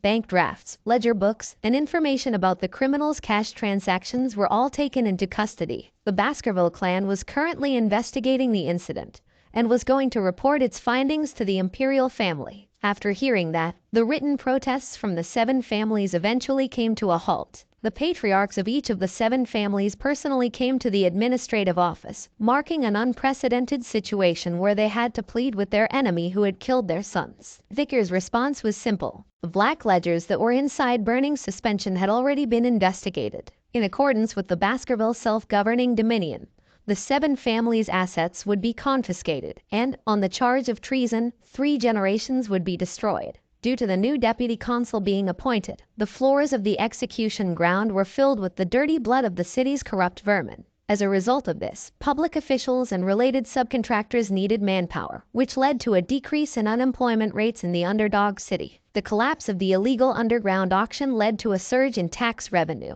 and the welfare of the Underdog City was restored. Vikir's stock price increased daily because of the citizens of the Underdog City. Chihuahua stood holding a coffee cup as he approached Vikir, the consul, and said that he had brought coffee. Vikir responded by telling Chihuahua that he didn't need to bring him coffee since he was the office manager. However, Chihuahua insisted that it was his way of thanking Vikir for saving him from a potential stabbing by the clown during the slave auctions. Vikir smiled and joked that Chihuahua was being stingy by giving him coffee in exchange for saving his life. Chihuahua responded by explaining that he had put 2 spoons of sugar, creamer, and a little bit of water in the coffee. Chihuahua then changed the topic and asked about Vikir's transcribing training. Vikir handed over a paper sheet and asked Chihuahua to take a look at it for him. Chihuahua was surprised at how good Vikir's writing was despite not having learned how to write for very long. Vikir humbly stated that he still had a lot to learn and praised Chihuahua's abilities as the office manager. Chihuahua thought to himself that Vikir was an amazing person, having the ability to create new laws and comprehend knowledge of the law. He believed that if the deputy consul stayed in the city, Underdog City would be able to develop even more. In the middle of the night, the sky was filled with clouds, and some moonlight rays escaped and fell into a prison cell. Vikir was standing in the cell, facing a prisoner who was none other than Cindy Windy, Baron Gambino's attendant whom Vikir had saved previously in the slave auctions. Cindy Windy had handcuffs on her hands and a blindfold covering her eyes. Vikir apologized for not being able to visit her sooner, and explained that he had been busy with other matters. He asked her a question to confirm that her name was Cindy Windy Senrose, but she didn't answer his question and instead asked why he had let her live. Vikir removed the blindfold covering her eyes and replied that reason he had saved her was that he had some questions he wanted to ask her. Cindy Windy looked at him with disdain and questioned if that was the only reason he kept her alive. Vikir didn't answer the question and turned around and said that after investigating, he had discovered that the reason Baron Gambino, who was just an ordinary homosexual, was able to increase his power so quickly, and the reason was due to Cindy Windy's abilities to earn money. He added that if she had been able to grow her talent in a place other than an underworld family, she would have been able to become a great merchant or banker. Victor then placed a chair in front of Cindy and sat down on it. He made her an offer, promising to let her go if she answered his questions but warning of consequences if she refused. Cindy bit her lips in anger but eventually agreed to answer if she could. Victor looked at Cindy and asked about his performance as a law enforcer. Cindy responded with a mocking smile, saying that a reputable magistrate has graced the city with his presence. Victor was not satisfied with her response and expressed his concern that he cannot uphold his promise if she doesn't take him seriously. Cindy sighed in annoyance and finally gave in, admitting that she thinks he was doing well. Victor gazed at Cindy with a cold, calculating look in his eyes. Suddenly, his expression changed and a grin spread across his face. He rose from his chair and strode towards Cindy, grabbing her chin and bringing his face closer to hers. With a deep voice, he asked her why she thought he was doing well as a law enforcer. Cindy's face was covered in cold sweat as she looked at Victor's red eyes. Victor released her chin and walked towards a nearby chair. He turned to Cindy and asked her to speak her mind. Cindy gritted her teeth in anger and began to explain her perspective. She reminded Victor that, as a consul, the concept of virtue had always been considered one of the most important factors. While Victor's laws might take care of street criminals and raise his own dignity, they would ultimately result in the deaths and suffering of many citizens. In the long term, such laws would only fuel hatred and rage among the people. Cindy then looked directly at Victor and warned him that the Baskervilles would not welcome him once he gained more power than the clan leader in Underdog City. Victor concluded from Cindy's explanation that if he continued down this path, he would be hated by the people and become a target of the Baskervilles. He asked for Cindy's advice on what he should do next. Cindy replied that Victor should return all his authority to the Baskerville clan, along with the glory of the events that happened here. She suggested that he give them to the clan leader. In order to avoid further attention, she advised him to go to either the La Rougette La Noire mountain or the academy in the center of the empire. These were places where people of his age and status were common, allowing him to hide his powers and wash his identity. Cindy assured Victor that when the time comes, the Baskerville clan leader would be the one who suffers in his stead. After hearing Cindy's advice, Victor remained silent for a few moments. Suddenly, Cindy felt a surge of bloodlust, and she shuddered at the feeling. Victor's voice broke the silence as he expressed his understanding of Cindy's suggestion, remarking that it was like asking a hunting dog to bite off its own owner's neck. He looked at Cindy with a great amount of bloodlust and killing intent, waiting for her response. However, Cindy did not show any fear. Instead, she looked at Victor with a calm gaze and replied that it was the only way for him to avoid the Baskervilles' hatred. Victor smiled faintly and said he would keep her advice in mind. He added that Cindy's ideas were almost identical to his. Then, Victor surprised Cindy by opening her handcuffs and freeing her. Cindy asked him if he was really letting her go, to which Victor replied that he always kept his promises. Cindy walked past Victor and expressed her hope that he would never come to regret what had happened today. However, before she could leave, Victor asked her if she knew of a clan called the Mesimaginero. Victor continued to narrate a story about the Mesimaginero clan. He explained that there were more than just the well-known 7 clans among the founding clans of the Underdog City. The Mesimaginero clan was a prosperous merchant clan and was the 8th clan. However, their prosperity came to an end due to an unfortunate event. During a birthday celebration, the youngest son of the Mesimaginero clan showed off his newly learned sword skills, and the people of Baskerville couldn't believe what they saw. The sword technique that the young child had learned was none other than the secret Baskerville sword techniques, which only members of the family knew. The news soon reached the leader of the Baskerville clan, and they believed that top-secret military information had been leaked. The Baskerville clan released the hunting dogs, causing the Mesimaginero clan to go extinct. However, there was someone behind the scenes pulling the strings. The young demons of the 7 clans had stolen the sword techniques from the Baskerville clan and allowed the young child of the Mesimaginero clan to learn them. Cindy looked at Victor and forced a smile, asking what the story of the 8th clan had to do with her. Victor didn't answer her question and went on to reveal that there was actually a survivor from the Mesimaginero clan massacre. The girl was only 1 year old when she was taken from the devastation and subjected to cruel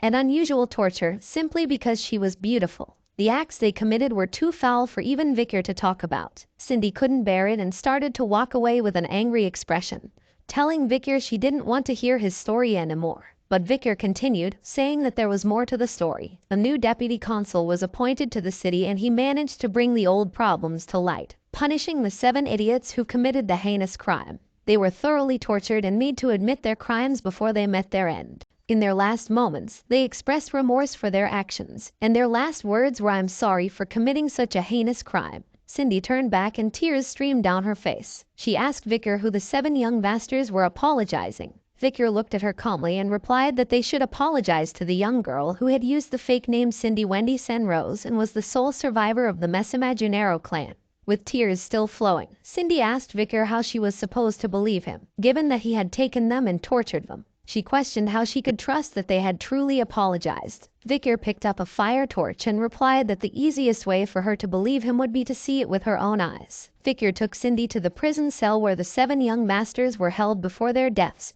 and urged her to take a look. Cindy's eyes widened with surprise as she saw that the prisoners had written an apology with their own blood on the floor. The apologies read, "We were the ones that drove the Mesimaginero clan to devastation. Forgive us for our crimes." They asked for forgiveness and were scared beyond imagination, pleading to be spared. Cindy's tears continued to flow as she looked at the apologies. She suddenly felt nauseous and started vomiting after seeing the gruesome scene. Vicar walked towards her and said that even though they had all died painful deaths, the Mesimaginero clan's vengeance was not yet over. He informed her that there was still one more clan to deal with. Vicar then urged Cindy to despise the Baskervilles and to remember that she had more than enough right to do so, being a member of the Mesimaginero clan. Cindy wiped her mouth and tears continued to stream down her face. She asked Vicar why he was helping her, given that he was a part of the Baskerville clan. Vicar looked at her with a smirk and replied that she was asking the wrong question. As Cindy got up and started to walk away, she stated that she understood what he was trying to say. She then turned back and addressed Vicar by his full name, Vicar Van Baskerville, and promised to repay this debt. As she walked away, she promised that no matter what he did with the rest of his life, she will ensure that he would never have to worry about money again. Vicar watched her departing figure, and after some time, he said that he would remember her promise. Chihuahua rushed to Deputy Consul Vicar's personal room, eager to inform him that it was time to get ready for work. However, as soon as he opened the door, his words got stuck in his mouth as he saw Vicar sleeping peacefully amidst blood-stained sheets and dead bodies scattered around the room. Vicar woke up and rubbed his eyes, greeting Chihuahua with a pleasant good morning. Chihuahua couldn't help but ask about the corpses lying around the room, to which Vicar casually replied that he wasn't sure and that it seemed like he had killed them in his sleep. Chihuahua was taken aback and asked if Vicar was serious, to which Vicar simply laughed and told him that it was just a joke. As they walked down the hallway, Chihuahua asked Vicar about his childhood experiences. Vicar responded by asking if Chihuahua didn't find his earlier joke funny. Chihuahua clarified that it wasn't about the joke being funny or not. Vicar then made a thoughtful expression and thought aloud about the recent inconveniences he had faced.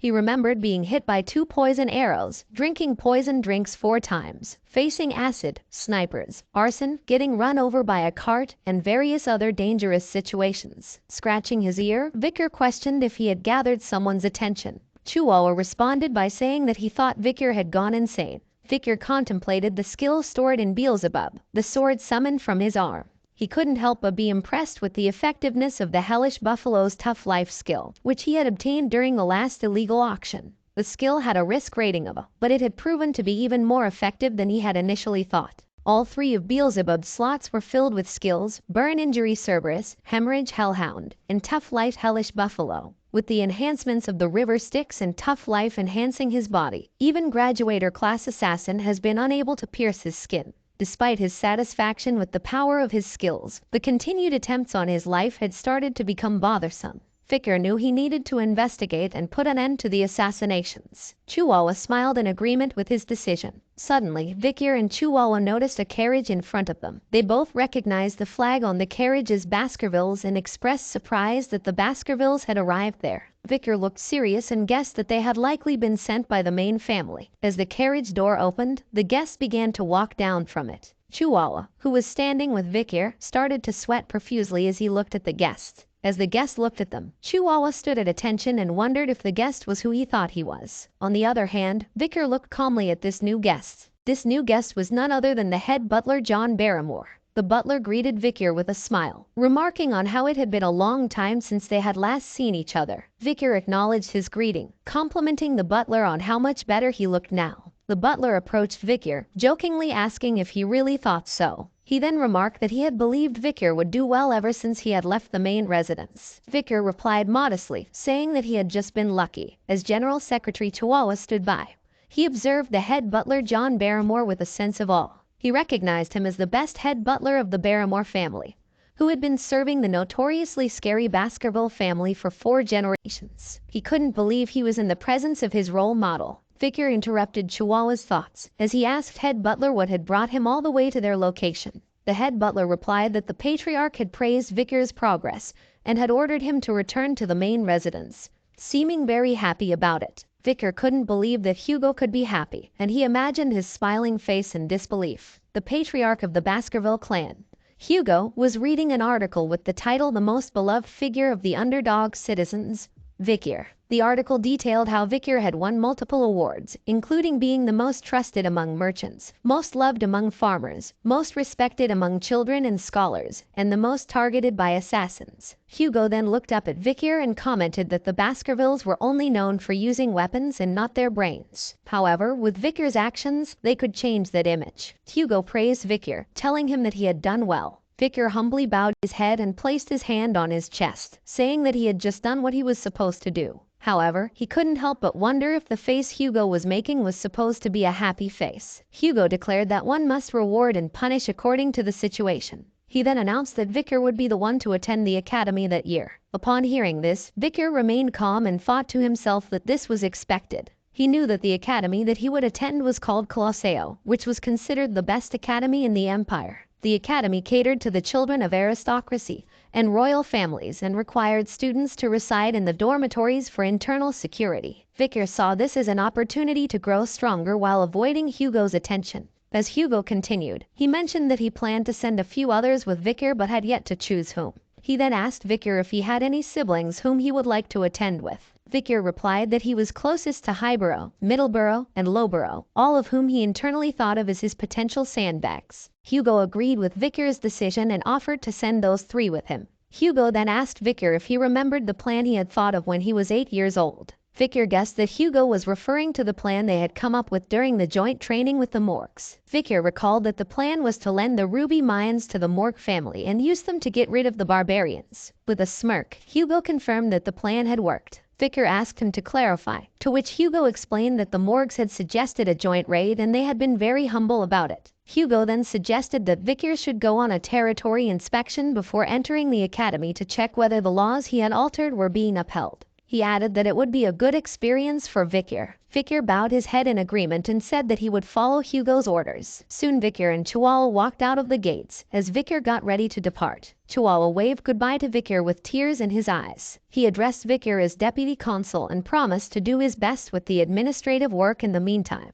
Victor turned back to look at Chihuahua and thought to himself that he would soon be parting ways with the Secretary General. As Victor and his group traveled some distance from the city, Victor suddenly called out, instructing someone to reveal themselves. Dozens of men dressed in black appeared from hiding places behind Victor's group, including one who emerged right beside Victor. Victor apologized for making the man wait, explaining that he wanted the departure to be orderly. The man removed his head cover, revealing himself to be from the Pittville Order, and his name was Staffordshire Baskerville. He assured Victor that they would safely transport him to the Morg's juvenile fortress. Victor asked about his uncle Bassantrier and learned that he was doing well, but had become adamant about admitting Victor into the Pittville Order following the slave auction incident. However, Victor internally admitted that his uncle made him feel uncomfortable. Victor and Staffordshire arrived at an area with hills where they saw farmers working in the fields. Victor asked if this was the region that they had lent to the Morgs, and observed that it didn't seem like anyone was breaking any laws. Staffordshire replied that the envoy team was supposedly sent for territory inspection,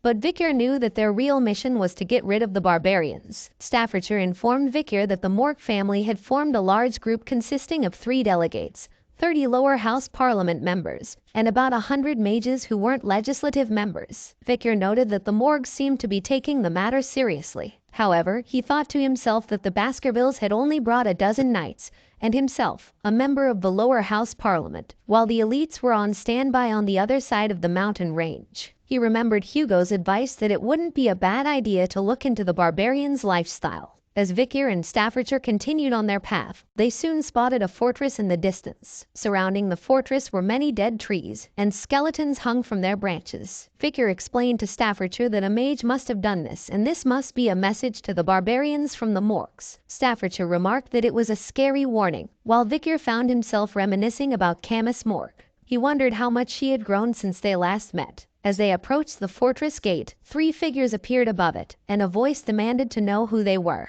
Vikir and Staffordshire looked up in surprise and saw 3 identical girls standing there, one of whom declared that no one could pass without their permission, while the other 2 repeated her statement in unison. Vikir recognized the 3 girls and realized that they were the morgue's 3 flowers, the triplets Hysis, Middleseas, and Losis. Their reputation for insanity was well known, and their combined madness was said to reach the heavens. Vikir introduced himself as part of the envoy team from the Baskervilles, who had come to inspect the territory and improve friendly relations. He demanded that the fortress gates be opened for them. However, Hysis refused and said that she needed to report to the person in charge before they could enter. She suggested that they would get a response about tomorrow. Vikir questioned their right to stop him from entering his own land, but the triplets just smirked. Hysis reminded him about the tenant protection law and mocked him for looking down on them because they were paying rent there. She continued to mock him, saying that the tenant protection law was made by his family. Vikir began to feel a headache and his hands started to glow with a red ore as he became increasingly annoyed by the persistent questions. However, he managed to control his anger and explained that he had made changes to the law to allow him to chase away tenants he didn't like. He reiterated his demand for the gates to be opened one final time, and a wave of killing intent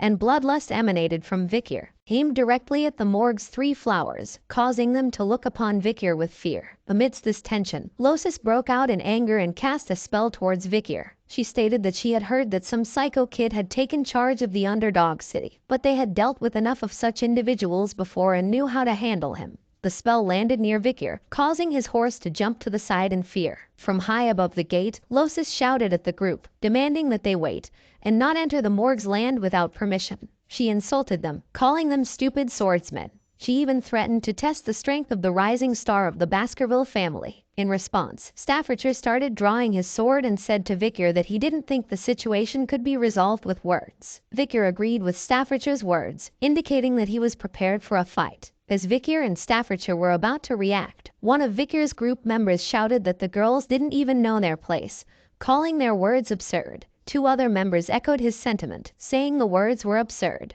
Vikir heard the voices and thought that he had heard these voices before. The 3 sisters then spoke, with Hysis saying that the group members were just mere underlings, Middleseas questioning if they thought their ranks were higher than theirs, and Losis saying that they didn't even know their place. The 3 members of Vikir's group stepped forward to confront Morgue's 3 flowers, denying their accusations by saying "not us" repeatedly. The 3 members removed their hoods to reveal their faces, and they were none other than the Baskerville triplets, Highborough, Middleborough, and Lowborough. They stood with confidence and pointed at Vikir while declaring in unison that he was the symbol of Baskerville. The triplets then turned to Vikir and smiled while saying "leave this to us," assuring him that they would handle the situation. Upon hearing their words, Vikir made a strange expression and exclaimed that his annoyance had increased to the power of 2.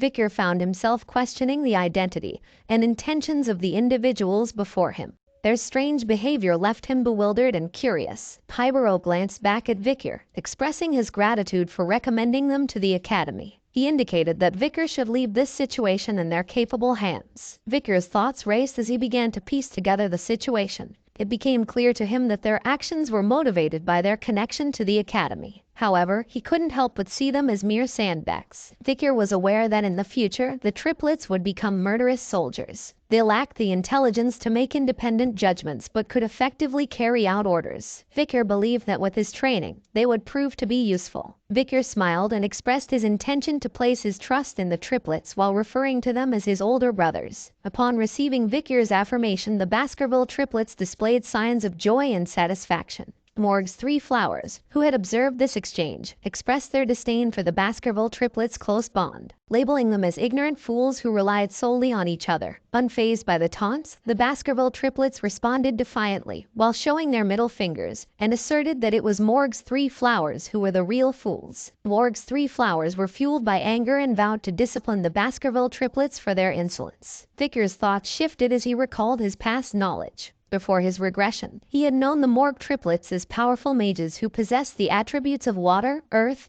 and nature. Their combination of highly compatible magic attributes exponentially enhanced the effects of their spells, earning them the title of the Morg's Three Flowers. As the Morg's Three Flowers combined their magical abilities, a colossal vine made of soil and plants emerged, forming a formidable barrier. Hysis, positioned atop the wall, burst into laughter, mocking the Baskerville triplets with her taunts. Middleseas and Losis turned to their adversaries, questioning if they could overcome the obstacle. Undeterred, Hybero readied his sword, dismissing the plant barrier as insignificant. With precision and skill, Hybero executed the Baskerville first technique, effortlessly slicing through the massive vines. Staffordshire marveled at his perfect execution of the first technique. However, before Hybero could fully recover, he sensed an incoming attack. He managed to block a whip-like strike from the vines with his sword, although the force behind it pushed him backward. Middleborough and Lowborough called out in worry as they witnessed Hybero's predicament. Losis wore a smug expression, mocking the Baskerville triplets and asserting that their swords were incapable of reaching them. The Baskerville triplets responded with intense anger, their expressions resembling hounds ready to hunt their prey. Staffordshire turned to Vickers and asked him if he found the situation enjoyable. Perplexed, Vickers questioned what Staffordshire was referring to. Staffordshire explained the ongoing clash between magic and swordsmanship, highlighting the long-standing debate about which is stronger. Magic utilizes surrounding mana to amplify and reproduce elemental powers, while swordsmanship channels the user's energy and mana for explosive and enduring strength. Staffordshire found pleasure in observing the potential and talents of the clans of mages and swordsmen who would shape the future. Vickers said that if viewed from that perspective, he was also a part of them. Staffordshire commented that Vickers had already surpassed others his age. Vickers, uninterested in the ongoing fight, expressed his frustration and wished for all of them to perish. He felt that it was a waste of time, as he had important tasks to attend to, having recently found a supervisor with a significant workload. Just then, someone arrived at the scene and began casting a fiery spell. Anger infused her voice as she questioned what the others were doing in front of her territory. Hybero, who was busy fighting, took the opportunity to attack Hysis, believing he had the upper hand. However, the situation quickly changed as they noticed a massive fire approaching them. They were taken aback and shocked by the unexpected turn of events. A tremendous explosion of fire engulfed the area, causing tension in Staffordshire but eliciting a smile from Vickers, who wondered if everyone had perished. To Vickers' annoyance, he realized that the Baskerville triplets had survived the attack. He looked at them with a displeased expression, uttering a disapproving sound. Hybero, in a state of shock, questioned the sudden appearance of fire magic. Middleborough shouted at the figures behind the smoke wall, expressing frustration at the near-death experience they had just encountered. Behind the dissipating smoke, the three flowers of the Morg clan were in tears. Middleseas, still shaken from the near-death experience, expressed her relief at having survived. Hysis chimed in, acknowledging that if she had dodged the attack even slightly later, she might not have been so fortunate. Losis, scared and seeking comfort, voiced her fears to her older sisters. The person responsible for the powerful fire spell questioned the situation and asked what was going on here. Vickers looked up at the figure who had unleashed the attack. It was Camus Morg, standing atop the castle gate wall with flames still burning in her hands. Camus looked down and declared her inability to forgive anyone who caused trouble within her managed territory. As she landed in front of Morg's three flowers, Middleseas tried to explain that their intention was to stop the invader, while Losis added that the fight had been initiated by the other party. Camus cast a cold gaze upon them and questioned their informal way of addressing her as Camus, emphasizing her position as the vice head of the fortress. Middleseas couldn't help but shudder in fear, denying any disrespect and quickly correcting herself, addressing Camus with the appropriate honorific. Camus then pointed towards the treetops where dead skeletons hung, warning them to be cautious if they wished to avoid a similar fate. Middleseas let out a frightened cry and apologized for their actions. Camus noticed Vickers, and her eyes widened in shock. She approached him and remarked that it had been a long time since they had seen each other, recalling that it had been 7 years. Vickers smiled and acknowledged that it had been a while, and he greeted her as Camus Morg. Vickers wondered if Camus's more mature appearance was the reason for her increased attractiveness. He pondered the beauty of Camus Morg, who had captivated the hearts of many men in high society. In his previous life, there had been scandals and rumors surrounding her, as she allured even married men. However, he found it strange that there were no such rumors in this lifetime. Nevertheless, he brushed off those thoughts. Victor straightforwardly requested Camus to open the door, stating that words wouldn't work on the triplets. Camus was taken aback by his blunt words. She looked angry and questioned if that was all he had to say after such a long time. Victor gazed at her with a look of curiosity and inquired about what he should say instead. Camus's anger flared, and she exclaimed in frustration. Staffordshire observed Camus's escalating anger and wondered if the next fight would be between the superstars of the two clans. Camus pointed her finger at Victor. Her eyes filled with angry tears, and declared that he scored 0 points. She accused him of having a disrespectful attitude towards his future wife, giving him a score of 0 out of 100. The Morgue's 3 flowers, the Baskerville triplets, Victor and Staffordshire all looked at Camus Morgue in disbelief. Camus averted her gaze to the side, her face blushing, and muttered a huff. Everyone present was left with the same question in their minds. Whose wife? Victor and Camus rode their horses together, making their way toward the fortress. Camus remarked that the Baskerville clan seemed to have little knowledge about the barbarians. Victor confidently replied that they were well aware of the barbarians and fought against them frequently. He claimed that they knew more about the barbarians than Morgues did. Camus questioned why Victor had sent the idiots then, referring to the Baskerville triplets, whom she considered young and foolish hounds. Victor explained that it had already been agreed with the Morgue clan that the main force would be positioned on the other side of the mountain range. He questioned why Camus was asking when she already knew the arrangement. Camus smiled and remarked that she believed Victor might not be well informed about barbarians. Victor retorted, asserting that as the person in charge of the delegation, he naturally possessed extensive knowledge. Camus said that despite being someone whom the clan might have wanted to discard, he seemed to be quite trusted within the clan. The topic shifted to which of the barbaric tribes was the most annoying. Victor looked at Camus and thought to himself that she kept asking questions. He then mentioned the warrior tribe called Balak and the sorcerer tribe known as Rococo.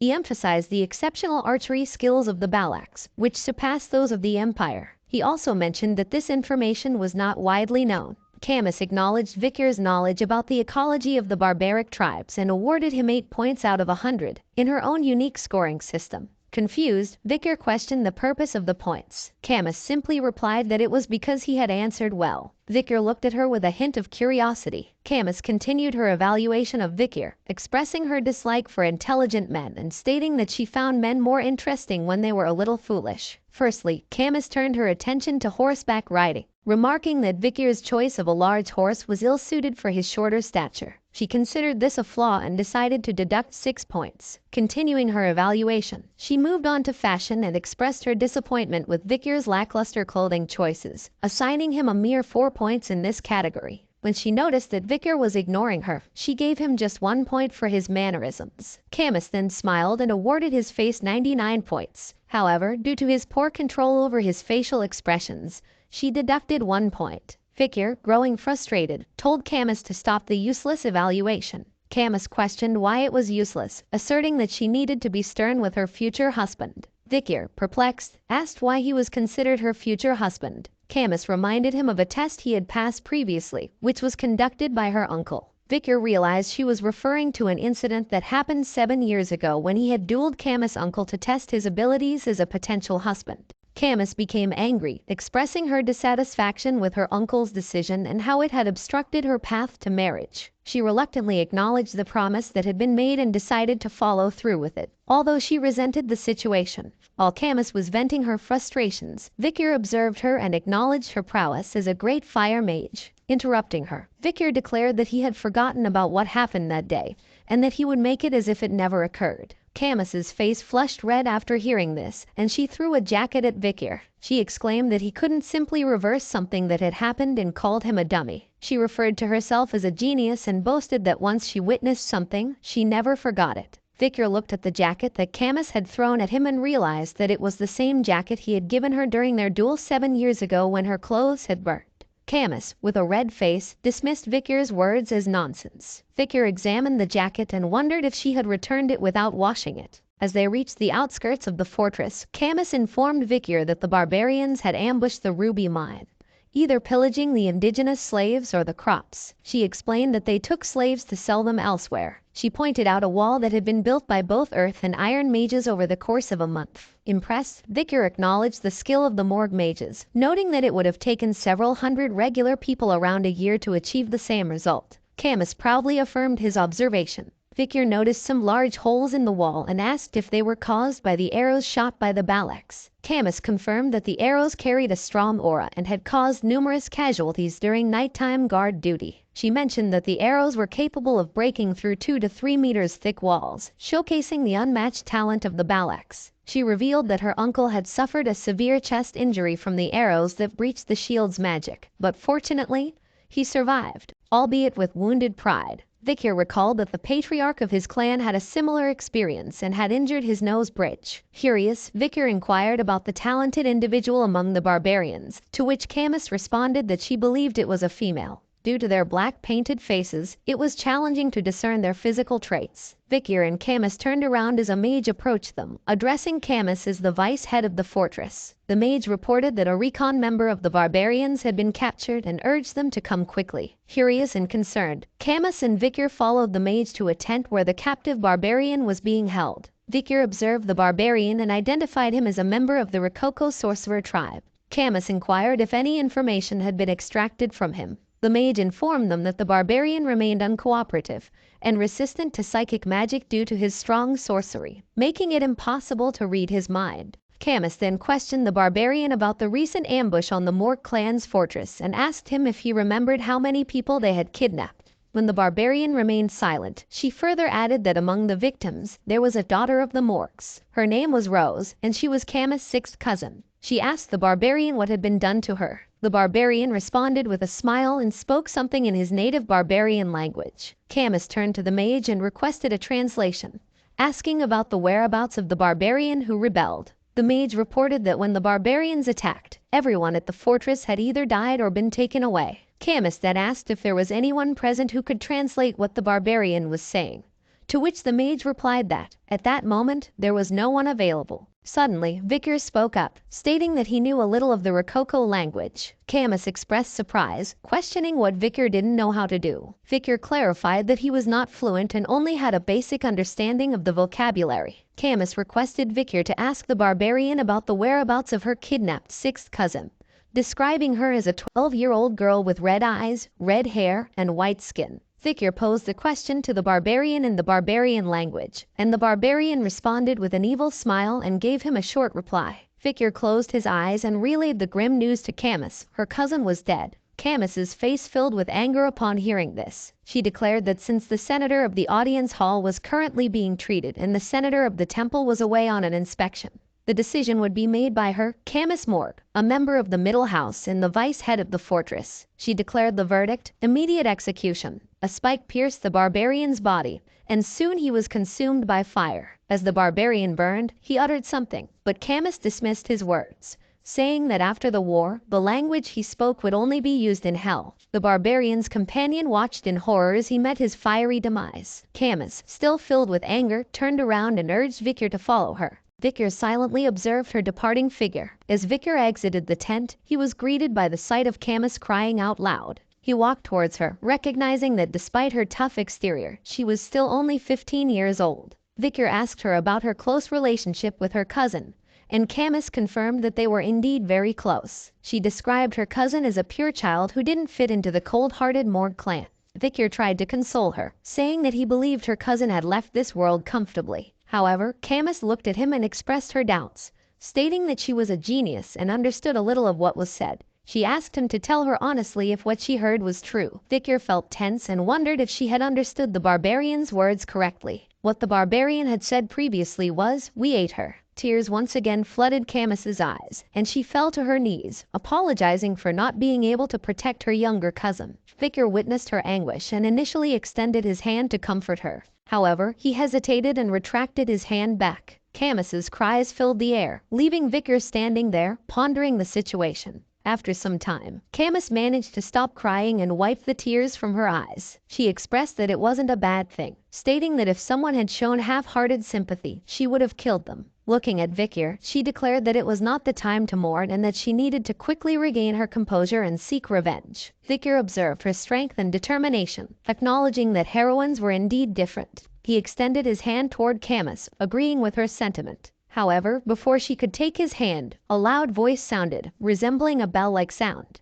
Victor questioned the source of the sound, and Camus stood up, explaining that it was the signal that notified them of a barbarian attack. Victor remarked that her time for revenge had come rather quickly. Somewhere outside the fortress, a group of barbarian girls sat on white wolves, armed with arrows and bows in their hands. Their leader prepared an arrow and shot it toward the guards standing on the fortress walls. Caught off guard, the guards were unable to react in time, and the arrow caused a devastating explosion in their vicinity. The barbarian girl then ordered her companions to begin attacking. The barbarian, along with her wolves, engaged in a fierce battle against the soldiers of the Morg clan. The wolves attacked with ferocity, while the barbarians slashed at their enemies. They used ropes to tie the soldiers' necks, incapacitating them. Just as the chaotic scene unfolded, Victor arrived and witnessed the gruesome sight. He wondered if he had arrived too quickly, observing the intense fight between the Morg soldiers and the barbarians. Suddenly, a rope flew toward him and wrapped tightly around his neck. Victor looked ahead with a questioning gaze and realized that two barbarian girls had skillfully used ropes to secure it around his neck. They spoke in their native language, mentioning something about catching a good one and the hunt for husbands going well. Victor realized their intention and thought to himself about the barbarians hunting for husbands. He deduced that they were capturing people to become suitors, aiming to breed a superior race for their tribe.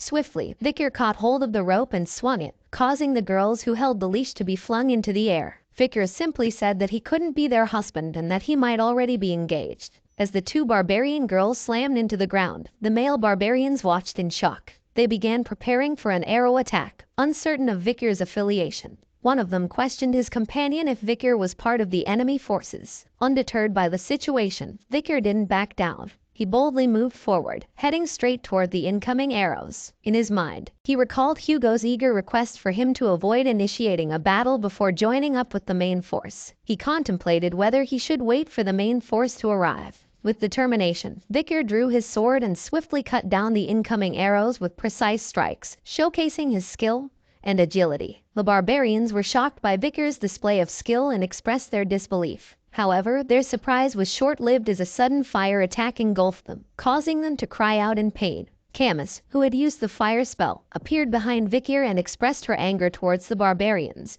declaring their demise. Victor observed Camus with surprise as he realized that she had turned the entire area into a sea of fire. Camus questioned Victor, asking if he had used liquid aura, implying that she recognized his abilities as a graduator. She stated that she knew he was the only man she could acknowledge. Victor confirmed that he had received an order from the Patriarch to avoid battles until regrouping with the main force. Undeterred, Camus began casting multiple spells and questioned if it was an order from Baskerville's Patriarch. She then asserted that a Baskerville should refrain from intervening, as she intended to eliminate all the barbarians. Camus unleashed a series of powerful attacks, burning a vast area in front of them. Victor looked in shock and recognized the spell as burn. He also noticed that she was employing a quadra casting technique for burning spells, and he observed an increase in the lethality of her attacks. Camus, driven by the desire to avenge her younger cousin, continued to cast spells, determined to carry out her revenge. Suddenly, a barbarian used a dart blower and blew a needle that landed on Camus' neck. She felt the sting and realized she had been poisoned.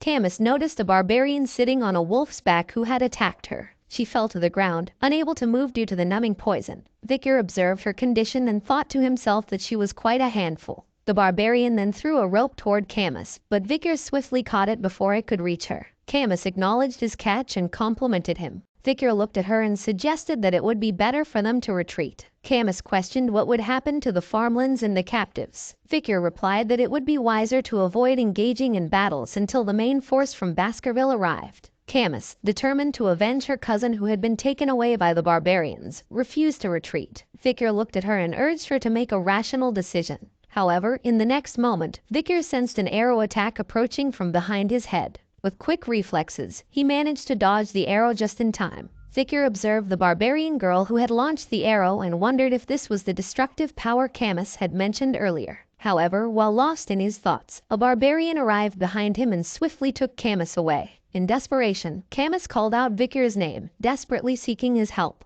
Victor watched the scene unfold in frustration and contemplated the situation. He recalled a time in the past when Camus Morg, still an adolescent, was held captive but returned after annihilating the barbarians. Despite her reputation as the Queen of La Rouge et La Noire, Victor realized that he needed to do what was necessary. Suddenly, the barbarian girl lunged at Victor, launching an attack. With remarkable agility, he swiftly evaded her strike, his senses sharpened. To his astonishment, he discovered that she had used a bow to attack him. The barbarian girl immediately followed up with a kick that sent Vikir sliding back. Vikir assessed the situation and thought that her movements were different from the other barbarians. He wondered if he needed to go all out against her. However, to his surprise, the barbarian girl attempted to speak in his language. She said, "You, me, we meet again." Vikir looked at her and realized that this barbarian girl was the one he had freed during the slave auctions. He couldn't help but call her a bastard in his mind. The barbarian girl looked at Vikir with a smirk and said, "We meet again." Vikir's memory flashed back to the slave auction where he had liberated her from her cage. He hesitated for a moment, then asked her if she intended to repay his act of kindness with revenge. The barbarian girl clarified that her vengeance was directed towards the Morg clan, as they had captured her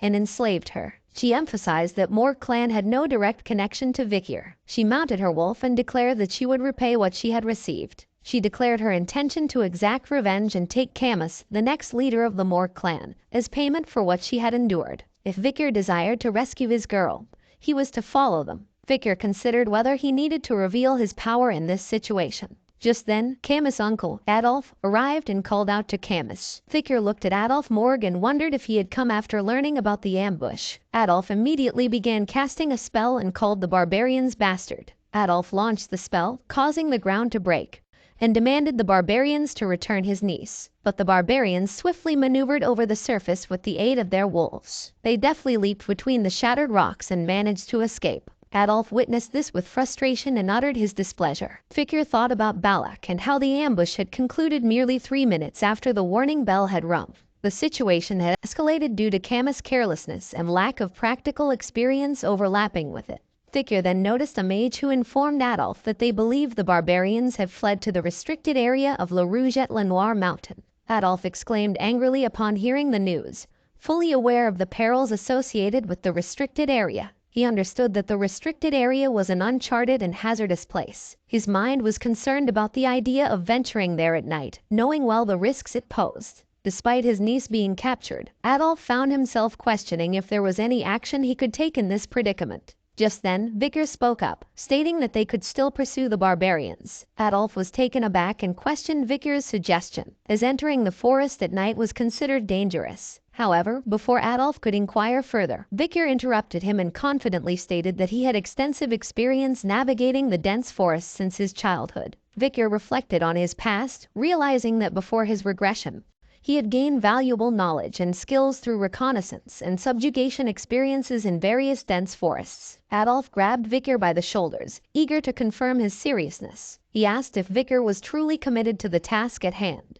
The mage from the Morg clan advised Adolf, referring to him as the Grand Senator, that venturing to La Rouget-le-Noir mountain would be a suicide mission. However, Adolf disregarded the warning, asserting that those who didn't want to go were free to abstain from the mission and he wouldn't hold it against them later. Adolf looked at Vikir and acknowledged that he already knew the extraordinary nature of this young individual. Reluctantly, he realized that he had no other choice but to rely on Vikir's abilities. Addressing Vikir directly, Adolf entrusted him with the responsibility of saving his niece. The dense forest of the La Rouget-le-Noir mountain within the Baskerville territory was described as a treacherous habitat filled with bone-sucking mosquitoes, poisonous thorny vines, silent spiders, and other dangerous creatures. It was known as the life-engulfing forest because a normal person wouldn't be able to survive there for more than an hour. However, Morg and Baskerville's troops closely followed Vikir through the dangerous forest. Vikir swiftly ran through the forest, impressing Adolf. Unable to contain his curiosity, Adolf asked if all boys from the Baskerville clan were like Vikir. Staffordshire Baskerville stated that not all individuals were like that. However, he acknowledged that young Master Vikir was an exception. As Vikir came across 2 poisonous bees obstructing their path, he effortlessly eliminated them with his remarkable skills. The Baskerville triplets observed Vikir's impressive demonstration of expertise and couldn't help but feel a sense of awe, finding him truly cool. Suddenly, Vikir stopped behind a tree and instructed the group to halt. He noticed some light ahead and informed the group that he believed the barbarians hadn't fled too far.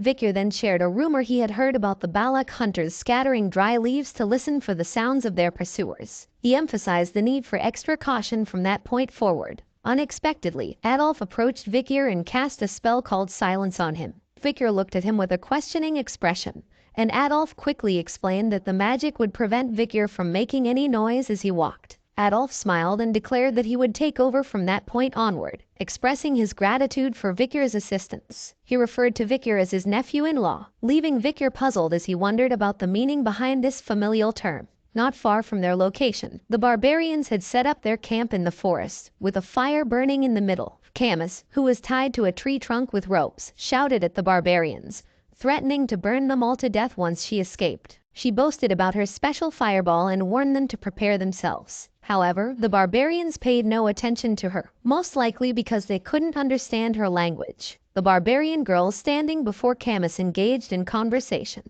One of them expressed her liking for the guy they had encountered earlier, while her companion mentioned her failure in husband hunting. Camus observed their interaction and thought to herself, frustrated that they weren't even listening to her. She concluded that they had been discussing husband hunting and wife hunting since earlier. She wondered if this was the reason they had been ambushing their group. Just then, the barbarian male who had captured her approached Camus. He spoke to her in the barbarian language with a smirk, suggesting that since they had captured such an excellent female, all the males within their tribe would desire her. Camus shouted back, calling him a perverted bastard and questioning his intentions. She pleaded for him to kill her instead. The barbarian scratched his ear and remarked that he didn't understand what she was saying. He caught her face by her chin and he claimed that he could tell she was talking back just by looking into her eyes. With an evil expression, he licked the arrowhead in his hand, suggesting that he believed this arrogant slave needed to be disciplined. Just as the argument was about to escalate, the barbarian girl, who had been saved by Victor from the slave auction, arrived at the scene. She referred to the barbarian male as Ahun and firmly told him to stay away from her slave. Ahun was taken aback and called out to her as Commander Ayan, proudly stating that he was the one who had captured her. But Ayan called his words bullshit and told him to keep his voice down. Ahun tried to defend himself, questioning her defiance and insisting that he had shot a paralyzing arrow and set a trap to capture their target. In response, she pointed out that it was thanks to her intervention that Ahun's life had been saved, as she had stopped the boy who was good with the sword. If it weren't for her intervention, he would have been dead by now. Ahun questioned whether Camus had become the commander's booty, to which Ayan confirmed.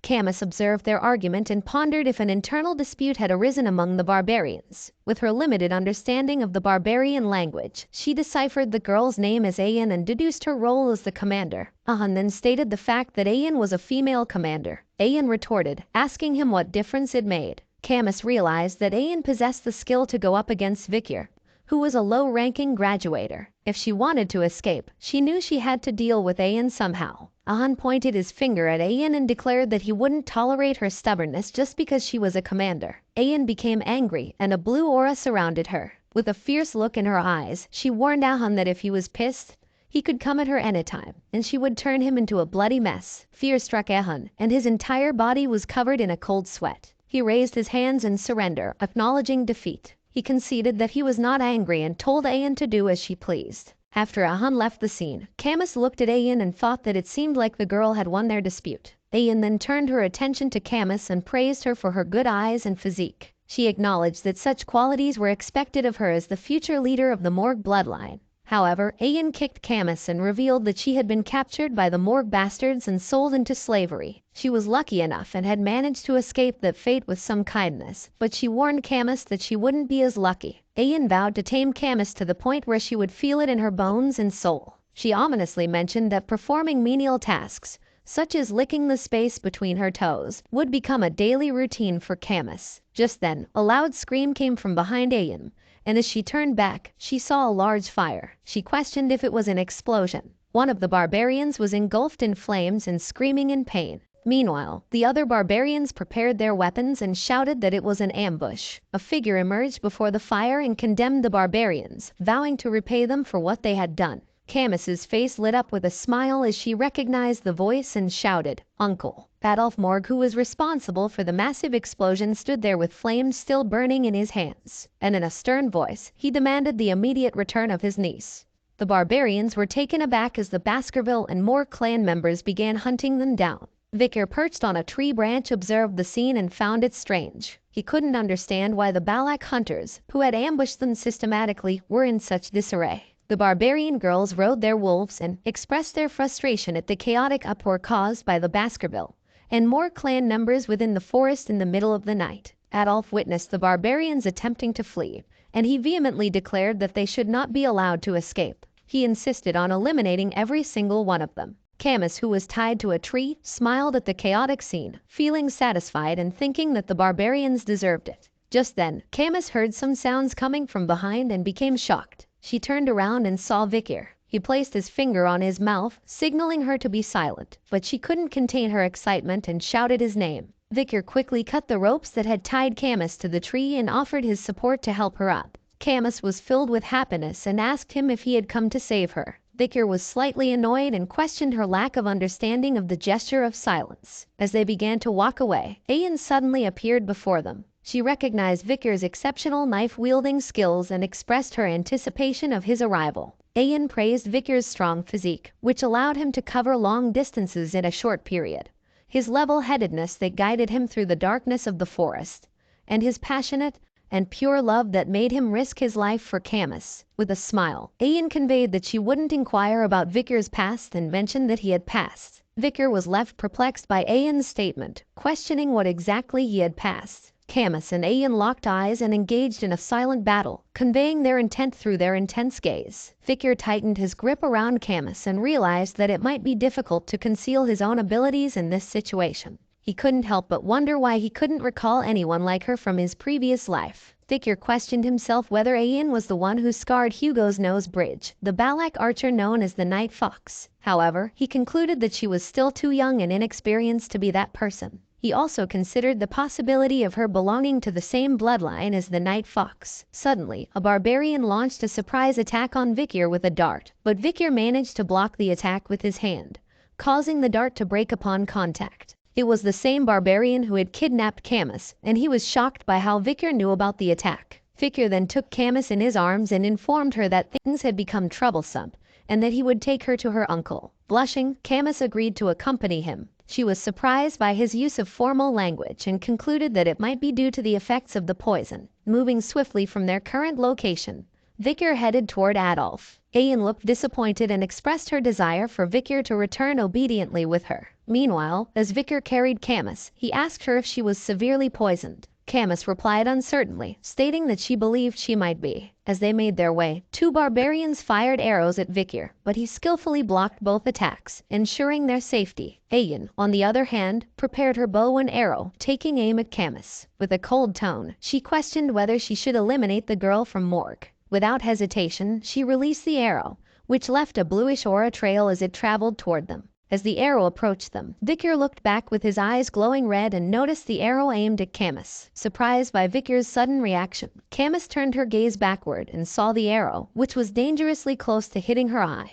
However, just as the arrow was about 2 inches away from Camus's eye, it froze in place, halted by a wall of ice cast by Adolf. The protective ice wall prevented the arrow from reaching Camus. Adolf expressed his worry, exclaiming about his niece's well-being, and Camus, relieved, called out to her uncle. Adolf took hold of Camus and cast a spell called Cure Poison on her. He explained that it was a severe numbing poison, making it challenging to completely remove. He suggested visiting the divine Quolvadis when they returned to seek further treatment. However, Camus pushed Adolf's hand away, requesting him to let go for a moment. Confused by her sudden request, Adolf complied. Camus then ran toward Vikir, jumping onto him and embracing him tightly. She expressed her gratitude, thanking Vikir for saving her once again. Adolf was taken aback by this unexpected scene, and in disbelief, he shouted Camus's name. He looked at Camus with teary eyes and attempted to explain that he had also done his best. However, Camus, with an angry expression, questioned why her uncle had only arrived at that moment. She declared her intention to tell everything to her mother, expressing her dissatisfaction. Just as they were moving forward, a rope suddenly flew towards Vikir and wrapped around his neck. It was Ayan who had thrown the rope, attempting to pull Vikir towards her. However, despite her efforts, Vikir remained steadfast and didn't budge. Ayan couldn't understand why Vikir was so strong, not yielding even an inch. Ayan expressed to Vikir that it would be best if he obediently allowed himself to be captured, as she claimed she didn't have much time. Camus, witnessing this exchange, recognized Ayan and exclaimed her disbelief at encountering her once again. Vikir broke the rope around his neck and pondered Ayan's words about there being no time. He wondered if there was a specific reason for the Balak to be in such a hurry. Suddenly, a wave of killing intent engulfed the entire forest. Birds took flight in a panic, and a sense of dread permeated the area. Ian looked up in horror and exclaimed, realizing that whatever she had anticipated had finally noticed their presence. Beelzebub on Victor's hand began to buzz, and he looked down to find his hand stained with red lines. He realized that the hidden Beelzebub within his arteries was giving him an intense warning, indicating that something was approaching. Ian uttered the words, "She's coming." Victor looked at her with a questioning gaze and wondered who or what Ian was referring to with the word she. With a cold sweat covering her face, Ian uttered the words, "Madam Eight Legs." Suddenly, a massive pillar-like structure emerged from the heart of the forest. The barbarians recognized it immediately and exclaimed, "It's the Madam. The Madam is here." Camus gazed at the towering pillar, questioning whether it was truly just a pillar. Meanwhile, Victor looked up and denied the possibility, saying, "No way." The pillar, shrouded in a purple aura, suddenly burst open, revealing 8 elongated appendages resembling branches. These legs descended rapidly and firmly rooted themselves in the ground. Adolf, overcome with concern, voiced his disbelief, finding it impossible for such a monstrous creature to be concealed within this forest. Victor's face grew anxious as he had never thought he would encounter this monster in a place like this. He realized that the creature he was facing was none other than Madam Eight Legs, a notorious entity with an S risk rating. The gigantic spider stood tall on its 8 legs and emitted a piercing scream that resonated throughout the entire forest, instilling fear in everyone present. Everyone stood frozen in fear as they gazed at Madam Eight Legs, her dominating figure commanding attention. Camus attempted to speak, but Victor quickly placed his hand over her mouth, silencing her. Worriedly, Victor whispered to Camus, reminding her not to make loud noises as Madam Eight Legs had poor sight but sensitive touch and hearing. Victor's thoughts wandered back to an old native's warning he had heard before his regression, about the incidents associated with the La Rouge et La Noire mountain. It was a legend that resembled a horror story, one about the Madam with 8 legs who dwelled deep within the forests. The Empire's Monster Dictionary, after several revisions, contained written records of this terrifying creature, known as Madam Eight Legs, ranked as an S-tier risk and capable of causing nationwide destruction in a single day. Suddenly, Madam Eight Legs emitted a piercing scream, accompanied by a stream of greenish liquid that sprayed from her mouth. Some of the corrosive substance landed on tree branches, causing them to visibly melt before everyone's eyes. Victor skillfully dodged the falling poison rain, while Adolf created a protective barrier to shield himself and Camus. Ahun, the barbarian, panicked as some poison landed on his hair, exclaiming in fear. Ian swiftly cut off his hair to prevent further exposure, leaving Ahun on his knees, panting in terror. In a low voice filled with anger, Ian whispered to him, berating him for screaming in front of Madam Eight Legs. She then glanced at Madam Eight Legs and warned Ahun that if he weren't the shaman's grandchild, she would have killed him. Ian turned around and in a low voice gave an order to the barbarians, commanding them to retreat. Adolf, carrying Camus, also issued a hush command to make a run for it. Madam Eight Legs responded with playful noises, seemingly amused by the chaos unfolding before her. Among the fleeing groups, the Balaks scattered in smaller clusters, while the Baskervilles and Morgs retreated together. There was a slight difference in how both groups retreated, but it helped the Madam decide whom to chase after. As Madam Eight Legs charged toward the Baskerville and Morg groups, Adolf expressed his frustration, questioning why the creature was heading their way. A Morg mage stepped forward confidently and told Adolf to leave the monster to him. He began casting a fire spell and proclaimed that fire attacks would be the bug's weakness. With a surge of power, he unleashed the fiery spell upon Madam Eight Legs, resulting in a colossal explosion that engulfed the area.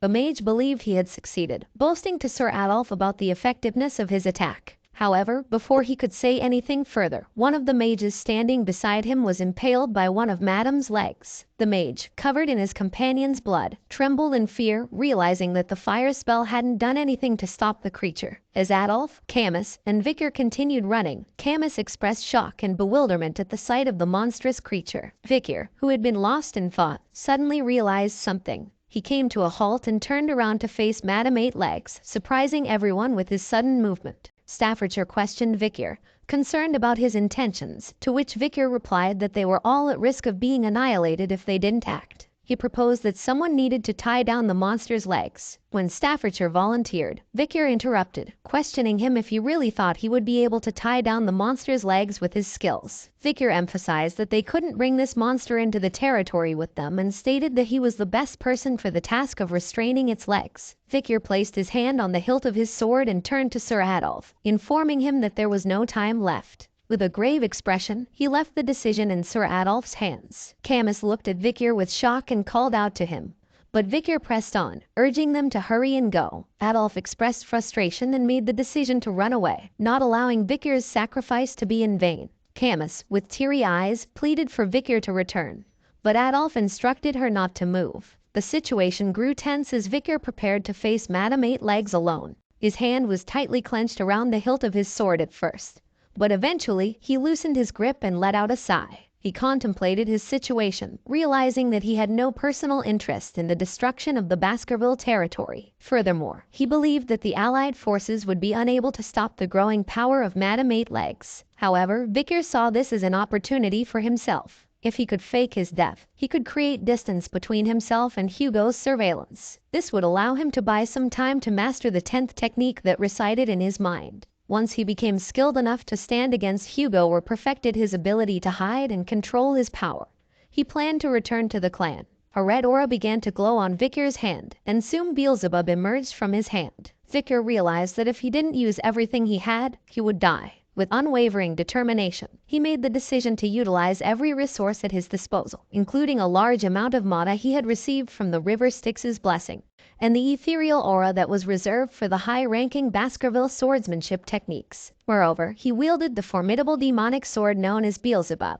Covered in a red aura, Vikir's eyes glowed with a fierce red light. He resolved to utilize all his power and launch an attack. With swift movements, he darted toward Madame Eight Legs and then leaped high into the air. Vikir, hovering in the air, directed his gaze down at Madame Eight Legs. The monstrous creature let out a scream as she locked eyes with Vikir. His hand continued to emit a powerful red glow, with the aura intensifying until it reached its limit. With incredible speed, Vikir shot toward Madame Eight Legs, utilizing the Baskerville 5th technique. As he closed in on her, Madame Eight Legs found herself unable to move her legs, which began to press firmly into the ground. At the same time, Vikir's attack struck Madame Eight Legs' head, causing it to be forced to the ground. From a distance, a radiant red light became visible, rapidly increasing in size. Adolph ran while holding Camus. The Baskerville triplets ran with teary eyes, and a massive beam of light shot up from the location where Vikir and Madame Eight Legs clashed. Camus, watching the scene unfold, was struck with shock. Soon a tear welled up in her eyes. She couldn't contain herself and shouted Vikir's name. Only a bright red glow remained in the now silent forest, marking the aftermath of the powerful encounter. Vikir Van Baskerville's head was on a guillotine. He looked ahead with cold eyes and saw Hugo Le Baskerville standing under the moonlight. Hugo extended his hand and signaled the guillotine to be dropped. As his head rolled on the ground, he saw people looking at him with cold gazes. Soon, Hugo turned around and started to leave. Vikir looked at his departing figure and thought that in the end, Hugo did it. But before he could think further, his eyes opened, and he found himself in an unfamiliar room with a different roof. He was lying on a mattress covered in bandages, with one of his eyes also bandaged. His body was covered in scars and a rope was tied around his neck. Confused by his surroundings, Vikir wondered where he was. He tried to recall the recent events, questioning how many days had passed since the battle against Madame Eight Legs. He remembered the crucial moment when Madame had been shocked by the explosion's light, which had possibly saved his life. Attempting to get up, Vikir felt excruciating pain coursing through his entire body. He quickly realized that his muscles, veins, and even his bones had been grievously injured. There wasn't a single spot on his body that wasn't affected by the damage. The extent of his injuries after taking a direct hit far surpassed anything he had ever imagined. He had severely underestimated the sheer force behind Madame's attack, to the point where he could feel its impact deep within his bones. He pondered the trap that had caused the neckache he was currently experiencing, realizing it had inadvertently saved him. Considering the situation, Vikir contemplated whether everything was progressing according to his plan. He acknowledged his successful escape from Hugo's watch and the presence of witnesses, including Adolph and Camus, so he didn't need to worry about his death being proven. Vikir exited the room and surveyed his surroundings, observing barbarians strolling around and children learning how to use bows. Recognizing the place as the Balak's camp, known as Bulak, Vikir wondered if he was being held captive there. Realizing that he was amidst a camp belonging to the natural enemies of the Baskerville clan, Vikir grew concerned. He acknowledged his inability to escape with his heavily injured body. As he contemplated his situation, a barbarian girl ordered some slaves to hurry up, warning them about the danger of a wolf's bite. Vikir looked at the slaves and recognized some soldiers from the Baskerville and more clans among them. Perplexed, he wondered why he was not being executed like the others. Just then, a barbarian named Ahun approached him, mentioning his ability to speak Balak. Vikir recognized Ahun as someone from the past, one who had kidnapped Camus. Ahun informed Vikir that he should be thankful for not meeting the same fate as the others. With an evil smirk, he taunted Vikir, highlighting his despair due to his crippled body. Ahun sneered even further, asserting that if Vikir weren't the commander's pet dog, he would have boiled him without delay. Vikir repeated the phrase pet dog in his mind. The mention of being someone's pet dog triggered an image of Hugo attempting to chain him down, and a surge of anger boiled within him. Suddenly, Ahun was taken aback as an immense amount of killing intent radiated from Vikir, unsettling him. He looked at Vikir and was taken aback by the intensity in his eyes. Fueled by his emotions, Ahun threw a punch at Vikir's face, expressing his frustration and calling him an arrogant bastard. Vikir fell to the ground, and Ahun walked away in anger, instructing him to find his owner at the end of the rope. Vikir, lying on the ground, watched Ahun leave and vowed to remember his face. He resolved to make him pay once his body recovered. As Vikir followed the rope, he questioned the length of it, expressing his frustration as he walked without reaching the end. He wondered if his owner awaited him at the rope's end. Suddenly, the rope tightened, and Vikir realized he had reached the end. Surprised, he looked ahead and saw Ayan bathing in a small pond. Vikir stood at the edge of the pond, motionless and silent, as Ayan held the other end of the rope.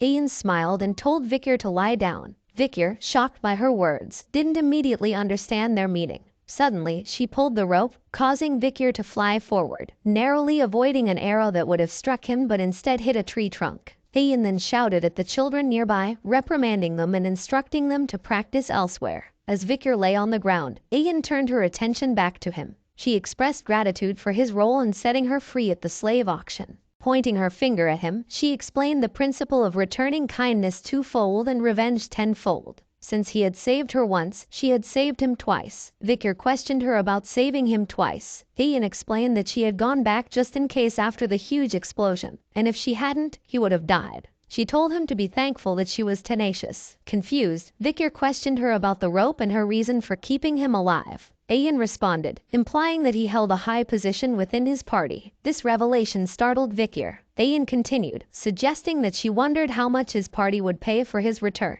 Vikir was taken aback by her statement, realizing that he was in trouble. If hostage negotiations were initiated with the Baskerville clan, his plan to escape Hugo's watch would become meaningless. He pondered his options in this difficult situation. With a mischievous grin, Ayan looked at Vikir and revealed her intentions. She told him not to hope for a return to his party because he would become her slave. Ayan proceeded to take out her dagger and cut the rope around his neck. Vikir internally heaved a sigh of relief, thinking that his plan had not failed. She then pointed her dagger at Vikir and suggested that they decide on their titles, with her preferring to be called master. Vikir stood with an emotionless face, remaining silent in response. Ayan, seemingly amused, complimented his rebellious eyes and expressed her anticipation of taming him. Before they continued, Ayan mentioned that there was a place they had to stop by. She urged Vikir to start moving, prompting him to ask where they were going. With a smile, Ayan replied with a rhetorical question, implying that it should be obvious. She explained that it was customary to offer greetings when stepping into someone else's land.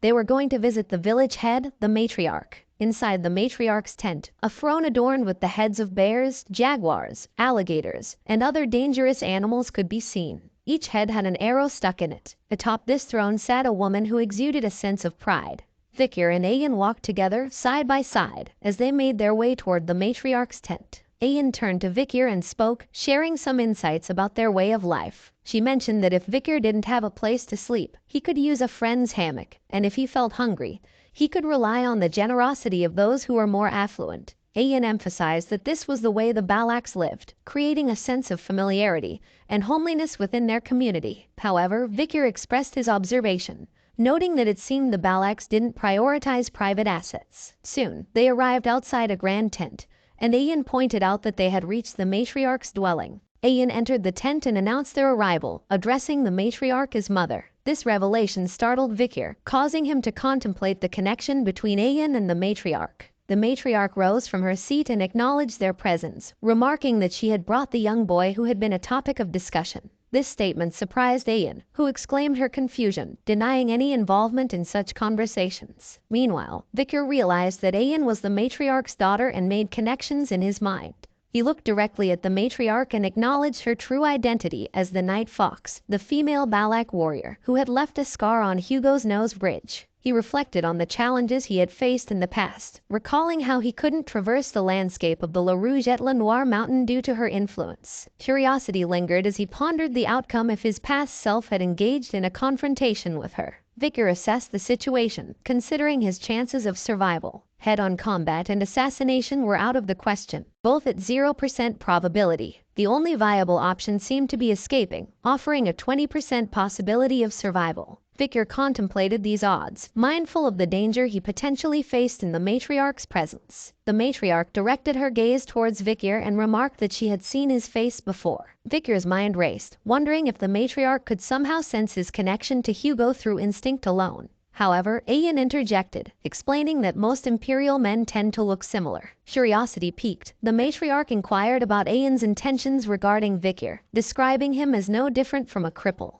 Ayan responded, stating that Vicar would be useful once he received proper treatment, as he was the one who had attacked Madame Eight Legs. The matriarch cautioned Ayan, suggesting that taking action without understanding one's place might have unforeseen consequences. She then shifted her focus to Vicar and expressed that his physical well-being was inconsequential, as long as his seed was fine. Before the matriarch could elaborate, Ayan interjected nervously, revealing her true intention. She stammered that she planned to use Vicar as a slave, deviating from her previous statements. Surprised by this sudden change, the matriarch questioned Ayan's inconsistent statements. Ayan hurriedly clarified, stating that she required a slave to assist her during hunts. The matriarch gently patted Ayan's head, acknowledging that it was the owner's prerogative to decide what they wished to do with their slave. Ayan, with a blush on her face, gazed at Vicar. Meanwhile, Vicar stood in the center of the tent, observing the beam that supported its structure, his thoughts momentarily shifting away from the unfolding conversation.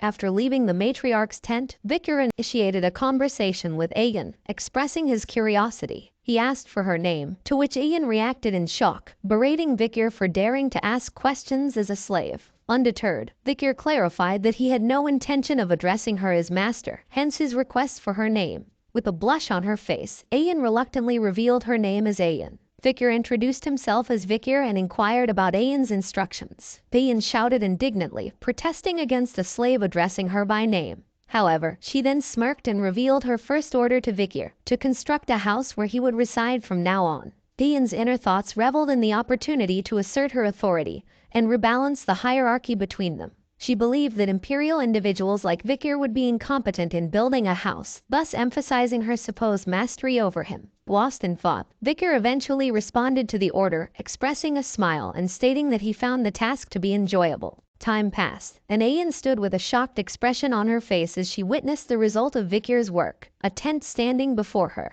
She wondered why Vicar, despite his injured body, displayed such skill in building the tent. Observing the tools she had brought for Vicar, Ayan contemplated their uselessness if Vicar continued to excel in the building. Meanwhile, Vicar smiled, reflecting on his past experiences. During times of destruction, swordsmen's survival was limited by their expertise solely in swordsmanship. To thrive in extreme situations, one needed to acquire a diverse range of survival skills. Ayan noticed the presence of drains outside the tent and remarked on their perfection. Vicar then brought up the observation that the matriarch's tent appeared unstable. Ayan, shocked by this revelation, questioned Vicar about her mother's house. Vicar explained that in its current state, during rainy seasons, the ground around the central pillar of the tent would shake, potentially causing water leakage. He offered a solution, proposing to mix limey dirt and gravel from the opposite hill to create bricks. He would then reinforce them by spreading oil and burning it. Ayan, in agreement, instructed Vicar to proceed with the plan. Vicar collected soil and poured it into a container. After preparing the necessary materials, he used a cast to shape the bricks and dried them by heating them over a fire. Finally, Vicar and Ayan arrived at the matriarch's tent, where Ayan explained their intentions to her mother. After the tent was fixed, the matriarch looked on in shock, expressing her frustration at previous failed attempts to repair the roof. She realized that the problem lay with the pillar. With a smile, the matriarch commended Ayan, acknowledging that her daughter had found a truly useful male. She then issued an order to Vicar, instructing him to handle tedious matters like this around the barracks from now on. Sometime later, Vicar was washing clothes near a water source when Ayan called out to him. She initiated a conversation, questioning whether he found it exhausting to slave away, and suggesting that he become an official member of their tribe. Vikir responded that slaving away wasn't too bad, internally noting that this peaceful life was preferable to his previous experiences with the Baskervilles or living in the underdog city. Ian acknowledged that Vikir seemed disciplined and commented that it would be challenging for a slave to complain. Vikir insisted that it really wasn't that bad, but Ian disagreed, asserting that tough and tedious work couldn't be easy. As they began to head back, Ian urged Vikir not to have that attitude and to follow her. She offered to help him in terms of survival and adjusting to their tribe. If he performed well, she promised to untie the rope that bound him. Vikir looked at her with interest and asked what he needed to do. Ian smiled and said that he was finally being honest. She then challenged him to go on a hunt and capture a huge prey. Vikir was intrigued by the proposition and questioned her about the hunt. Ian explained to Vikir that the tribe's warriors had been unable to catch large enough prey recently, resulting in the growing children going without meat. She emphasized that if Vikir could bring in a huge prey, it would not be unrealistic for his title to change from slave to commoner. Playfully, Ian slapped Vikir's back and mentioned that he seemed capable of moving lighter objects, so his role would be to assist her. As Ian jokingly reminded Vikir that he should be grateful for being the slave of the Balak's hunting commander, Vikir felt a pang of pain from her slap on his back. However, after a moment of thought, he agreed to go along with her plan. Ian's face beamed with a smile, and a slight blush appeared on her cheeks. She then stated that they would be leaving tomorrow for the hunt. When Vikir questioned her smile, Ian retorted, denying that she was actually smiling. Unbeknownst to them, a figure secretly observed their conversation. It was Ahun, who looked upon Ian happily engaging with Vikir, but his heart was filled with jealousy and anger. He couldn't help but regard Vikir as a disgusting bastard. Balak's shaman, Ahuman, withdrew his hand from a pot of charcoal and extended it, signaling the beginning of the hazing ceremony as he ordered the hunters to gather around. The line of barbarian hunters stood before him, awaiting their turn. Ahuman emphasized the significance of receiving his blessing and warned that those who didn't would face difficulties. Ian explained to Vikir the reason behind the hunters' charcoal markings. They used charcoal to conceal their faces from the god of death, as they felt guilty about killing their prey. Vikir acknowledged that even the warrior tribe of Balaks had a shaman. One of the barbarian girls commented on the shaman's nagging, while her male companion suggested letting him be, as the shaman needed to establish his position. The girl expressed doubts about the effectiveness of the shaman's blessings because they had often failed in the past. She indicated that they only sought his blessings on specific occasions. Vikir wondered if her skepticism meant that the shaman's position held little meaning, realizing that this place wasn't much different from others. Sometime later, Ian stood with her face adorned in comical charcoal markings. Vikir looked at her and jokingly remarked on her appearance. Ian wiped the markings off her face and angrily retorted, stating that she didn't get along with the shaman. In her embarrassment, she offered Vikir a collar. Vikir held the collar in his hand, questioning if it was a dog collar. Ian proceeded to put on a collar herself and explained that they wore them to protect their necks from being bitten by their prey. Vikir contemplated the situation and decided that since he was already there, it would be better to adapt to this place. As Ian and Vikir rode a wolf, she reminded him to hold on to her waist, concerned about his safety. Vikir assured her that he would be fine, and they set off. Ian glanced back at Vikir, who had fallen off the wolf, and playfully chided him for not holding on to her waist, warning him about the consequences of his actions. Vikir wondered if he would be able to get up in his current state. Suddenly, Vikir noticed that someone had arrived before them. It was Ahun, the barbarian who had been secretly following them. Ian dismounted from the wolf and called out to him. Ahun commented on Ian's apparent freedom, accusing her of playing around with her slave. Ahun then came close to Ian and stated that he was going to catch bigger prey this time. He declared that in the next joint hunt, he would be the captain of the hunting group. He even went as far as putting his grandfather's honor on the line. Ian questioned his decision to stake his grandfather's honor on something he only knew about shamanism. Unexpectedly, Ahun launched a powerful kick aimed at Vikir's face, surprising Ian. She angrily confronted him, questioning his actions. Ahun smirked and belittled Vikir, questioning how she could use an injured male as a hunting assistant. He told her to get a hold of herself and claimed that he would only be a burden to her. Suddenly, Ian noticed something and smiled. She told Ahun to check his waistband before saying those things. Confused, Ahun looked at his waistband and exclaimed in shock. Meanwhile, Vikir spat out some blood from his mouth. With Ahun's quiver and arrow in his grasp, Vikir smiled and remarked that Ahun should hold on to his weapons as he would with his lover. Ahun was shocked by the revelation that his weapons had been taken. He glared at Vikir in anger and Ian burst into laughter upon hearing this. Suddenly, Ahun attacked Vikir with a punch, calling him an arrogant slave bastard. However, before the punch could reach Vikir, Ayan swiftly intervened, using her bow to block the attack, and shouted at Ahun, commanding him to stop. She questioned Ahun in a cold voice, asking him whose slave he thought he was punishing on his own accord. Ahun, filled with anger, exclaimed that Vikir was a slave and had insulted a Balak warrior. Ayan responded, stating that Ahun had been acting pathetic in front of Vikir. Ahun continued to argue, questioning why she was defending Vikir so passionately, and suggesting that she might have developed feelings for the slave. Ayan, frustrated, placed her hand on her head and conceded, acknowledging that Vikir was indeed a slave and should be punished if he had done something wrong. However, she emphasized that Ahun didn't have the right to punish him because Vikir was her slave. Vikir, who was still on the ground, looked at them with a questioning expression. Suddenly, Ayan unleashed a powerful punch aimed at Vikir's face. Ahun watched the scene in shock, his mouth agape as blood sprayed onto the lush green grass. Ayan gazed at Ahun with cold eyes and asked if he was happy now. With a mixture of coldness and anger, she warned Ahun that she knew he was upset because he had failed to capture a maiden for himself before. But if he ever harmed her slave again, she would beat him up. Ahun, taken aback, reluctantly agreed. Sometime later, Ayan and Vikir continued riding the wolf, but Ayan kept looking at Vikir with apologetic gazes. She asked if it hurt, but Vikir remained silent. She then inquired if he was angry, but Vikir remained silent once again. Ayan explained that her actions were necessary to stop Ahun's petty retaliations, as he was a stubborn and petty person. Seeing that Vikir was still silent, Ayan asked why he wasn't replying. Finally, Vikir responded, saying that it hurt. In response, Ayan jumped up in the air and landed back on the wolf's back, facing Vikir. She caught his face and anxiously asked if it hurt a lot, if it was bad, and if his life was in danger. Vikir replied that it hurt to talk and that he had experienced similar injuries before. But before Vikir could finish his sentence, Ayan's lips landed on his. After some time had passed, Ayan's face blushed red, and she placed her fingers on her lips. She suddenly turned forward in a hurry and said that she knew she was right, stating that Vikir showed promise for an imperial bastard.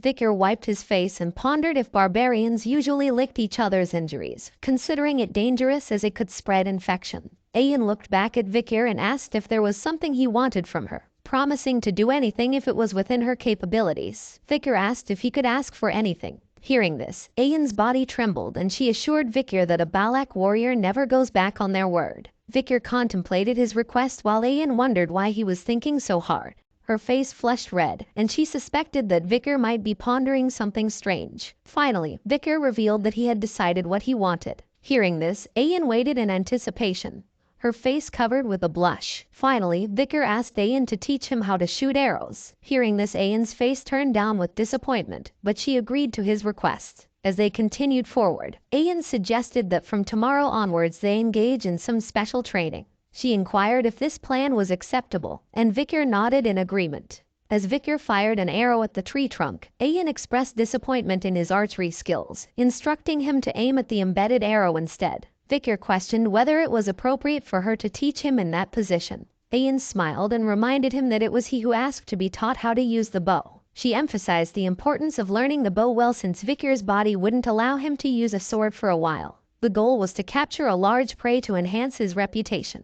Ayan continued to put pressure on Vikir's back to correct his posture. In pain, Vikir realized that his bones were at their limit. Suddenly, Ayan's wolf appeared behind them, and Ayan was a bit shocked and applied some extra pressure on Vikir's back, resulting in a cracking sound. Vikir fell to the ground in pain, and Ayan asked her wolf, Bakira, if it had found what they were looking for. The wolf howled in response. Ayan commanded Vikir to get up, stating that they would be moving quickly from that point onwards. They soon arrived near a water stream. Ayan explained that this was the area where the river and ocean connect, so both the ocean's water and animals occupy that area. Ayan shared a story her grandmother had told her. A salmon believes that if it successfully swims up the waterfall, it can evolve into a huge beast. However, most salmon fail to rise above that waterfall and fall. They are eventually punished when they fall onto sharp rocks, and the fish that fell become food for an ox bear. Vikir observed the massive bear in front of him and questioned whether it was an ox bear, remarking that it seemed completely different from the ones he had seen before. Ayan clarified that it was no ordinary ox bear,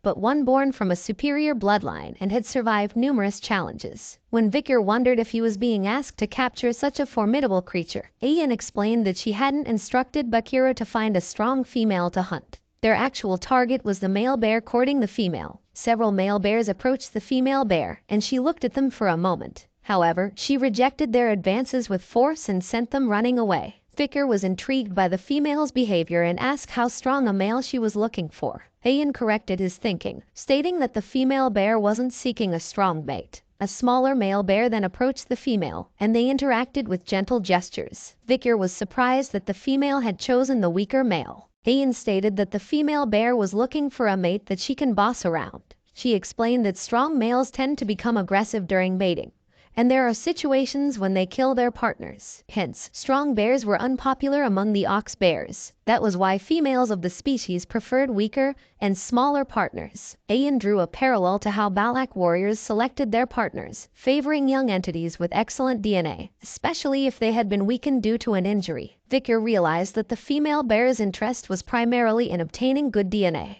As the bear couple began to walk away, Ayan emphasized that their course of action was to wait, as the female would eventually suppress the male's strength completely. Vicar stood outside a cave, where bear roars and moans were clearly audible. He reflected on the past 4 days, during which he had been providing food to the hungry ox bears to facilitate their mating. Ayan asked Vicar if he had left food for the ox bears, and he confirmed that he had. Ayan held a small fruit that temporarily boosted one's strength but came with the cost of consuming one's lifespan. She explained that the intelligent female bear would understand their intentions and choose not to eat it, while the male would eat it to handle the female. Vicar understood why Ayan had chosen a big and strong female as their target, to deplete the male's strength. Ayan then offered Vicar some soup to help him heal. While drinking the soup, Vicar commented on how the bears were mating intensely. Ayan humorously remarked that it was normal behavior for male Balaks, but seemingly unusual for imperial males like Vicar, jokingly attributing it to his origin from a geeky country. Ayan seductively approached Vicar, asking if he could perform like that. However, their conversation was interrupted by a loud voice, and Ayan alerted Vicar to get ready, indicating that the female bear had been impregnated. The female bear let out a loud scream, and the male ran away from the cave in fear. Vicar and Ayan were hiding in a nearby tree, and Vicar asked why the female was chasing the male away. Ayan explained that an ox bear that has finished mating becomes a territorial and competitive predator. The female was warning the male never to come back to her territory. Vicar noted that the male wanted to sleep since she had exhausted her strength and hadn't slept for the past 4 days. Ayan replied that the male would seek a safe and remote place to rest. They planned to follow the male bear and quietly chase after him until he started to sleep, at which point they would begin their hunt. Vicar and Ayan trailed the male bear and arrived in a cold environment. Vicar remarked that the male should be tired, but he was moving quite far away. Ayan explained that the male was searching for a location with the fewest threats the forest posed. The cold environment ensured that mosquitoes, which could suck bones or blood, couldn't survive there. Vicar asked if the ox bear came to this place knowing about it. Ayan replied that an ox bear's intelligence was quite high, and their acquired knowledge was better than their instincts, allowing them to make strategic decisions. Vicar felt cold due to his body's condition, but he hesitated to admit it. Ayan noticed and offered to share body warmth by putting their bodies close together, but Vicar denied her offer, saying that he was fine. She warned him that if his body temperature decreases, his body will become stiff, and if his body becomes stiff, it will hinder their hunting efforts. Vicar was surprised by her rational reasoning and wondered if she was capable of making such logical decisions. After a moment of thought, he decided to accept her offer. He suddenly hugged her from behind and Ayan's face turned red, and she tried to justify it as concern for her slave's health, stating that it was a master's duty to look after her slave's well-being. Suddenly, Ayan's wolf, Bakira, stopped and growled while looking ahead. Ayan noticed that the ox bear's footsteps had disappeared. She wondered where it went, but before she could finish her sentence, the ox bear, which had been hiding nearby, let out a loud growl and attacked her. The barbarians were gathered together, their eyes filled with excitement as they beheld a massive boar before them. They marveled at the size of the beast, recognizing that its meat could feed the entire tribe abundantly. One of the female barbarians expressed her hunting achievement, stating that she had only managed to catch 3 rabbits, clearly overshadowed by the impressive boar in front of them. A male barbarian chimed in, addressing Ahun directly and acknowledging that the boar he had hunted was indeed a remarkable catch. The female barbarian praised Ahun and proposed that he should be the hunting commander going forward, given his successful feat. The male barbarian agreed with the idea, pointing out that there are limits to what even the skilled hunting commander Ayan could achieve alone. He brought up the fact that she had taken a slave with her on the hunt. In response, Ahun exuded confidence and dismissed the slave as a burden to Ayan. He confidently predicted that she would return empty-handed, without even having caught a single rabbit. On the other side, the fearsome male ox bear attacked Ayan. However, Vikir, who was holding Ayan, pulled her back just in time, causing the bear's punch to miss her face by a few inches. The force of the punch blew some of Ayan's hair away. Both Vikir and Ayan fell from the back of the wolf they were riding, and the wolf growled at the ox bear. The wolf retaliated by leaping at the ox bear to protect its companions. Concerned for Ayan's safety, Vikir asked if she was okay. Ayan expressed her gratitude to him for saving her and replied that she had survived thanks to him. Vikir speculated whether the bear had lured them into a trap. Ayan acknowledged the bear's cunning intellect, which surpassed that of other monsters. She understood why the female bear chose the male bear as a mate. Realizing that they couldn't avoid a head-on battle, Ayan looked at Vikir and felt conflicted. She thought about how she had received help from the slave and worried about her dignity as his master. Suddenly, Ayan steeled herself and commanded Vikir to stay behind her while she took charge of the fight. She asserted that she would show him her dignity as his master. With determination, she mounted the wolf's back and chased after the bear. Vikir commented on the unique way of the Balak slaves, jokingly referring to himself as a slave lazing around while the master is working. As Ayan reached a vantage point, she began firing arrows at the ox bear. She shouted with conviction, expressing her displeasure at the bear's indecent behavior in front of her slave, and vowed that it would pay for its actions. The ox bear sought cover behind a nice rock, attempting to evade Ayan's arrows. Undeterred, Ayan prepared to launch another arrow and warned the bear that a good arrow would pierce through steel, emphasizing that its hiding wouldn't save it from her aim. Ayan fired her arrow at the ox bear, but it got stuck in the rock, failing to pass through it. But to the bear's surprise, a powerful blue energy beam pierced its stomach, causing it to spew out blood and growl in pain. Vikir was astonished by the unexpected attack that had struck the ox bear, which had been hiding behind the rock. He realized that the wave of aura from the arrow had passed precisely through the boulder and pierced the bear. He marveled at Ayan's archery skills, considering them akin to an art form and recognizing her exceptional hunting abilities. Vikir remarked that judging solely by her skills, Ayan might surpass even Camus Morg. The wounded ox bear emerged from its hiding place with bloodshot eyes and charged at Ayan with rage. She responded by shooting an arrow at its eyes, but the bear continued its relentless charge. In response to the bear's persistence, Ayan confidently prepared another arrow, asserting that an arrow filled with her sincerity was powerful enough to break through a castle wall. She released the arrow, but to her surprise, the ox bear managed to dodge the attack, leaving Ayan shocked and bewildered. Before Ayan could fully comprehend the situation, the bear struck the wolf she was riding, sending her flying back and rolling on the ground. In the midst of the intense battle, Ayan recalled her mother's words. Her mother had mentioned that when a beast with dull senses nears death, it can sense the killing intent of a person. Ayan realized that she had underestimated the ox bear, and had been careless in thinking she had cornered it perfectly. Despite her righteous intentions in shooting the last arrow, she now faced a dangerous and formidable adversary. The ox bear menacingly approached her, its mouth drooling. The bear opened its mouth wide, ready to bite. Overwhelmed with fear, Ayan closed her eyes and braced herself for the impending danger. However, just as the ox bear was about to attack, Ayan heard a familiar voice calling out to her, asking if she was done showing what a master's dignity is like. When she opened her eyes, she saw Vikir standing before her. Vikir stepped forward to confront the ox bear and confidently declared that it was now his turn to take action. He thrust his empty hand towards the beast, which began to glow red, and soon Beelzebub emerged from his hand.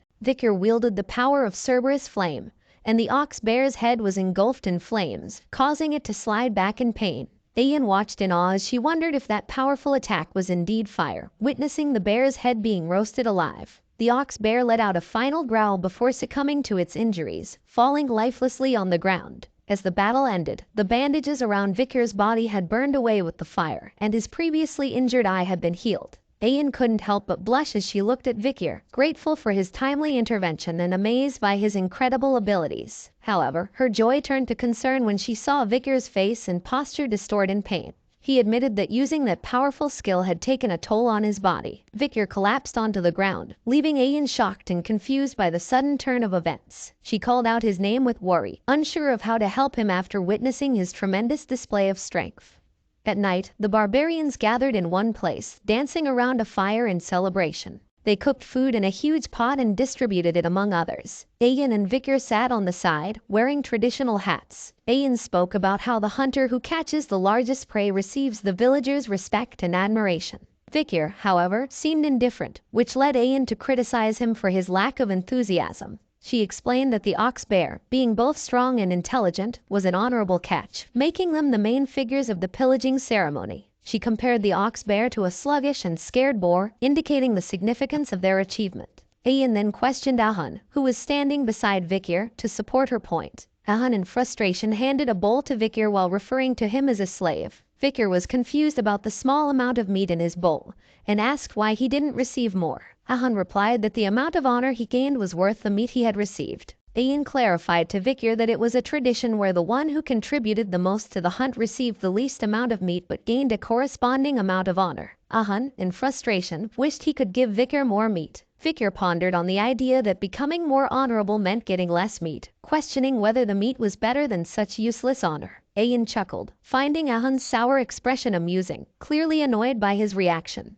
Vikir looked down at his hand and contemplated the 600 kilograms hammer that he had acquired from Beelzebub after catching the ox bear. He wondered if it was possible to increase his weight by 600 kilograms while holding his breath. He then drank the soup and realized that the skill was not all he had gained. After Beelzebub absorbed the ox bear, Vikir's body recovered significantly. Ayan, wanting to offer Vikir more meat, gave him a bowl filled with meat, explaining that it was a hunter's right. However, Vikir declined her offer as he had already received a portion of meat, a bowl of blood, and a portion of intestines. Ayan insisted that Vikir should eat the additional meat, emphasizing that he should consume different body parts according to his weaknesses. She encouraged him to eat it. She explained that one should eat eyes if the eyes are bad, eat the heart if your heart is weak, and if your limbs are weak, you eat its legs. Vikir looked at the bowl, questioning if the long thing in it was indeed the intestine and if his insides were that weak. Just then, 3 barbarian girls arrived at the scene. The first one scolded Ayan, calling her a commander and accusing her of looking after what was already hers. The second girl pointed out her transparent motives, and the third girl questioned why she would give anything to the slave. Meanwhile, Vikir continued eating the meat, finding it very chewy, and Ayan watched in excitement as he gulped down the meat. She then smiled and stated that now he would be able to fulfill his duty. Vikir kept chewing and wondered what more she expected from him, considering he believed he had done his part during the hunt.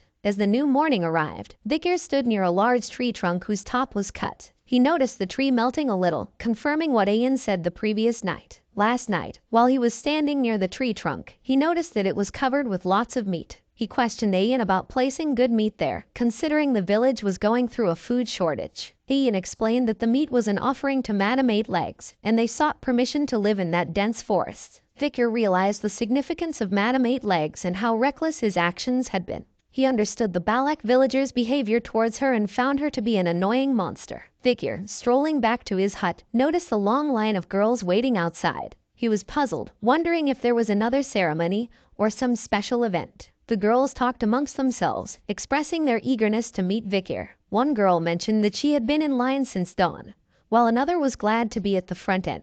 A third girl proudly stated that she stayed awake the entire night. 3 girls stood together, discussing the possibility of becoming a commoner based on the results of yesterday's pillage. They speculated that a woman from the village might become Vikir's wife, considering his strength in hunting an ox bear. Just then, Ayan arrived after hunting a deer and scolded the girls for trying to take what belonged to her. She reminded them that she had given him the stew the previous day, and they had no right to claim it as their own. In response, the barbarian girls argued that Ayan should have used it herself and shared some with them. They called her stingy for keeping it all to herself.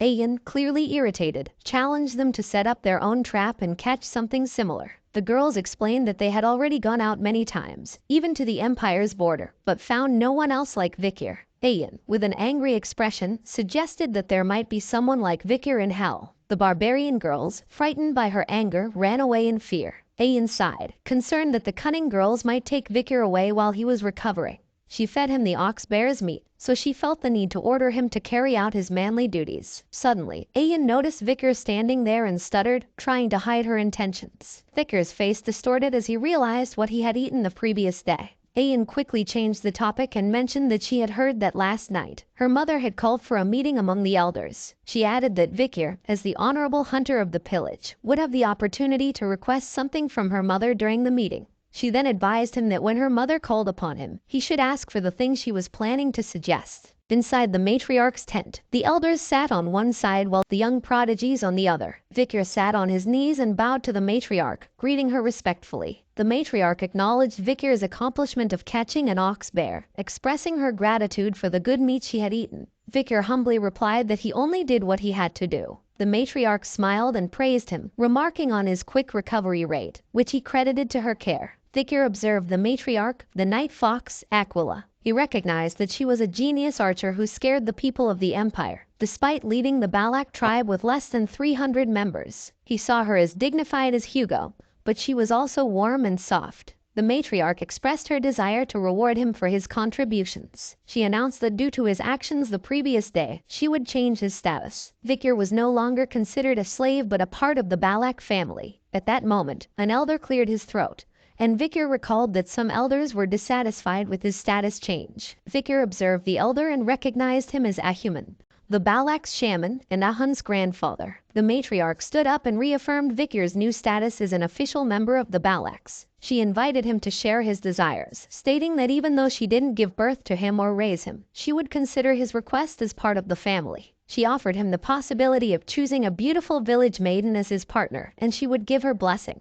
Alternatively, if he preferred not to have a partner, she was fine with him having a slave. Meanwhile, Ayan made hand signs, reminding Vikir of something she had previously told him. Vikir looked at her and closed his eyes. Vikir then stated that he had one request. The matriarch was intrigued and encouraged him to speak comfortably. Internally, the matriarch wondered why Ayan was signaling so urgently, questioning if she wanted him that badly. Vikir looked at the matriarch with confidence and expressed his desire to bathe in the hero's spring. The room fell silent as everyone present was shocked by his request. Only Ayan had a smile on her face. The matriarch gazed at Vikir with cold eyes, clearly taken aback by his request, and questioned whether he was aware of what he was asking for. Ahuman's voice thundered as he directed his words toward Vikir, his tone dripping with disdain and anger. He questioned Vikir's awareness of the person he was in the presence of and criticized his arrogance. Shifting his attention, Ahuman then turned towards Matriarch and emphasized that only esteemed high-ranked Balak warriors were permitted to access the revered hero's spring.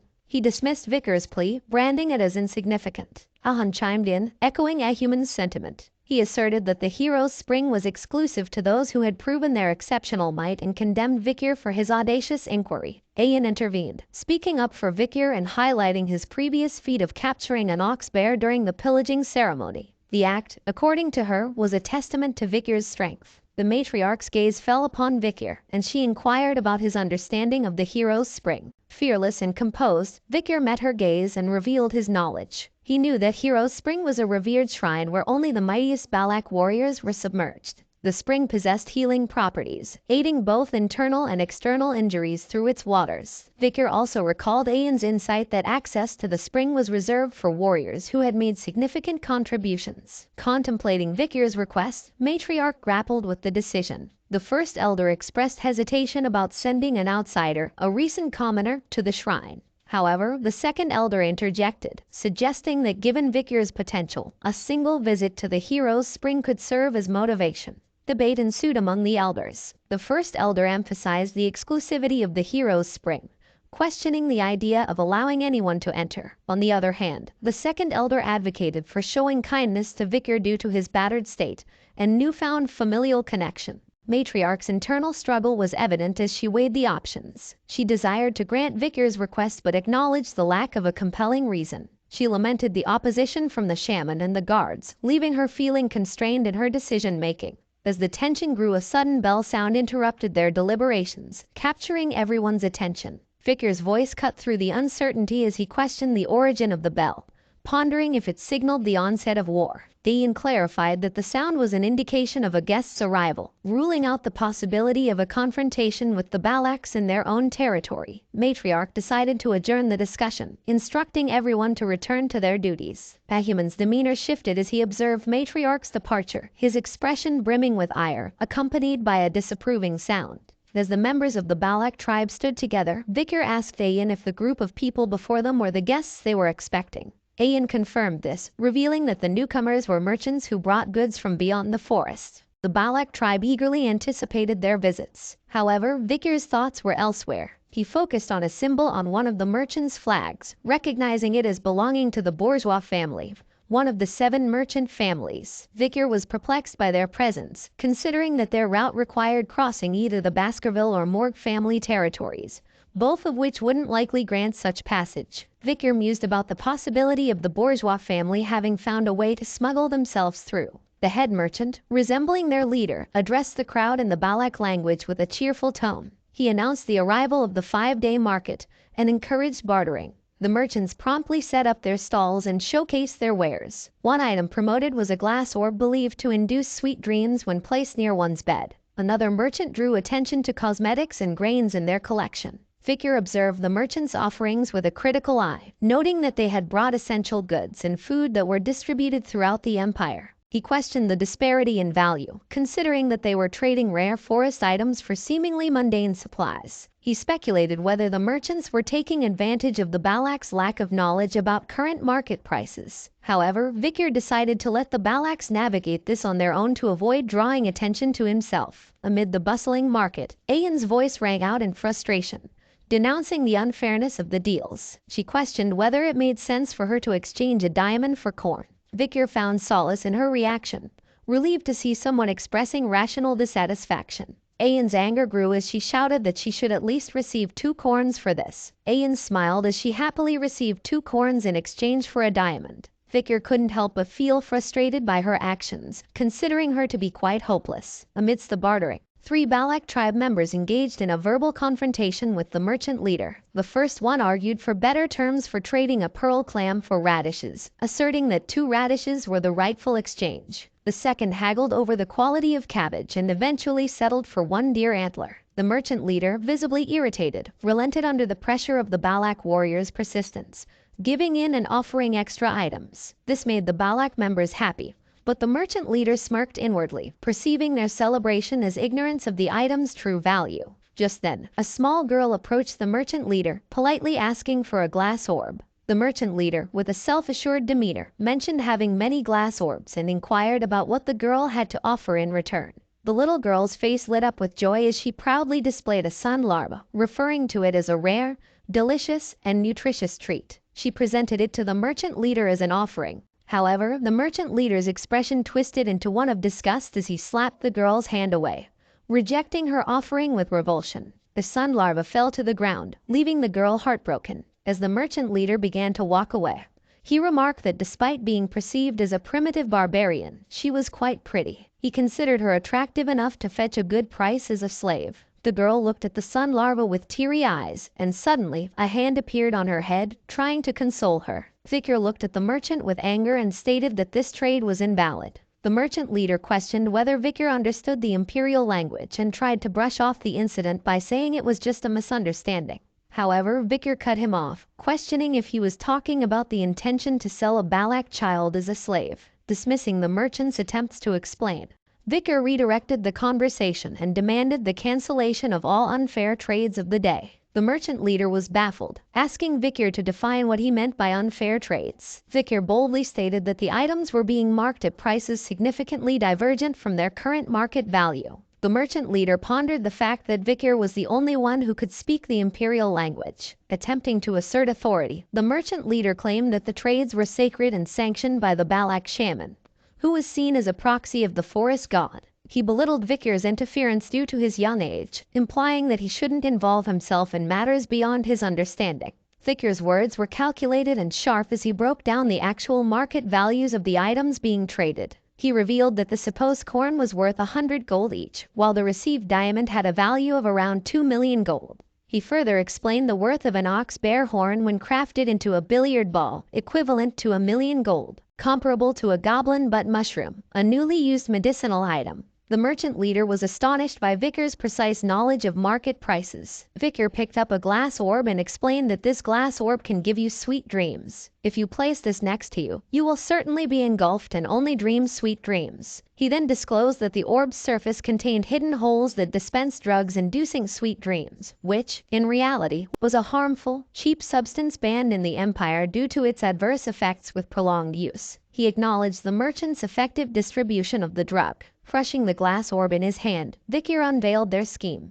leaving the merchant leader visibly rattled as their covert actions were exposed. Among the chaos, the merchant leader's friend whispered inquiries about the situation, to which he confirmed that someone had uncovered their secret. Ayan, filled with anger, questioned Vikar's previous words, seeking confirmation regarding drug, body, and harm. Vikar acknowledged her inquiry, prompting Ayan to turn her wrathful gaze toward the merchant leader. She demanded an explanation, linking the deteriorating health of many people to their actions. The merchant leader recognized the need to retreat from the situation and attempted to downplay the circumstances. However, before he could proceed, an arrow from Ayan's bow found its mark, piercing his shoulder. The merchant leader screamed in pain as Ayan fiercely accused them of fearlessly deceiving the Balaks. The merchant leader's face turned pale, his brow dripping with cold sweat as the pain from his wounded shoulder brought tears to his eyes. His response was a bitter expletive, reflecting his realization of the dire situation. The merchants swiftly mounted their horses, urgently rallying their group as they shouted to gather their belongings and escape.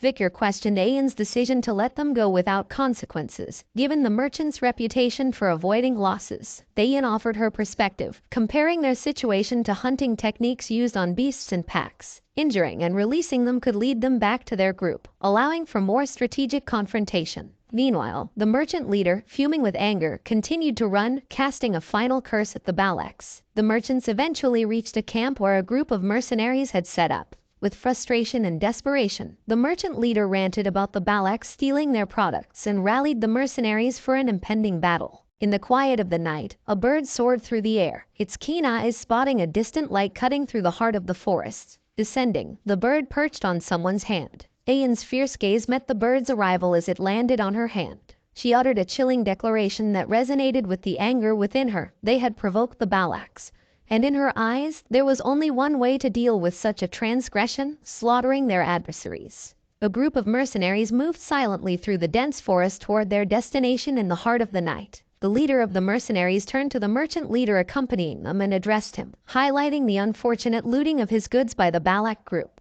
He suggested that mere words wouldn't work with these barbaric raiders and that a more decisive approach, involving their annihilation or enslavement, was necessary. The merchant leader, however, countered that the challenge of defeating the Balaks in combat was not to be underestimated. The mercenary leader questioned his decision to hire them if he was so apprehensive, reminding him that they were initially meant to be a backup plan in case things went awry. He then lit a matchstick to ignite his cigarette and elaborated on their agreement to receive a share of the earnings in exchange for providing security, hinting at the possibility of taking spoils if the situation called for it. The merchant leader's response was a moment of silence followed by a reluctant approval of their intent. With the plan to ambush the Balaks under the cover of night and unleash a fiery attack, the mercenaries began discussing their approach. As the first mercenary passed the matchstick to his companion to light his own cigarette, a third mercenary chimed in, wanting to use the match as well. This prompted a discussion about battlefield superstitions, where it was asserted that only two people should share a match to prevent bad luck. Disregarding the superstition, the third mercenary confidently lit his cigarette. Suddenly, without warning, an arrow struck him in the middle of his forehead, ending his words and his life. Before the other could react, a second arrow found its mark, piercing the head of the companion who had just used the match. The mercenary leader, oblivious to this chaos, continued talking to the merchant leader about his past experiences of capturing and selling barbarians as slaves. However, his sentence was abruptly cut off as a shocking expression of fear spread across the merchant leader's face. An arrow had found its way into the mercenary leader's forehead as well,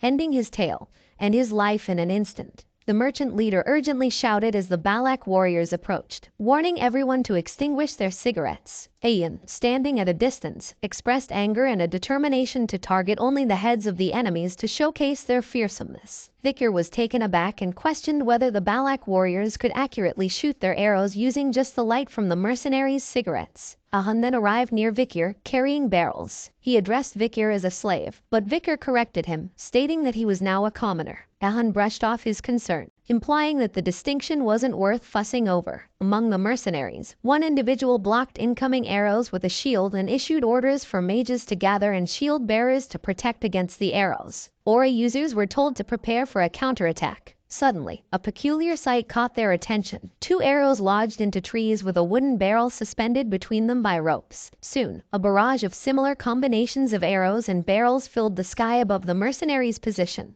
The mercenary exclaimed in shock, realizing that the Balax had launched barrels containing alcohol. However, he quickly grasped another layer of the plan. But before he could react, burning arrows ignited the alcohol-filled barrels, triggering a massive explosion that engulfed the entire area. The mercenaries suffered casualties as they were engulfed in flames, and amidst the chaos, cries rang out, attributing the fire to the Balax. Taking cover behind a tree, the merchant leader contemplated the situation with a shocked expression. He understood that the Balax had tied ropes to the arrows, allowing them to launch oil-filled barrels. He marveled at their unexpected intelligence. Just then, a figure approached him from behind, making rustling sounds. The merchant leader turned towards the newcomer, his fear evident as he accused the person of being a meddlesome Balak. Trembling, he warned that killing him would lead to regret. Desperately, he presented a paper stamped with an official seal, claiming it to be an exploration permit issued by the newly appointed deputy consul from the underdog city. He threatened that the Baskerville family would seek retribution if he was harmed. Vicar was intrigued and questioned if the deputy consul in question was named Vicar.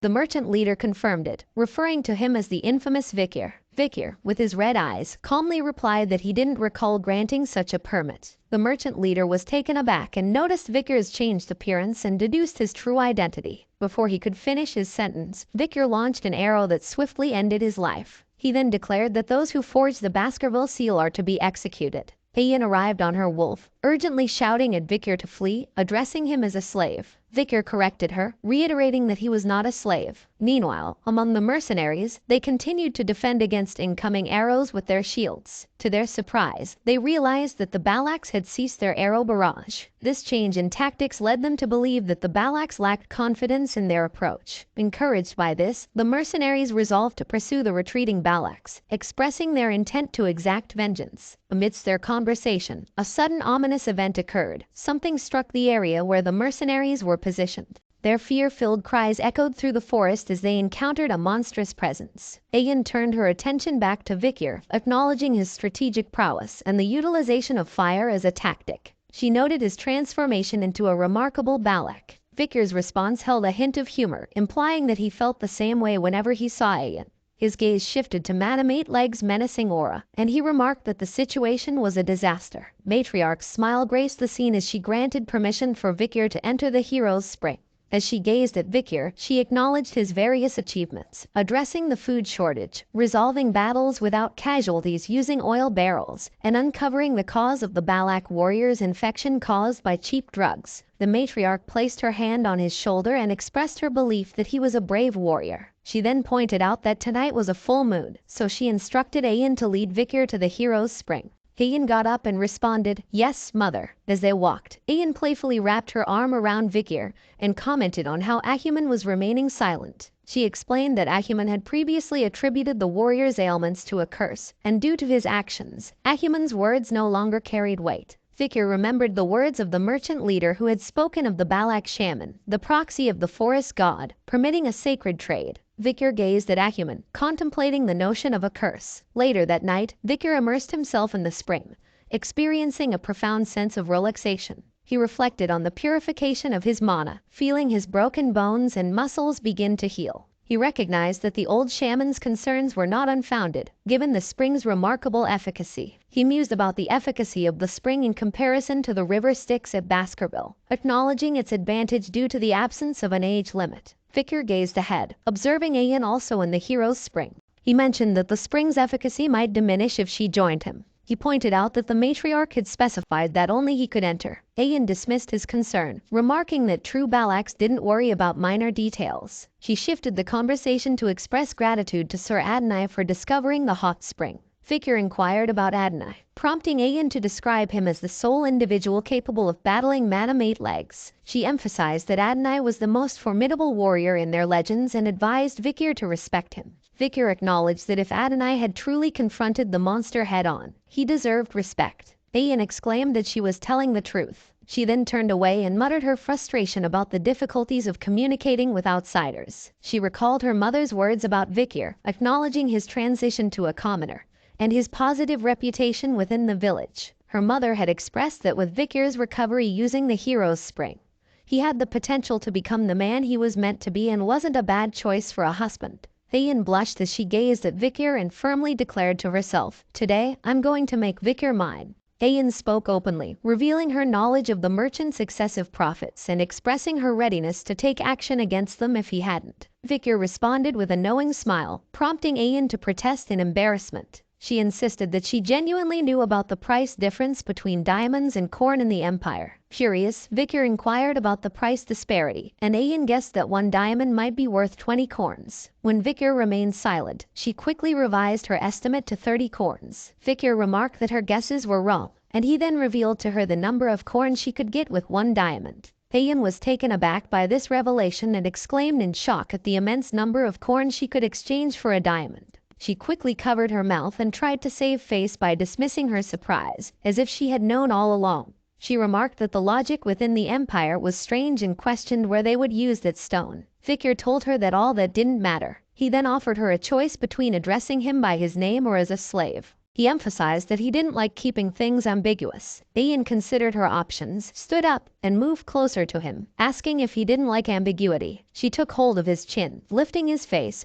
and declared her desire to call him neither slave nor Vikir. She moved her face closer to his and said that what she wanted to call him was. But before she could reveal her preferred name for him, their moment was interrupted by the joyful arrival of some children who jumped into the spring. The children approached Ayan with smiles, addressing her as Commander and Vikir as Brother Vikir. Ayan was surprised by their sudden appearance and asked how they had managed to get there. But the children ignored her question and enthusiastically invited her to play with them. Meanwhile, Vikir wondered if it was neither his name nor slave, then how did she want to treat him? Ayan exclaimed at the children, calling them rascals and saying that if they entered the spring, its efficacy would be reduced by half. Just then, Vikir reminded her that someone had said that a true Balak wouldn't be stingy with such things. 2 children stood behind Vikir, echoed his sentiment, and playfully called her stingy. Ahan stood with the small girls and explained that it was the matriarch's command for the sick children to enter the hero's spring due to the side effects of drugs inflicted by the merchants. Ayan couldn't help but wonder if her mother had intended to make a fool out of her with this situation. Ahan, standing behind Vikir, thanked him for helping her younger sister, and her sister also expressed her gratitude. Ahan then apologized to Vikir for misunderstanding him all this time. Vikir responded with a simple yeah. Ahan shouted in frustration, stating that they were apologizing here, and questioned if that was all Vikir had to say. Vikir responded calmly, stating that Ahan had too much anger in him. Ayan smiled as she looked at Vikir and thought that there was still a lot of time. She called out to Vikir with a warm smile covering her face and cheered for him on becoming an official Balak member. About 2 years later, a punch landed squarely on Ahan's face, causing him to fall to the ground with a painful sound. As Ahan lay on the ground, his attacker, none other than the 17-year-old Vikir van Baskerville, remarked that Ahan was more of a crybaby than he had anticipated. Despite the punch, Ahan was determined and challenged him for another round. Vikir, however, began to walk away and stated that their sparring session had concluded for the day. Ahan accused him of running away, but Vikir simply replied that he was going for a stroll. After Vikir left, Ahan's 2 friends came to his aid and helped him up. Ahan expressed his frustration, describing Vikir as an annoying and monstrous opponent who had become even more formidable after recovering from his injuries. One of Ahan's friends mentioned hearing that Vikir's marksmanship had recently reached a level on par with Commander Ayan. The other friend, however, questioned the comparison, wondering how Vikir could be matched with Commander Ayan. He claimed that he could even make Ahan's nose bleed with a punch. However, Ahan surprised his friends by revealing that Vikir's punch hadn't actually hit him. It had stopped right in front of his face. The friend was shocked and asked if Vikir had made Ahan's nose bleed from the wind's pressure caused by his fists. Vikir was covered in sweat and let out a long breath. He then stated that now he could execute the 6th technique perfectly. He glanced at the wall riddled with enormous holes, proudly stating that he could now perfectly bear the 6th fang. Achieving this level at the age of 17 marked impressive progress, although he acknowledged that there was still a long way to go before mastering the 10th technique. He also possessed 6 mana circles, and with that, he could be regarded as a high-rank graduator. He contemplated the blessings of the river Styx, his demonic sword Beelzebub, and the marksmanship and assassination techniques he had acquired from Balaks. With these abilities, he could go up against even the highest-ranked graduator. Vikir remarked that it had already been 2 years since he had set foot in the deep forests. He questioned whether he would be bidding farewell to the Balax once his preparations were complete. Sometime later, Vikir and Ayan were navigating through the forest when Vikir noticed a trail on the ground and identified it as the tracks of the deep forest snake, Mashasu. He emphasized that it was a large and ancient one. Ayan acknowledged this information, and Vikir mentioned that if they were able to catch this snake, it would provide enough food for the village for at least 4 days. Curious, Vikir looked at Ayan, who appeared lost in thought, and asked if she was thinking about something else while they were hunting. Ayan's face flushed, and she hastily denied it. To change the topic, she mentioned that another hunting group had asked her to inquire about something. Vikir regarded her with suspicious eyes, sensing that she might be hiding something.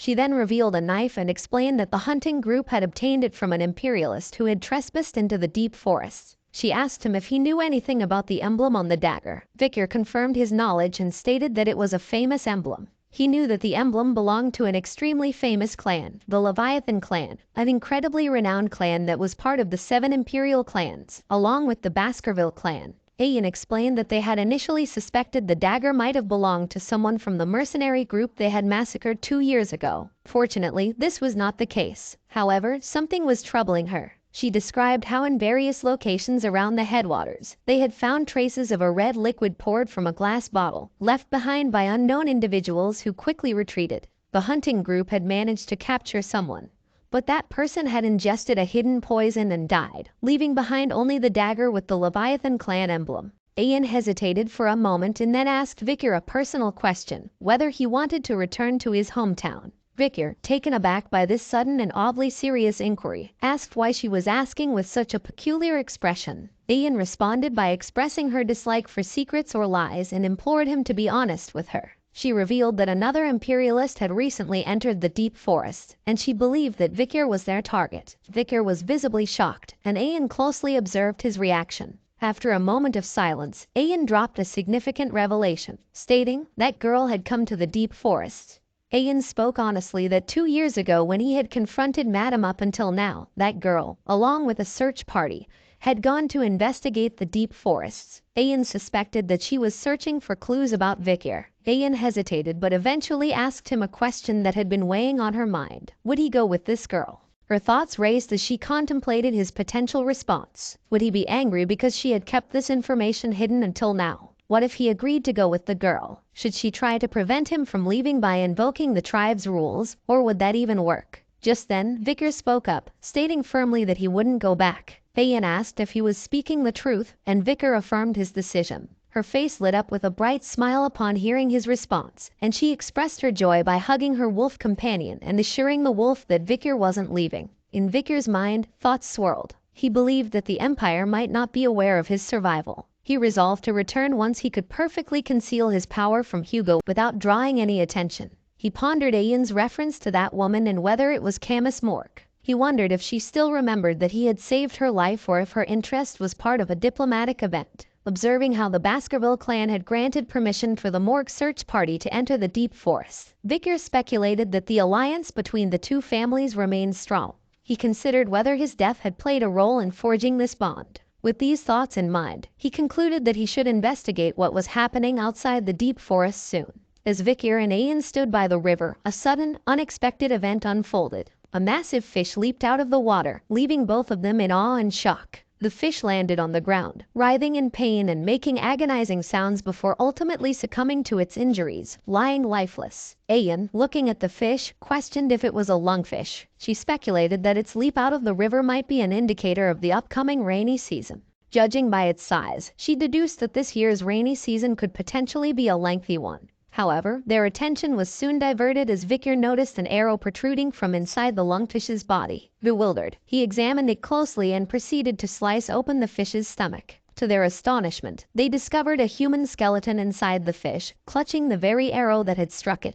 Ayan observed the clothing on the skeleton and wondered if it belonged to a member of the Lakoko tribe. She surmised that, since there were signs of resistance where the arrow had pierced the fish, the person inside must have put up a struggle after being eaten by the lungfish. She remarked that the lungfish was a stupid beast that ate dead things, so she found this situation a little strange. Victor speculated that perhaps this individual had been severely weakened, to the point where the lungfish mistook them for a corpse. Ayan pondered why such a feeble person would be out hunting in the first place. Victor suggested that the situation within that person's tribe might be dire, driving them to take such risks. He hinted at something significant occurring deep in the forest and prompted the need for an investigation. As Victor and Ayan ventured deeper into the forest, they were met with a shocking sight that left Ayan's face contorted in disbelief. Spread before them were numerous lifeless bodies strewn across the forest floor. Ayan, horrified by the grim scene, questioned in disbelief whether all the Lakoko warriors were dead. Victor, on the other hand, examined one of the deceased bodies and began to piece together the disturbing puzzle.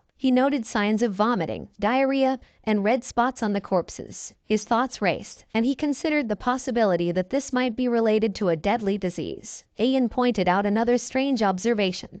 Despite the time being well past mealtime, there were no signs of fires burning in the Lakoko village. As they continued their exploration, night descended upon the forest. Upon entering the village, Victor couldn't help but comment on the eerie stillness. There were no signs of life, and the neglected state of the village was evident from the overgrown weeds. Ayan wondered aloud if the Lakoko tribe had relocated, but her inquiry was met with a grim discovery. As she pulled back the curtain of a tent, a swarm of flies emerged, and inside, she found a lifeless body. She urgently called out to him, saying that there was a corpse in front of her. Victor, too, made a grim discovery on his end, confirming that there was another corpse near him. His mind raced back to a time before his regression when a deadly epidemic known as the Red Death had ravaged the deep forests. This highly contagious disease had affected both barbarians and various species alike. The symptoms of the Red Death included red spots covering the body, accompanied by vomiting, diarrhea, and excruciating pain. Those infected often became crippled and suffered a slow, agonizing death. The infection had spread so rapidly that it even crossed the empire's border, leaving devastation in its wake. Ayan, overcome with worry, urgently suggested that they needed to leave the place immediately, considering it a curse, a god's curse. Victor, however, tried to reassure her, stating that it was actually an infectious disease, not a curse. Ayan, still alarmed, believed this made it even more serious. Victor attempted to calm her, explaining that the disease wasn't extremely contagious. This revelation seemed to offer Ayan some relief as she asked if it truly wasn't a curse. Victor told her that if she was that scared, she could go back first. Ayan questioned, what if he died because he got cursed? Victor simply stated that if he were to die, then so be it. Ayan was taken aback and exclaimed that he couldn't just decide to die on his own. Victor concluded that judging from the number of corpses, it appeared that the entire Lakoko tribe had not been wiped out. They must have relocated elsewhere, leaving behind the deceased and the sick. He planned to gather supplies from the Lakoko barracks and advised her to proceed and find a safe place to rest. Ayan looked at him and felt that he really wasn't sensitive at all. However, just as she turned to leave, a sudden shock gripped her. She looked back in fear, and a piercing scream echoed through the forest, reaching Victor's ears and instantly drawing his attention. Ayan lay on the ground, tears welling up in her eyes from sheer horror. When Victor asked what was wrong, she looked ahead in fear and stated that it was the curse. She pointed at a child standing nearby and claimed that the child was cursed, urging Victor to run away. Ayan expressed her intention to follow him if he went ahead, but then she cried out in pain, complaining of leg cramps. Ignoring Ayan's distress, he proceeded toward the child. He knelt down in front of her, observing that she didn't appear to be from the Lakoko tribe and seemed to be around 5 years old. Victor noticed a pile of rocks with a flower nearby, suggesting that she had been mourning someone's death. Victor gently asked the girl who she was. In response, the girl replied with 3 simple words: Lakoko, slave, and kitchen maid. Victor concluded that she had been a slave of the Lakoko tribe. He then inquired about her name. The girl hesitated before revealing her name, Pomerian. Victor was intrigued by her name, which sounded imperial. He wondered if she had been an imperial child captured by the Lakokos. However, his shock was palpable when Pomerian completed her name by saying, La Baskerville. Victor questioned in disbelief what she had just said. Pomerian pointed to herself, her red eyes locked onto Victor's, and she declared that her name was Pomerian La Baskerville. There were 3 middle names within the Baskerville clan. Ban was given to those from the extended lineage, but was given to the males from the direct lineage. The middle name given to the females from the direct lineage, although not frequently seen as most Baskervilles were males, was La. Pomerian introduced herself as Pomerian La Baskerville, which surprised Victor. He was taken aback because he knew that there weren't many who bore the La middle name in the family. However, his attention was diverted when Ayan pointed out a pendant hanging from Palmyrian's neck, which bore the symbol of Vickers' clan. Vicker caught the pendant, and Palmyrian was shocked by this sudden turn of events. As Vicker opened the pendant and saw the picture inside, shock was evident on his face. He saw the picture of Hugo inside the pendant. This revelation triggered anger and confusion in him as he wondered why Hugo's image was inside the pendant and why he was there. Palmyrian was visibly frightened by this sudden turn of events, and she clutched the pendant's chains in her trembling hands. Vicker, consumed by anger and bloodlust, demanded to know who these people were to her. However, Ayan intervened and told him that Palmyrian wouldn't respond if he asked her like that, so she advised him to ask the question with a smile. Vicker recognized that he had been too emotionally overwhelmed to control his reactions properly. Vicker, taking Ayan's advice, looked at Palmyrian and realized that she hadn't done anything wrong. Despite his initial shock and anger, he began to consider a more composed approach to understanding the situation. With a smile, Vicker gently questioned Palmyrian about the people in the photo. Just then, Ayan expressed her surprise at his ability to smile. Palmyrian pointed to the picture in the pendant and identified the individuals as her mother, grandmother, and grandfather. Vicker's thoughts raced as he tried to make sense of the revelation. He recalled a conversation he had with the butler Barrymore, in which he had shared a surprising revelation about the Baskerville patriarch Hugo. The butler had revealed that Hugo was once a loving family man, deeply devoted to his first wife, Roxana. Although Miss Roxana had passed away, that wasn't the reason why the patriarch had changed. The reason was that the only child of the bloodline that was conceived by the patriarch and Roxana, Miss Penelope, was kidnapped by the barbarians. Patriarch, who was desperate to find her, had taken drastic actions. He volunteered to move to the borders, and the Baskerville clan that lived in the capital moved to La Rouge-et-Lenoir Mountain, the hideout of the barbarians. Despite Hugo's relentless efforts and sending numerous hounds, there had been no news of Penelope's whereabouts. After that incident, Hugo loathed the barbarians like a madman. He became a cold, killer machine who pursued a life of massacring monsters and barbarians. Vicker had just brushed it off because he had thought it was impossible, but the proof that she was alive was right in front of him. Penelope was the daughter of the only woman whom Hugo loved, Roxana, and Penelope's daughter was Palmyrian. If his speculation were correct, then Palmyrian was Hugo's direct granddaughter. Vicker knew that Hugo was someone who loathed the barbarians and used his children as tools, so he couldn't help but wonder what kind of expression Hugo would make when he saw his granddaughter,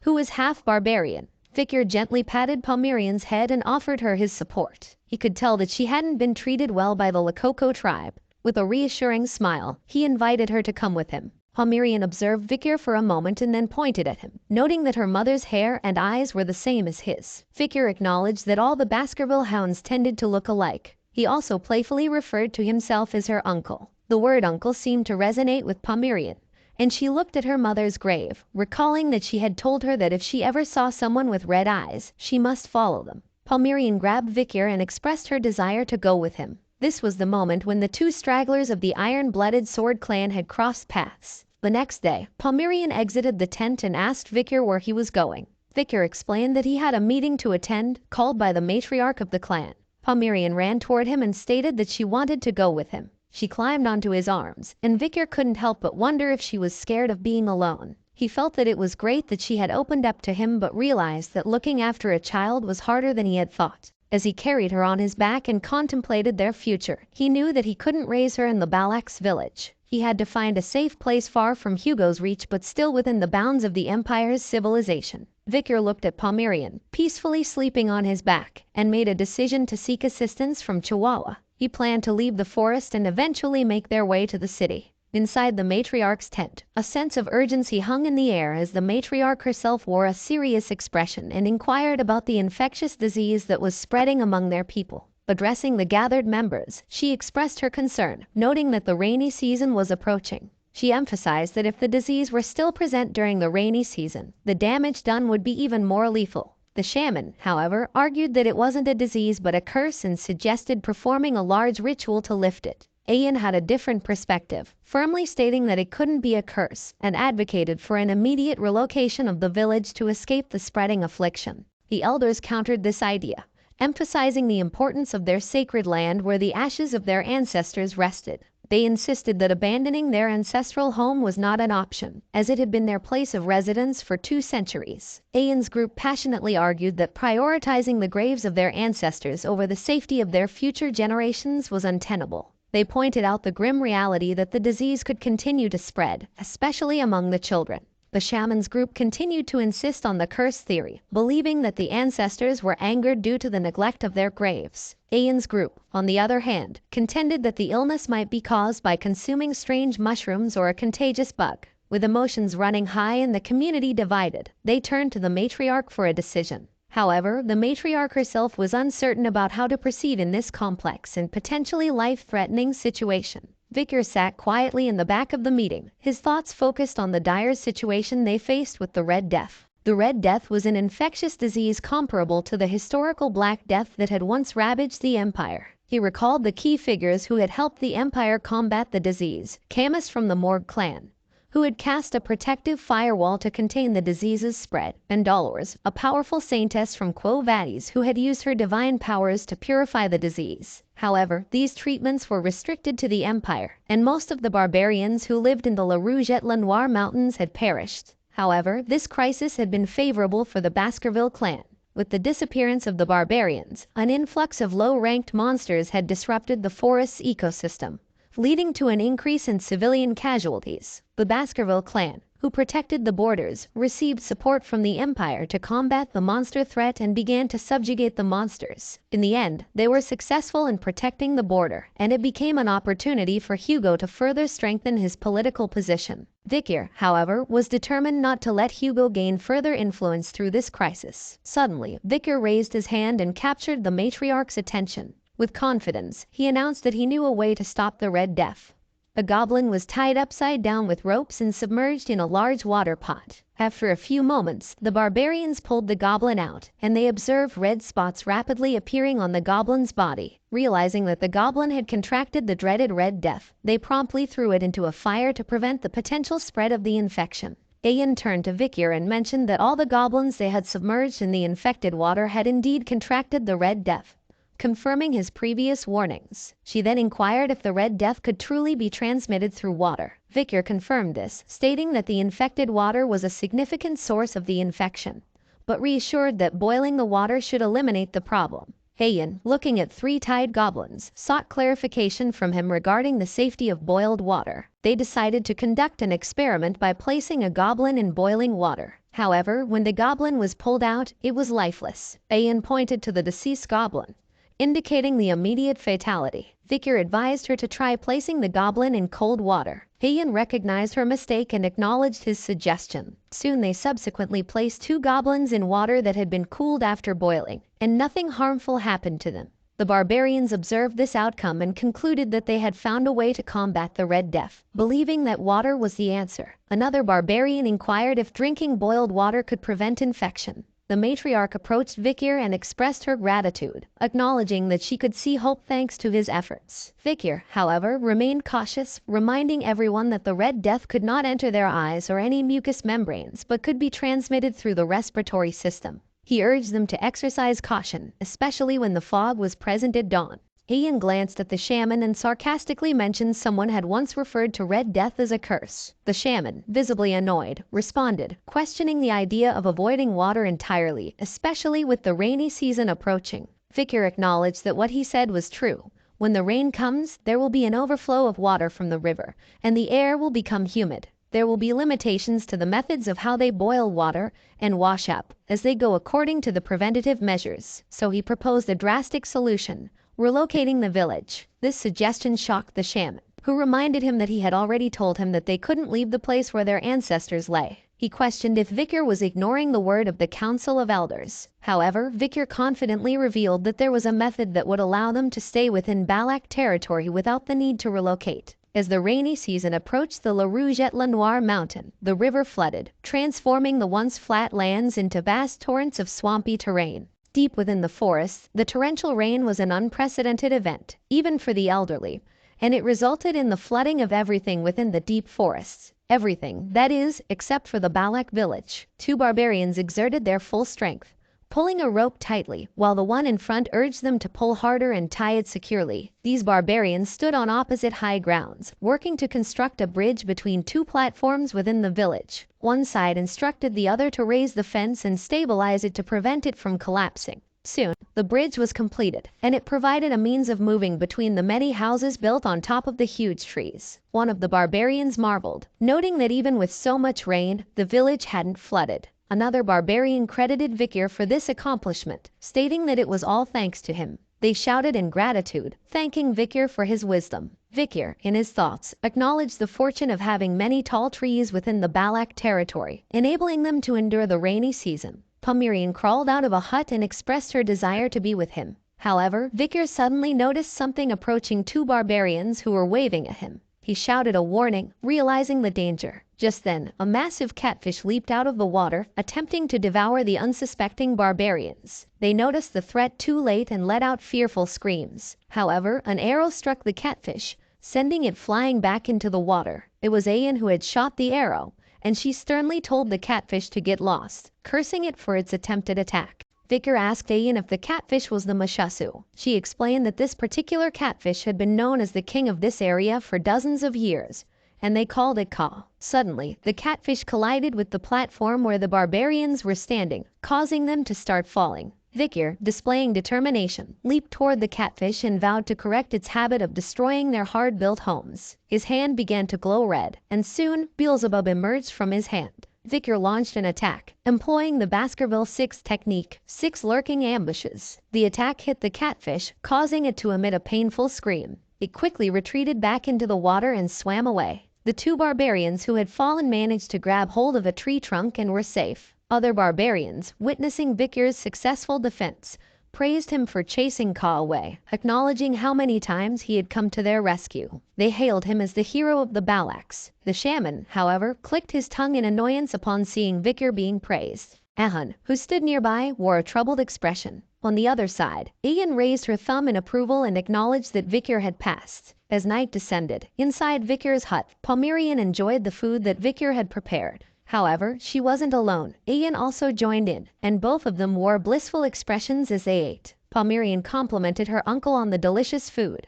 and Ayan agreed, praising Vikir's cooking skills. Vikir, somewhat surprised by Ayan's presence, remarked that he didn't recall inviting her to his house. Ayan explained that she couldn't resist the enticing aroma of the food. Vikir humorously responded that he hadn't prepared her share. Ayan cheekily retorted, stating that what belonged to the slave belonged to the master, playfully asserting her right to share his meal. Vikir insisted that he was not a slave, but she countered, telling him not to pay attention to her. Pomerian, who had been observing their banter, made an innocent remark, suggesting that Vikir and Ayan seemed like a married couple. Ayan blushed and hugged Pomerian, calling her cute, and Pomerian reciprocated with a smile. Vikir couldn't help but wonder when they had become so close. Just then, a wave of cold air reached him, prompting him to turn toward the door with a questioning look, and he noticed a figure standing there. Ayan, with a hint of anger, asked the newcomer about the reason for his visit, addressing him as Ahun. Ahun stood in the rain, tears filling his eyes. He explained that he had come here looking for Vikir because he believed it might be possible, given his history of saving the village multiple times. Then, he made a heartfelt plea to Vikir, asking him to save his little sister. At night, heavy rain poured down relentlessly, casting a solitary glow inside the tent. Within its confines, a young girl lay on a bed, her body marked with red bruises, her breathing labored. Vikir, Ayan, and Ahun stood around her, deeply concerned for her well-being. Vikir broke the silence and asked when it all began. Ahun explained that it had started yesterday when she ventured into the swamp while they were gathering wood for construction. Ayan chimed in, describing Ahul as a kind-hearted child who always helped others. She then asked him if he knew how to cure her. Just then, an unexpected guest entered the tent with a disapproving grunt. They turned around and saw that this guest was Ahuman, the shaman and Ahun's grandfather. He chastised Ahul for going around and not listening to his words. He then told Ahun that what goes around comes around, and this is what happens when he listens to the words of an imperial spy bastard. Ahun tried to defend her sister and Vikir, but the shaman's anger flared, and he slapped Ahun, berating him for being useless and likening him to his parents. The shaman made it clear that he believed this affliction was a curse from a god and could only be resolved by carrying out an ancestral rite. He urged Ahan not to tarnish the Balak's reputation by succumbing to the imperialists. As he departed, he mentioned that since things had come to this, the matriarch would likely permit the ritual. Ayan expressed frustration with the shaman's actions, while Ahan stood in silence, tears streaming down his face. In this tense moment, Vikir finally spoke up and revealed that if they were looking for a treatment, he knew about one method.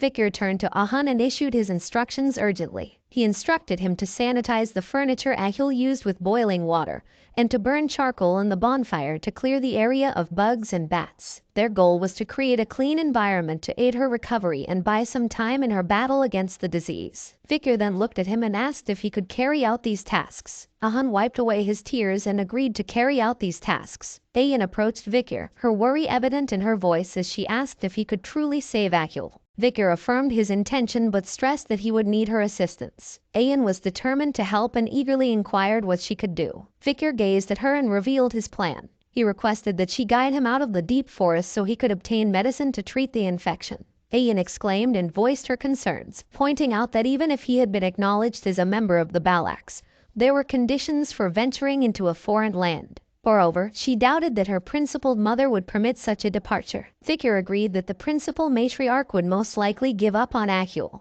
but if the people present here kept it a secret, he could slip out and return without anyone knowing he had left. He locked eyes with Ayan and questioned if she would let him go. Ayan was taken aback by the question, and she hesitated. She tried to respond, but no words came out of her mouth. As the rain continued to pour, the forest was gradually submerged in water, and the flowing water covered everything in its path. Vikir leaped over makeshift planks that floated in the water as he pressed on. However, he suddenly sensed something and came to a halt, glancing back at Ayan, who stood there, seemingly determined. Vikir questioned her, asking why she was following him when she had agreed to let him go. Ayan, in a determined tone, suggested going together, but Vikir expressed concern that she might hinder his progress. She persisted and asked him to at least tell her about his destination, but he refused to do that. She then questioned him about why he was taking Palmyrian with him, and Vikir fell silent after hearing this question. Ayan looked down, revealing that she had noticed his unique abilities, such as the sword emerging from his arm and his knowledge of Red Death, but she had never inquired about them. She reminisced about all her memories with Vikir and realized that from the first time they met, she knew she would always yield to him. She couldn't ask Vikir about anything because she was afraid that he would disappear once he told her the answers to her questions. She avoided eye contact, looked down, and said that she just wanted him to answer one thing. She then asked Vikir if he would come back, right? She closed her eyes and awaited his response, afraid that he would say he would not come back. Her eyes fluttered open as Vikir's voice reached her ears, saying that he would come back. Ayan looked ahead, but Vikir had already left, and she softly muttered that he'd better keep his promise. In the Deputy Council office of Underdog City, General Secretary Chihuahua sat at his desk, surrounded by paperwork that seemed never-ending. He expressed his frustration, remarking on how the numbers never seemed to decrease, no matter how much work he completed. Walking over to the window, he reminisced about better times when the Deputy Consul was present. He still remembered that even though the work was tiring, it was enjoyable. He still couldn't believe that the Deputy Consul was dead. His face reflected sadness as he muttered how much he missed him. Suddenly, Vikir's face appeared before him, hanging upside down outside the window, and he asked if he had called him. This unexpected appearance startled Chihuahua, and he looked at Vikir with a questioning expression, trying to comprehend the surreal situation. Beads of sweat formed on his forehead as panic set in, but somehow he managed to keep his mouth shut. Vikir landed at the window and with a faint smile asked, "How have you been, General Secretary Chihuahua?" As Vikir calmly sipped his tea, Chihuahua began to question whether Vikir had encountered a monstrous entity from the deep forest, had suffered a severe injury, and had been in the company of barbarians. Vikir calmly affirmed the details. Chihuahua then changed the topic and, with a hint of disbelief, sought clarification. He wanted to know if Vikir was, indeed, a living being and not a ghost. Vikir chuckled at his lingering shock and questioned if that was the reason he had been shocked for so long. He then looked at him and said that he was still the same Secretary General. However, when Chihuahua gazed at Vikir for a moment, his emotions overwhelmed him, and tears welled up in his eyes. He expressed his relief at Vikir's survival. Then, he turned his attention to Palmyrian and questioned the identity of the child who bore a striking resemblance to Vikir. He wondered aloud if she might be the offspring of Vikir and a barbarian. Vikir, recognizing the need for clarification, explained that their similar appearances were due to their shared bloodline but insisted it wasn't what Chihuahua was thinking. Chihuahua wiped away his tears and pondered the situation. He was now even more curious about the circumstances. Victor then entrusted Chihuahua with the care of Pomeranian during his absence, emphasizing the importance of providing her with a basic education. Chihuahua readily accepted the responsibility, noting that it had been a while since he had received an order from Victor, and he assured Victor that he would handle it. However, Victor expressed concern about Chihuahua handling the affairs of Underdog City alone, and suggested seeking assistance from Cindy Wendy Sen Mesimaginero if needed. Chihuahua recalled that Cindy Wendy was the criminal whom Victor had released 2 years ago during a plea deal, but he had no idea how to locate her, so he inquired of Victor about it. Victor questioned if he remembered the time when he was in the office and had given 10 billion to a girl. Chihuahua remembered that he had given it to a flower girl named Judy. Victor explained that since no one was supporting her, approaching her would be easy. Therefore, he believed that Cindy Wendy must have gone with Judy. He then told Chihuahua that if Cindy Wendy didn't cooperate, he should inform her that he was alive. He believed that she was indebted to him and would likely assist. Chihuahua smiled and assured him that he understood and would carry out the task. He then asked when Victor would be returning. Victor gave a faint smile and replied that he would come back once he had completed his mission. He then thought that he still had a promise to fulfill. Victor contemplated that treating Ahul's Red Death could be done quickly with a single drop of holy water from a certain clan. Meanwhile, Pomeranian woke up and began playing with Chihuahua's beard. Victor, standing near the window, determined his course of action. He had decided to go to the religious and holy Quo Vadis clan. At the city gate, 2 guards were posted. Suddenly, they noticed something approaching the gate and promptly crossed their spears to block the path. Soon, a carriage arrived near the gate, and the guards announced their intention to carry out a quick inspection. Turning their attention to the carriage driver, they recognized him as Sir Joseph, the manager of the oil shop on the first floor. They inquired about the contents of his carriage, and Joseph presented a document stating that it contained oil as specified in his import permit. One of the guards approached the carriage and requested to inspect its contents. Joseph, who was familiar with this checkpoint, expressed his frustration, asking if there was a need for such checks given his frequent visits. The guard explained that formalities were important as per the higher-ups' instructions and began selecting a barrel to open. Joseph, in a state of worry, hoped the guard wouldn't choose a specific barrel. However, the guard decided to open that very barrel, and Joseph's anxiety was palpable. The guard opened the barrel and found only oil inside, declaring it to be fine.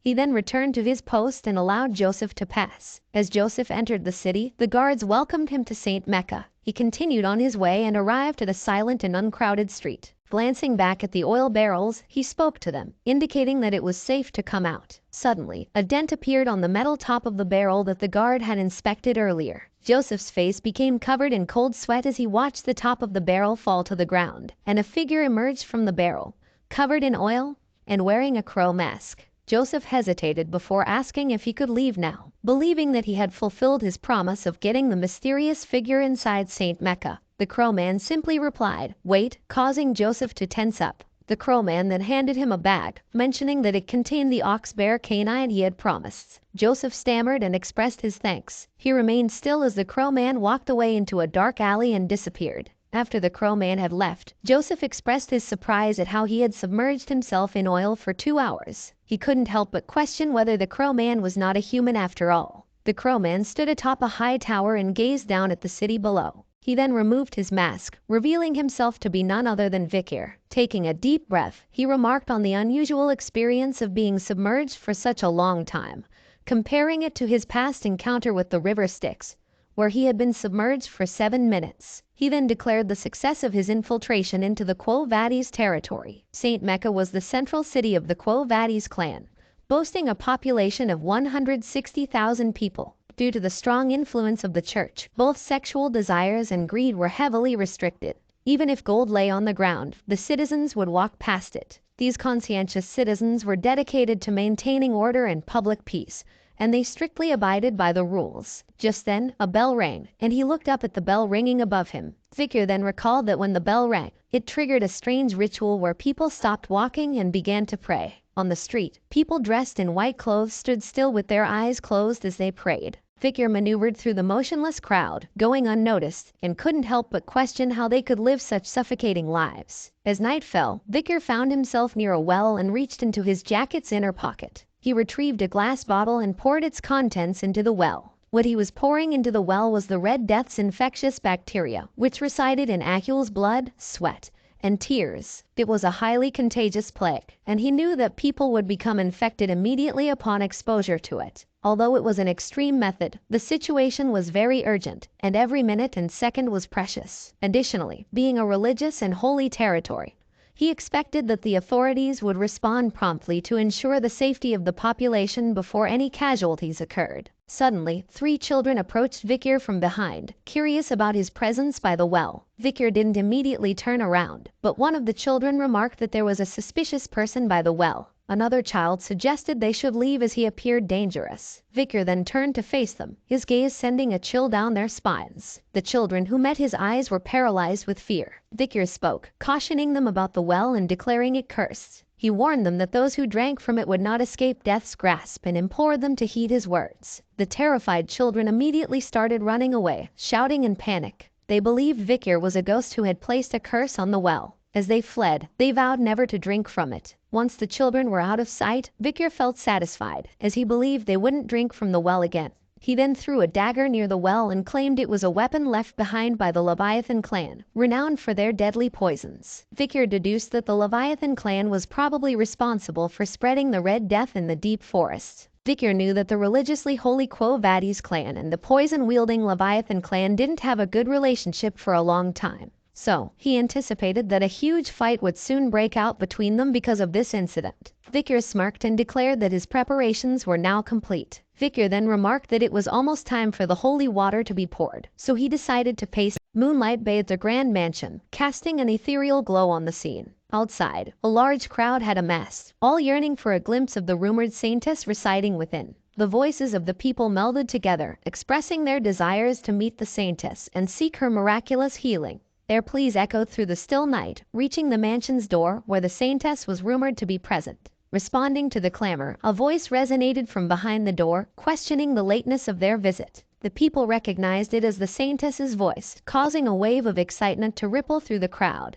Individuals from the gathering stepped forward one by one, highlighting their prestigious backgrounds and substantial wealth in an attempt to persuade the saintess to open her doors. The young man presented himself as the lord of the Doorsmile region, emphasizing his status as the eldest son of the Jonathan clan, known for dispatching soldiers. He also mentioned his position as the son-in-law of the Alphonse clan. Following him, another young man boasted about his role as the overseer of the Ipsen Guild Association, responsible for managing the bourgeois family's exports. Additionally, he revealed his honorable service as a knight under Count Bastontrier Le Baskerville for 2 years. Lastly, an older man, seeking treatment, proposed a generous reward, including the entirety of his productive granary, a beachfront villa on the southern shore, and exclusive carriages. However, the saintess remained unmoved, expressing her doubts about whether their status or wealth alone warranted her opening the gates at such an hour. With her firm refusal, she urged the crowd to depart. The people, understanding her decision, dispersed quietly. Yet, amid the thinning crowd, one figure remained rooted in place,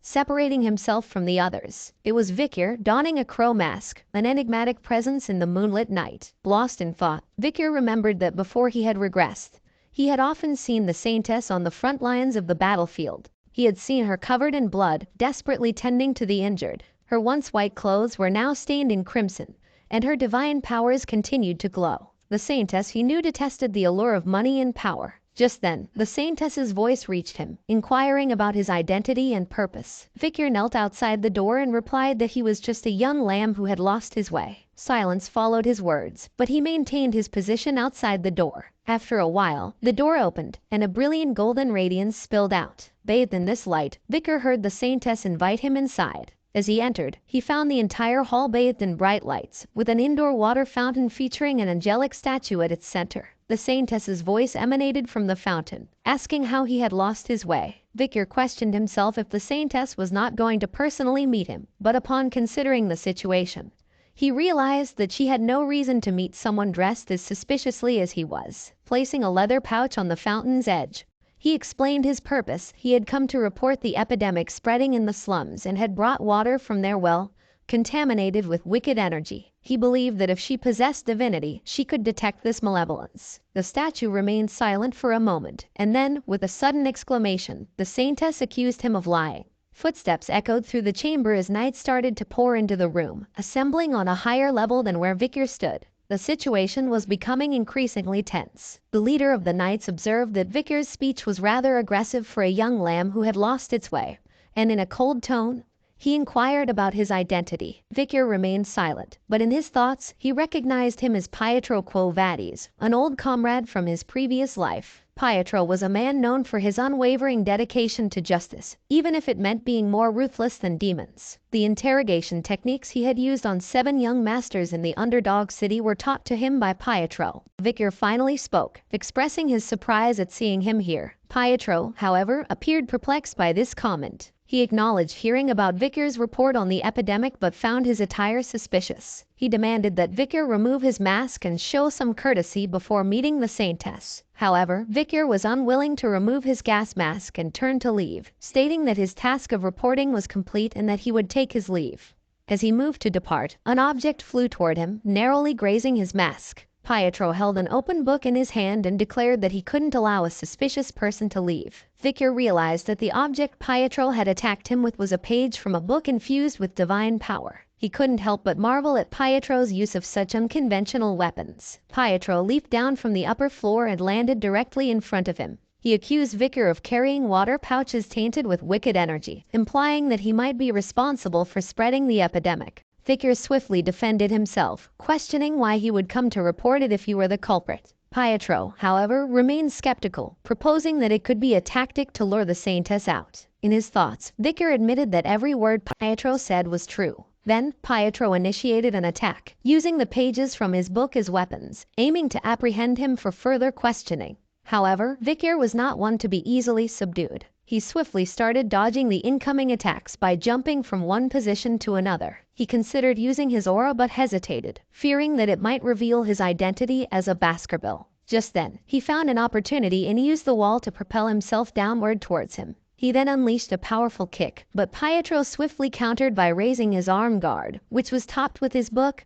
to block the attack. The force of his kick caused the ground beneath Pietro to crack. Pietro looked at him with amazement. It felt like a boulder had fallen on top of him. He couldn't imagine how such strength was coming from Vicar's small physique. Vicar wasted no time and used his other leg to push him back and propel himself away. He reflected on a skill he had acquired 2 years ago after defeating the ox bear, the 600 kilograms stability, which he had just employed for the first time, and found it to be quite effective. As soon as Vicar landed back on the ground, he charged straight at Pietro, unleashing a flurry of rapid punches. Pietro used his book as a shield to block the assault, but he soon realized that the situation was turning against him. Vicar, no longer holding back, employed the Cerberus flame, launching a fiery attack at him. The flames quickly caught onto the book, spreading to Pietro's hands. Agonized, he threw the burning book away and plunged his hands into the flowing water of the fountain, attempting to ease the searing pain. Vicar calmly asked if he wanted to continue,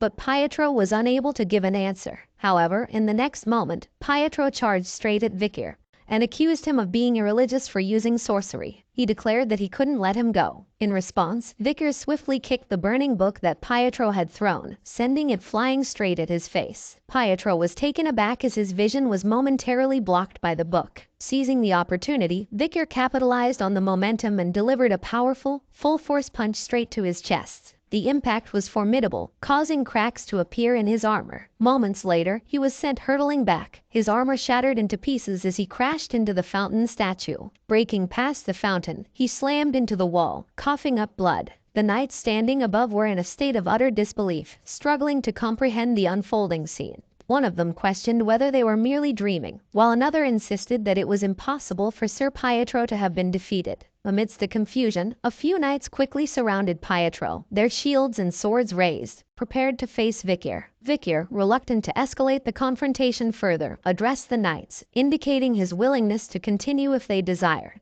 However, his words were cut short by the arrival of the saintess, who commanded everyone to stop. She took a moment to observe Vicar before addressing him directly, inquiring if he was the lost young lamb. Vicar recognized her as Saintess Dolores and confirmed his identity. The saintess remarked that he resembled more of a puppy than a lamb, a small puppy covered in injuries. A knight interjected, proclaiming that Vicar was not a puppy but a blood-crazed wolf. However, the Saintess disregarded the comment and instructed him to bring tea. Confused by the request, the knight sought clarification, only to be ignored as the Saintess started walking away. Her gaze remained fixed on Vicar as she expressed her intention to speak with him.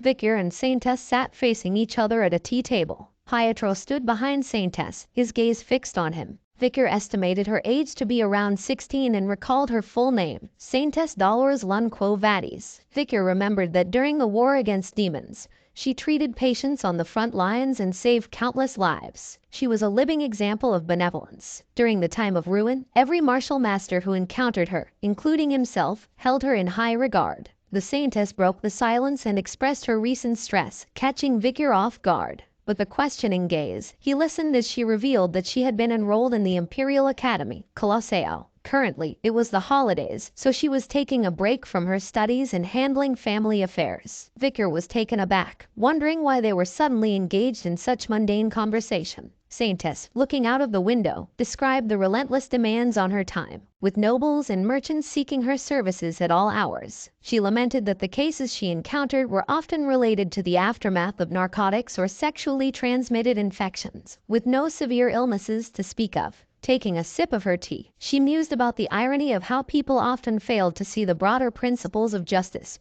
righteousness, benevolence, and equality, instead focusing on immediate needs. In response, Vicar stated, "Theology is essentially the process of understanding humans, so it's inevitable." Saintess looked at him and stated the source of the verse, the Old Testament, as Moser, chapter 6, verse 9, expressing surprise that someone who knows such ancient passages exists. Vicar remained silent for a moment and then turned the conversation into a pressing matter. He revealed the existence of an epidemic that had taken hold in the slums of St. Mecca. Saintess asked if the information was accurate, and Vicar presented a pouch containing the infected water that he personally collected from a well in the slums. Saintess gazed at him intently and inquired whether he was truly not involved in the incident. Vicar, with confidence, questioned whether he would have come forward on his own if he were involved. Nonetheless, he acknowledged that suspicion might be unavoidable, so he started contemplating his next move. As Vicar began to raise his hand, Pietro, alert to his movement, swiftly positioned himself in front of the Saintess,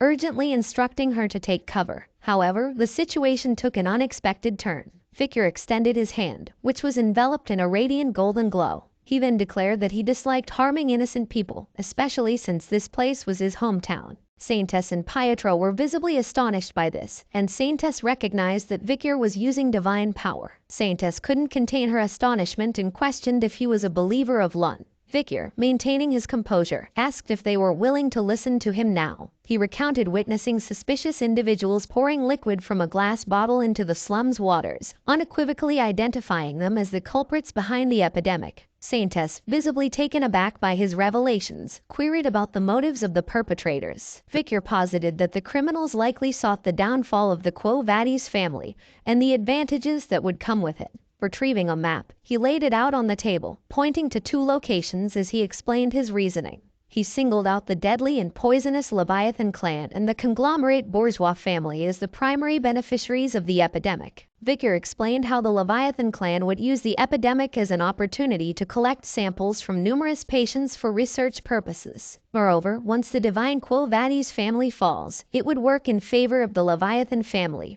who were hostile toward them. Regarding the bourgeois family, he explained that valuables don't disappear during an epidemic. With the demise of laborers, landowners will face bankruptcy. Amid the presence of vacant fields, factories, and stores, the bourgeois family will diversify their real estate holdings and venture into a new business. In his mind, the culprits behind the spreading of the Red Death were undoubtedly the despicable Leviathan group, while the cooperative bourgeois merchants were complicit in the scheme for their own gains. The natives of the deep forests were being used as convenient scapegoats, allowing both factions to benefit from their devious plan. After outlining his hypothesis, he noticed the stunned expressions of Pietro and Saintess as they absorbed the gravity of the situation. Saintess's mind raced with the plausibility of his explanations. She couldn't help but wonder how someone who could predict future incidents so accurately could exist. Unable to contain her curiosity, she inquired, "Just who on earth are you?" Vicar responded cryptically, suggesting they could call him Knight Bloodhound. Saintess found the name slightly ominous, and Pietro remarked that it was blasphemous to choose a name so fitting to his attire. She acknowledged that everything that Night Hound had said was quite possible. She made a decision and told Pietro that they needed to visit the slums to investigate the epidemic further and report the situation to her father. Pietro readily agreed to her plan. Vicar observed the Saintess's resolve and thought to himself that meeting her was fortunate, knowing that things would now progress swiftly. Meanwhile, Saintess looked at Vicar and wondered why the man who had defeated the unrivaled Sir Pietro and the holy knights looked so small and pitiful. She observed him and detected the semblance of a beast exuding from his soul, the scent of blood, oil,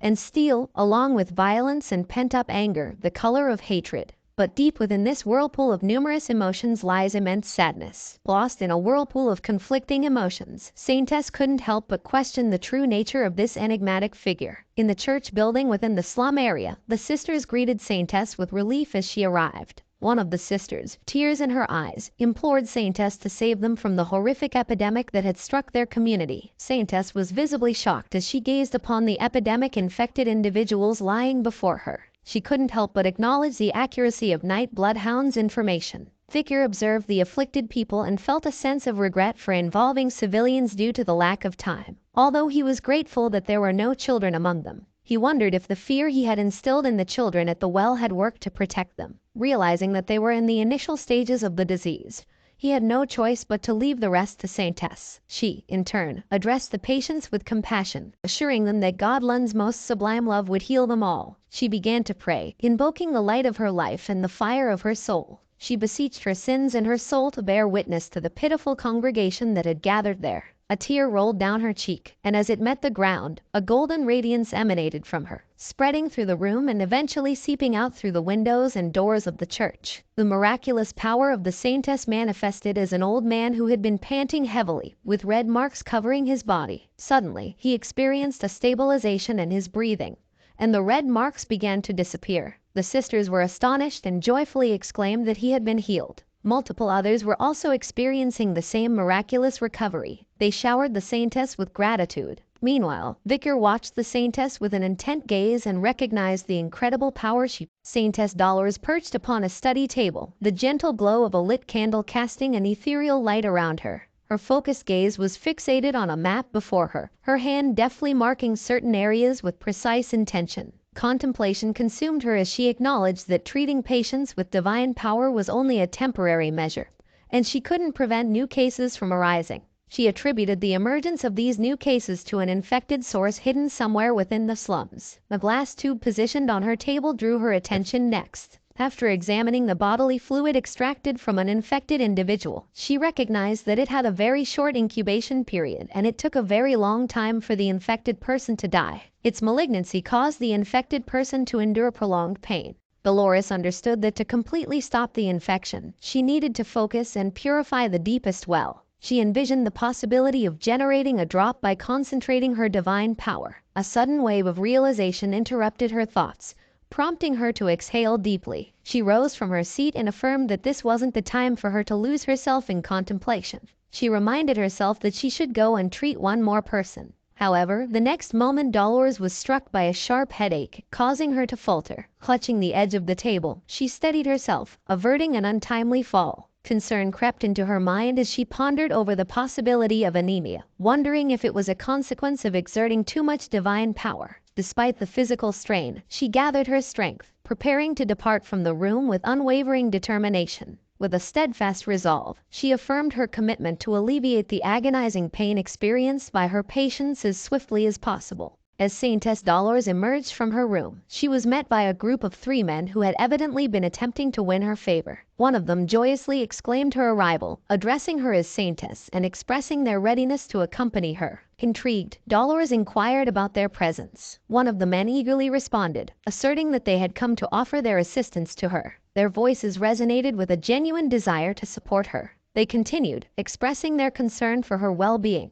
emphasizing their inability to leave such a noble lady alone in a low and dirty place. The men proudly announced their gesture of bringing 3 wagons filled with donations and emergency relief, all the while humorously suggesting that the recipients had won the jackpot that day. However, an underlying mockery seeped into their words, raising questions about whether their excessive aid might undermine the slum dwellers' self-sufficiency. Amid their well-intentioned facade, Saintess Dolores discerned their true motives. She walked serenely past them as the trio declared their intentions to follow her, stating that it was a gentleman's duty to protect a lady. The men pledged their allegiance to her, suggesting that their actions had conveyed their true intent. With a gentle smile, Saintess assured them that she entrusted the task to their capable hands. Seeing this, their faces flushed with excitement, and their hearts skipped a beat in her presence. However, as time passed, the three nobles displayed expressions of disgust, struggling to contain their urge to vomit. The pungent smell of the camp, where the priests were tending to those afflicted with the epidemic, had overwhelmed them.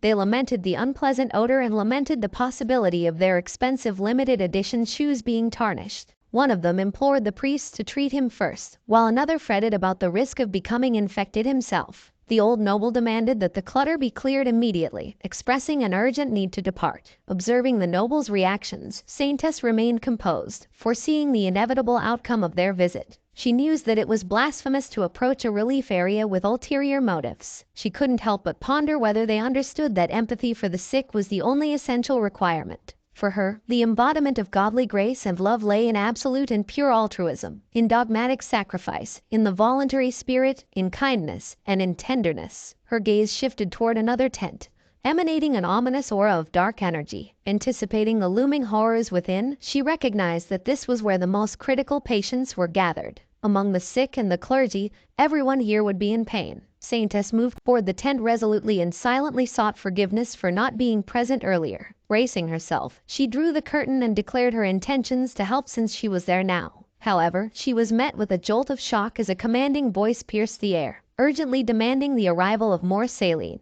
A priest stood in astonishment behind the doctor, witnessing the incredible scene unfolding before him. He found the doctor's method of treatment to be impossible, as according to his knowledge, only divine power should work on epidemic infections. He then marveled at the long hours the doctor had spent tending to these patients by himself. The doctor made a small incision in the infected area with his clinical knife, and then applied divine power by touching the wound with his 2 fingers. Miraculously, the wound immediately healed under his touch, and to the priest's amazement, the infection vanished as well. Contemplating the method employed by the doctor, the priest surmised that instead of merely blessing the skin, the doctor was enabling the direct flow of divine power into the infected area. This sparked a new possibility within the priest, making him realize that he, too, might be able to focus and utilize divine power in a similar manner. The saintess, closely observing the scene, recognized the doctor as the Night Hound, who was none other than Vicar in disguise. After curing the patient's infected area, Vicar administered some medicine to aid in the recovery. The saintess regarded him with awe, acknowledging his exceptional skill in both medicine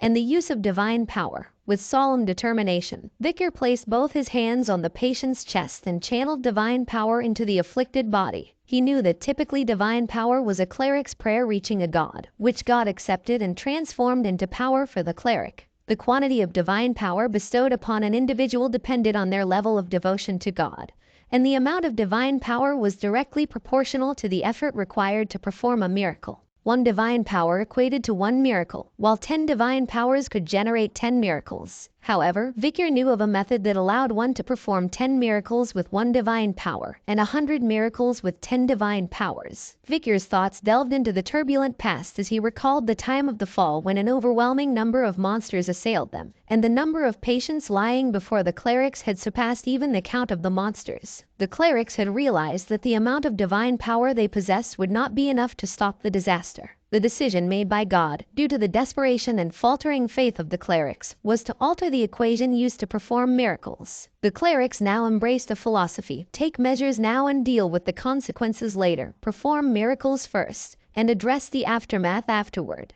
It was a strange phenomenon where they could muster all the divine power they needed, even if the divine power they needed came with interest. People referred to this phenomenon as advanced divine power. Furthermore, it was a time when slaying monsters was deemed an act of faith. Therefore, even non-clerics could use advanced divine power by vanquishing monsters. Because of this, Vicar, who possessed a soul that had accumulated karmic energy from the past, was able to harness divine power within a divine region. Just then, a distressed little girl sat near her ailing mother and burst into tears, crying out for her mommy. Vikir, having completed the treatment of the previous patient, approached the little girl with gentle reassurance and promised to help her mother recover soon. He then handed her a gold coin and acknowledged that her mother was not only sick but also suffering from severe malnutrition. So he advised her to use the coin for food, firewood, and nursing her mother. The priest, who witnessed it all, intervened and mentioned that materialistic assistance was not permitted as monetary demands were endless. He expressed concern that if Vikir did that,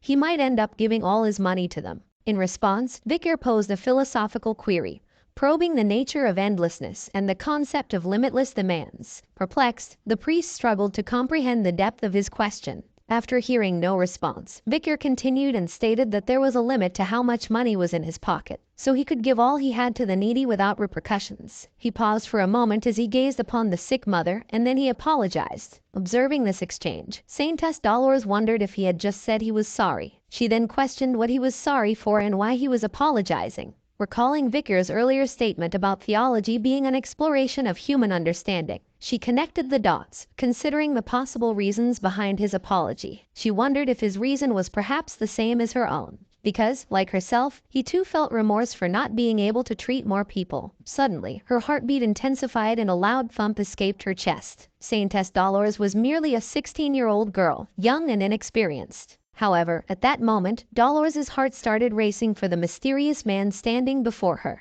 After attending to the victims of the epidemic, Vikir sat outside, exhausted. He let out a weary breath and lifted his mask momentarily to take a sip of water. His respite was short-lived as he noticed Saintess Dolores approaching. Acting quickly, he lowered his mask and inquired about her well-being. Saintess settled beside him and asked if she could have a moment to talk. Vikir granted her request, saying that he didn't mind. She expressed her gratitude for his assistance and acknowledged that they had managed to treat all the casualties with his help. Vikir modestly replied that he had merely done what was necessary. Saintess smiled and remarked that she knew he would say that. An awkward silence followed as they had nothing to talk about. Saintess broke the silence, clutching her clothes as she confessed her inner turmoil. She argued that a strong person like him should have been born with divine power. She then honestly mentioned how she had been fortunate to be born with divine power, but lamented the weakness of her body, mind, and faith. She questioned why God had chosen a weak person like her to be a saintess. She argued that there were so many other people who had strong faith even though they weren't born with divine power. Once again, she pondered why God had bestowed upon her the overwhelming title of a saintess. Vikir's response shocked her as he said that the very fact that she was in anguish